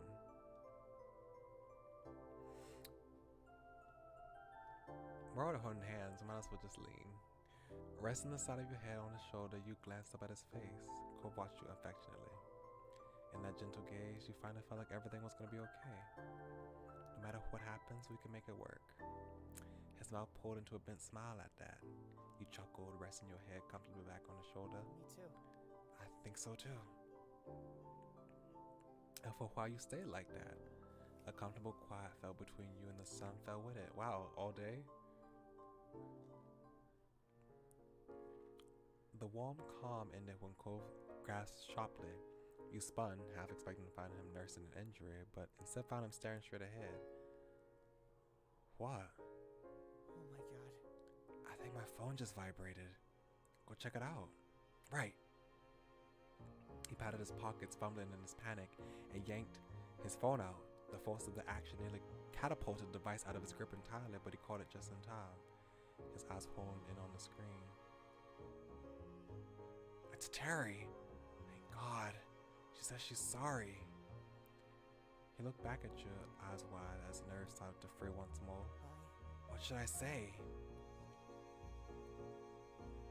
Tell her to call us, yeah. Okay. He nodded and began typing. Cole was aware that his blunt words could sometimes make others bristle, even if he never meant them to hurt. Cole's phone buzzed nearly as soon as the message was sent. Ah, it's Terry again. She's talking to us. You leaned in, watching the conversation unfold on the screen. Right. He's gonna actually call. Cove held his breath as you waited. His circle of friends had always been small, so he managed to avoid the stress of seeing friends fighting. You suspected he was feeling this even more keenly both because this was so uncommon and the friends so important to him. His phone rang out. Cove jammed the answer button. He switched the phone into speaker mode, allowing you to participate in the conversation. But despite his immediate reaction, his voice lacked the same resolve when he spoke. Hey. It was tentative, a white flag fluttering in the wind. Pascal's here too. Hi, I've been worried about you. Hey, buddies. Hey, buddies. Tara's voice was barely recognizable without her usual quick patter and energy. Are you okay? I don't know. Probably not. Cove tensed, his free hand caught into an anxious fist. What happened? You heard Tara sigh over the phone as she unburdened herself. Pretty much. I was at Randy's house. We decided to watch some movies she used to put like that I'd never seen before. Turns out there's a lot of those. We watched one, then another, and then another, and we're having so much fun. Each time one finished, she had another to share with me. I didn't really think about the time. I only wanted to say yes to Randy and watch movies. She spoke wistfully, but her words were full of affection. It was Randy, you know. I wasn't thinking about my schedule, what time it was. I get it. Then I finally saw the time, and oh no, it was way too late. I already knew I couldn't stay. She took a deep breath, her voice becoming softer when she resumed talking. I was so stressed out. I just couldn't deal with it. Miranda wanted to help. She kept coming up with ways to make it better and trying to figure out why I was so upset and stuff. I was trying to answer her questions, and there was so many, but I couldn't really answer all of them. I don't even know why some of her ideas didn't work with me. It made my head ache. I saw the first problem and Randy was there, trying to help, blasting all these questions and suggestions at me faster than I could even think. She gulped audibly, sniffing. I got frustrated and told her I just needed to leave me alone. But then she wanted to talk about why I wanted that. And then we started having a fight in the kitchen. It woke Randy's dad up. We told him about how I wanted to go home, but my parents couldn't get me, so Mr. Ecker offered to do it. That was nice of him, Tara groaned. I know. I accepted because I definitely couldn't stay then. Not after throwing a racket and turning into a big deal. But I feel awful and embarrassed. Why did I yell at Randy and hurt her feelings? And I made her dad lose sleep by waking him up and having him drive me home. What do you say after that? I have no idea. I don't know where to start. I don't want to make it worse by saying the wrong thing and fighting again. So I'm not talking. Terry, Randy isn't mad that you didn't want to stay or you fought. She just wants to tell you, she just wants to feel like you can talk to her. I mean, you can say whatever you want. She'll listen. Not talking to her at all is pretty much the only wrong way to go about it. Terry lamented mournfully at the other end of the line. But he had a point. Unless she faced Miranda again, there would be no resolution. He looked at Cove, hunched over the phone, staring pensively into it and searching for a solution. This couldn't be solved with the other key potted missing, but what if you brought them in? Your phone was still free. I don't know if I should just call Miranda just random like that. You should make sure that everyone's aware that I'm doing it. What if we called Miranda? That way you could talk to her but wouldn't have to do it alone. Cove brightened up. The concern furrow of his brow, which had taken root when Miranda first called, eased. Well, That could work. Terry, are you up for it? She made a noise that wasn't a word, but nevertheless conveyed her hesitation and worry. But she brought it to a close with a decisive exhalation as if pushing all negative thoughts from her body. All right, I'll do it. Cove nodded. Now that you had received approval from everyone, you pulled out your phone and called Miranda. You set it to the speaker and waited for her to pick up. Luckily she did. Hi, Pascal. Her voice was distant, as if her thoughts were elsewhere, but it was loud enough for your needs. Hi, you on speaker? Tara's on speaker too. Cole's on the phone. On Cole's phone. Oh. She paused while she digested this information. He watched the phone screen, hoping that she wouldn't hang up as a result. Oh, really? Yep, it's really me. Can you hear my voice all the way at your house? And to theirs and then mine? I can.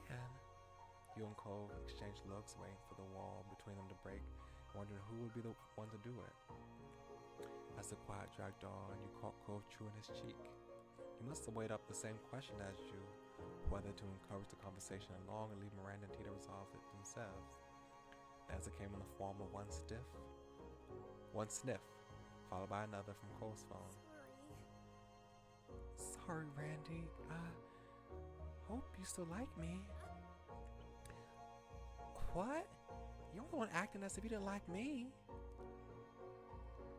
Her tone was defensive, no doubt a result of a wound from last night still being raw.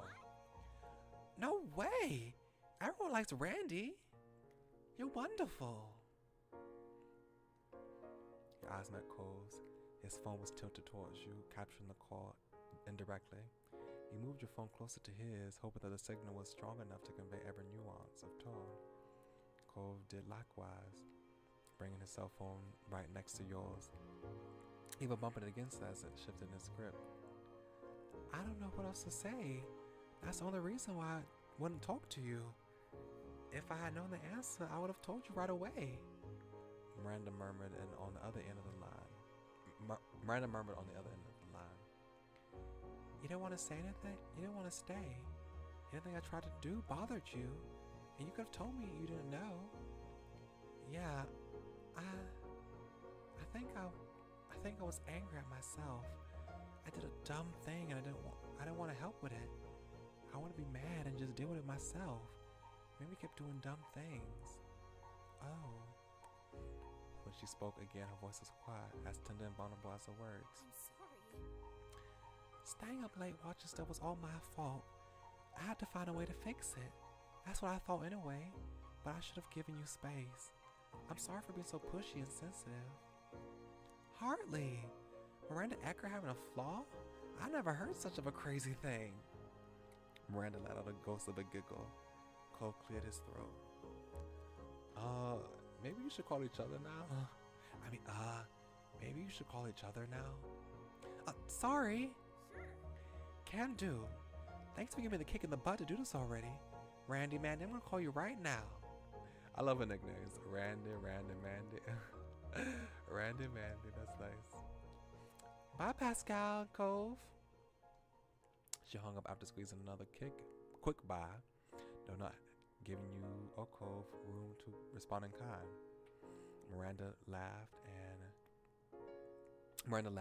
the noise tickling gently like wind chimes in the summer breeze. You're really nice. Thank you for listening and helping. I'm gonna hang up now so I can answer Tara's call. Bye.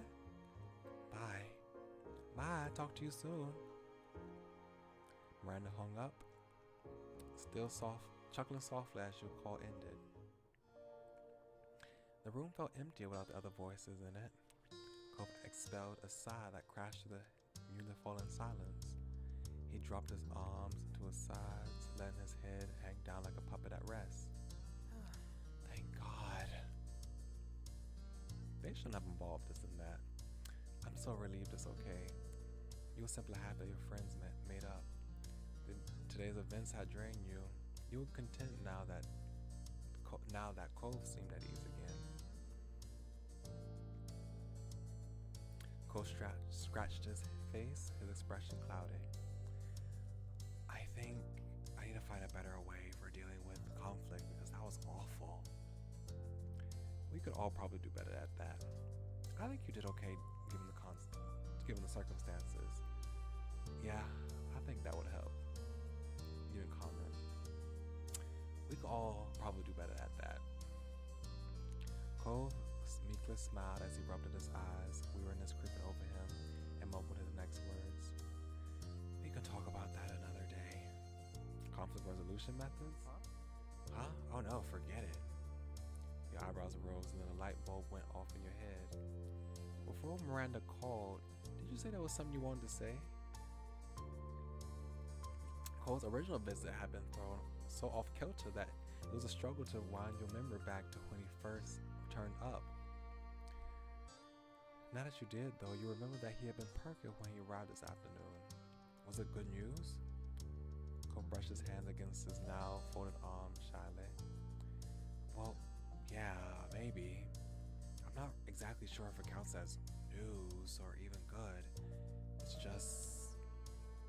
it is what it is. I'm happy about it, though. You were curious, but you don't want to push Cove if you don't want to speak about it. You don't have to say anything, but if it makes you feel good, I think it's good news. Cove chuckled awkwardly, a hand creeping up to ruffle the hair on the back of his head. It's fine. If you want to hear, I can tell you. He shifted on his feet as if a different posture might give him the support he needed for the conversation. I didn't want to make it a big deal, but I just know what my sexuality is now. Oh, a real subject change, huh? He chuckled. True, it was unexpected, but you were excited that Cove had come to understand himself more, and glad he wanted to share that with you. That's great. Tell me more. Tell me more? Cove drew a breath, straightening up. I'm demisexual. So you know, most of the time, I don't really have those kinds of feelings, physical wants and stuff. It's only in some situations when I'm already really emotionally and romantically connected to someone that I start to ever think about anything sexual, and it's only with them. I hadn't heard that term until pretty recently, and it just made a lot of sense once I knew what it meant. I had a word that fit how I felt. And I'm pan-romantic because I never had a preference for a specific gender or anything. So Yeah, that makes sense. It does. It makes sense. It makes sense. Oh, that's nice. We finally was able to have this conversation with Cole. He felt comfortable enough talking to us about it. Cove looked down at the floor, being so open and direct about a matter that personal, which you were sure he'd spent a long time trying to figure out, seemed to be kind of weird for him. Despite that, there was a small proud smile on his face, and when he looked up again, his gaze was steadfast.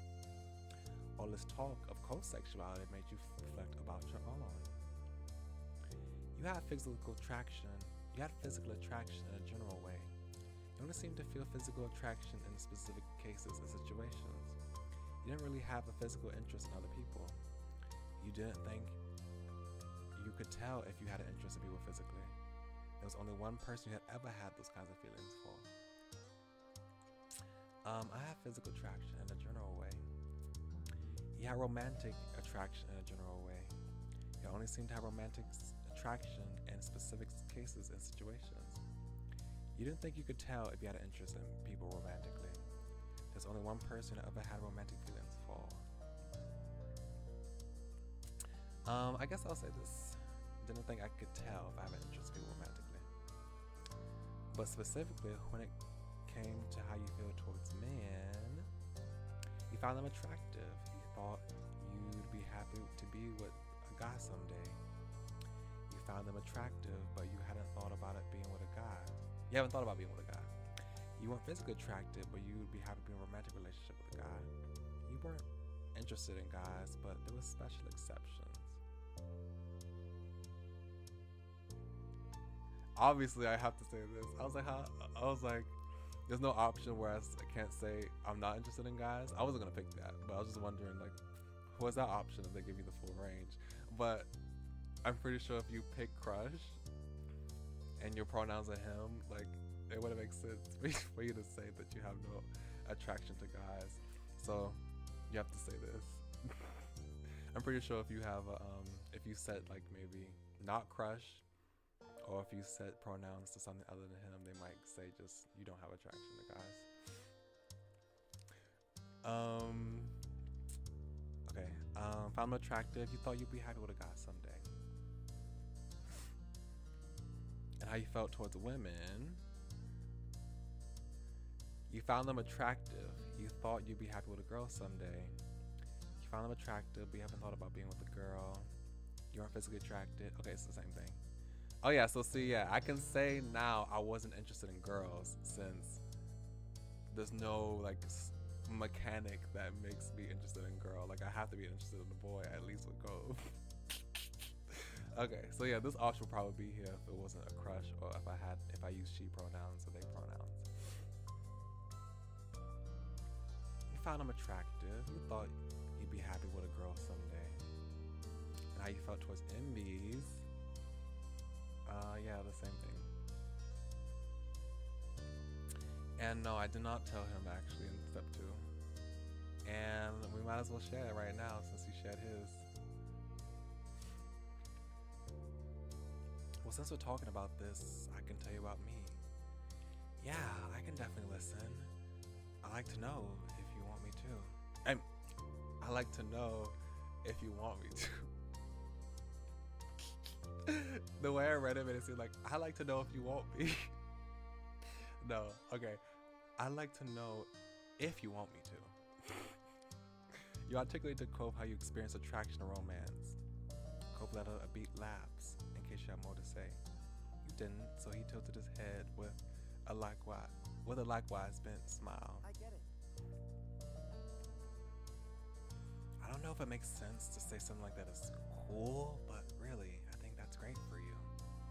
You smiled, knowing that he was doing his best to be encouraging. Thanks for understanding. He merely smiled again. It felt good to know that the two of you could talk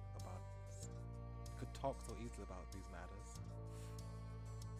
Cove closed his eyes, a contented sigh slipping out of him as he stretched his arms overhead. You could tell tell that Cole felt like it had been an emotionally draining day that had now come to a close. Everything wrapped up neatly with a bow on top. You had some good talks with your friends and with each other. A lot had been brought out into the light, and you'll come out of it not only knowing each other better, but yourself too. But there was still something that Cove didn't know, something that had gnawed at you many times over the years. You never told Cove about how you first met his dad. Okay, y'all, it's time, y'all, to tell Cove what the truth. Since we just let everything out, I think I'm gonna make the decision to do it now, see how he reacts. You always held it back from him, unsure how he would take the revelation. His dad seemed to have done the same, as Cove didn't seem to have heard it from Mr. Holden either. Okay, we gonna do it. You decided the secret had hung over you long enough. Maybe you tell him Sunday, but not today. You know what? Wait, do I have the wedding DLC? Wait. I think I do have the wedding DLC.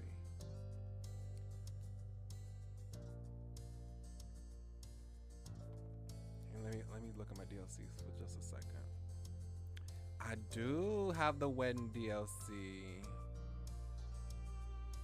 Okay, well, you know what? Actually, no, not right now. I think it would be funny if we could tell him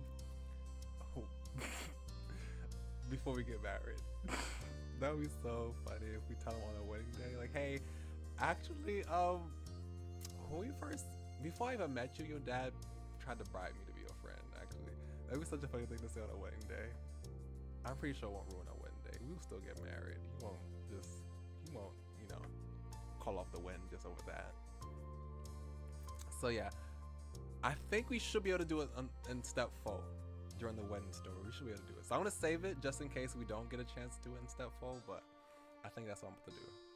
Maybe tell him someday, not today. The day had been sufficiently dramatic without introducing the oldest skeleton in your closet. It could wait another time. Hey, we should probably head downstairs soon. If your moms are still wanting everyone to get together. Yeah, that's right. With a renewed spring in your step, you led the way out of your room. You got downstairs to find the others already assembled and waiting. Hi. Hey! Hey! Good to see you both. Hey! Here we were, trying to corral everyone into a group. The two of you were already upstairs this whole time. Hey, Dad, we had some stuff to talk about. Yeah, but we made it, so what's the plan? How about cards? There was a murmur of interest from the others. You were keen to play. That was fine with you. You play along with the others. You didn't really want to play cards. That was fine. Most of the group was eager to play, but Mr. Holden was demurring.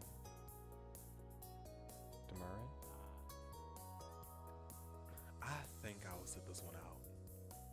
Where's the fun in that? Join in. Yeah, and I know there's a lot of people, but we can make it work. Mr. Holden shrunk into himself, embarrassed by the attention. Dad, you love playing cards. We do it at our house all the time. Yeah, I remember the time I played over there. There were serious games. We made bets with real money and everything. Dad? Mr. Holden broke under the combined force of everyone's attention. Cove and Pascal, you're adults now. You both deserve to know the truth. I used to throw the card games so you can win. I put up a good fight, but I always made sure to lose a lot more rounds than I won. He toyed with the end of his ponytail, clearly distressed at revealing this bit of info. He did have a history with bad surprises, so that may have been why. I know people want to be taken seriously, and fake wins don't mean much. But I couldn't help myself. It's so much better when everyone else got the chance to be victorious. Kara knew and went along with it. Cove laughed in disbelief at this thing that his dad stressed about hiding after all the other stunts he's pulled over the years. So what? A lot of parents do that. I didn't guess it, sure, but looking back, it makes sense. That's right. What's the big deal, Cliff? You can probably take the kid gloves off and make a run for their money. Mr. Holden smiled coyly, his gaze lowering. I'm not sure that's a good idea. Why? Not. He waved his hands expansively, the movements fluid and vague. It's just actually, I'm something of a card shark. I used to make lots of fast cash off games. Casual players don't have a shot unless it's a game of pure luck. Cove's jaw hung open, his odd eyes fixed on his father. Really? There was a touch of amazement, even admiration nestled among the shock. Other members of the Whitlock family exchanged looks, ranging from Liz's disbelief to Mom's intrigue, with Ma somewhere in the middle between the two. You can't simply make a claim like that and expect us to go along with it. Let's see you back it up, Shark Man. Mr. Holden gave a crooked smile, his demureness quickly being replaced with the confidence of some very skilled, very misguided. Are you sure about that? Definitely. We've got to see the so-called non-casual player in action. Well, I might be able, though. Who knows? Maybe I've gotten rusty. His coyness continued to rile the gang up. He was getting a kick out of it now. Please? Come on, please. Alright. Oh, all right. I can dust off the old tricks. Great. Cove beamed at his father while Mom clapped Mr. Holden on the back. Liz darted off to get a deck of cards while the rest of you settled back to the game, settled in for the game. The hands were dealt. Mr. Holden wasted no time proving his words true, wiping the floor with all of you. You played several rounds, even switching games, but none of you were a match for him. That was how the alliance came to be forged. The rest of you joined forces against Mr. Holden only, just to try increasing the odds of beating him. With your combined efforts, you pulled out a few victories, yet it was still a challenge. He was clearly a professional. And these were skills now, rested with disuse. You couldn't even imagine what a deadly opponent he had been in the past. Despite that, you still have fun. Working cooperatively actually fostered a sense of camaraderie with the others. Mr. Holden didn't appear fazed by the strategy. You actually wondered whether the increased challenge made it more interesting for him. He spent the rest of the afternoon together with your family and the Holdens having fun. It was an interesting evening for sure, with many discoveries for everyone. It was freeing, yet simultaneously you felt more tied together than you had been before. Okay, yeah, that's the end. So save. And then we will get through some more next stream. I don't know if we'll get through all of them next stream, but probably like another 4 or 5 next stream. Yeah, that was fun. I'm glad we were able to exchange chocolates for everyone, and chocolates for everyone. Well, I'm glad about that, but I'm happy we got to exchange chocolates with Cole. We had a little Valentine's Day moment that I was hoping for. I didn't even know this was gonna happen. I actually didn't know there was a chocolate scene, but I'm glad that happened. That's perfect for Valentine's Day. And we was able to have able to see Baxter too. Yeah, I know people love Baxter so much. Oops, this is not the right screen. Sorry. I know. Oh my gosh, my emotions are out of whack. Okay. I know people love Baxter so much, so I was curious. I was really excited to see Baxter. He seems like a nice person so far. Cove doesn't seem to be too impressed by him. Well, all Coves. Other versions of Cove might like him more, but he seems nice. I can see why people might like him. I can see it. So, and I have to remember to buy the DLC so I can romance Cove. In another playthrough. I don't know why I didn't buy that. Yeah, but he seems like, yeah, you said he seemed like a bad boy the first time. Yeah, I said he seemed like a rich boy, and you said that he seemed like a bad boy the first time we mentioned Baxter at the beginning of the game, at the beginning of this playthrough. What was it? Oh yeah, Terry and Miranda. Yeah, they seem like nice friends. Terry's nice and energetic. Yeah, Terry and Miranda seem nice too. So yeah. On Friday, we will play Nameless, One Thing You Must Recall, since we didn't play it today, to hang out with Cove. I'm excited to finally get the ball rolling for the game. Well, it's not really, it's gonna still be the common route, so we'll still be, doing the common route things. But we've like had the exposition, so I'm ready to get into the game for Nameless. And yeah, and then on Sunday it will be Farsages and Rain again. And then on Monday we'll continue with Mamiya on chapter 8.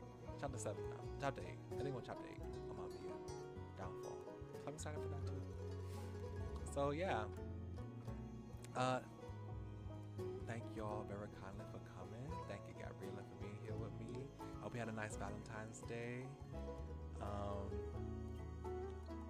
And hopefully if you didn't have, if nothing happened to you, like, I don't know if maybe your friends might have gotten you some stuff or something like that, but if nothing happened in particular today, I hope that this is able to be a nice Valentine's Day treat.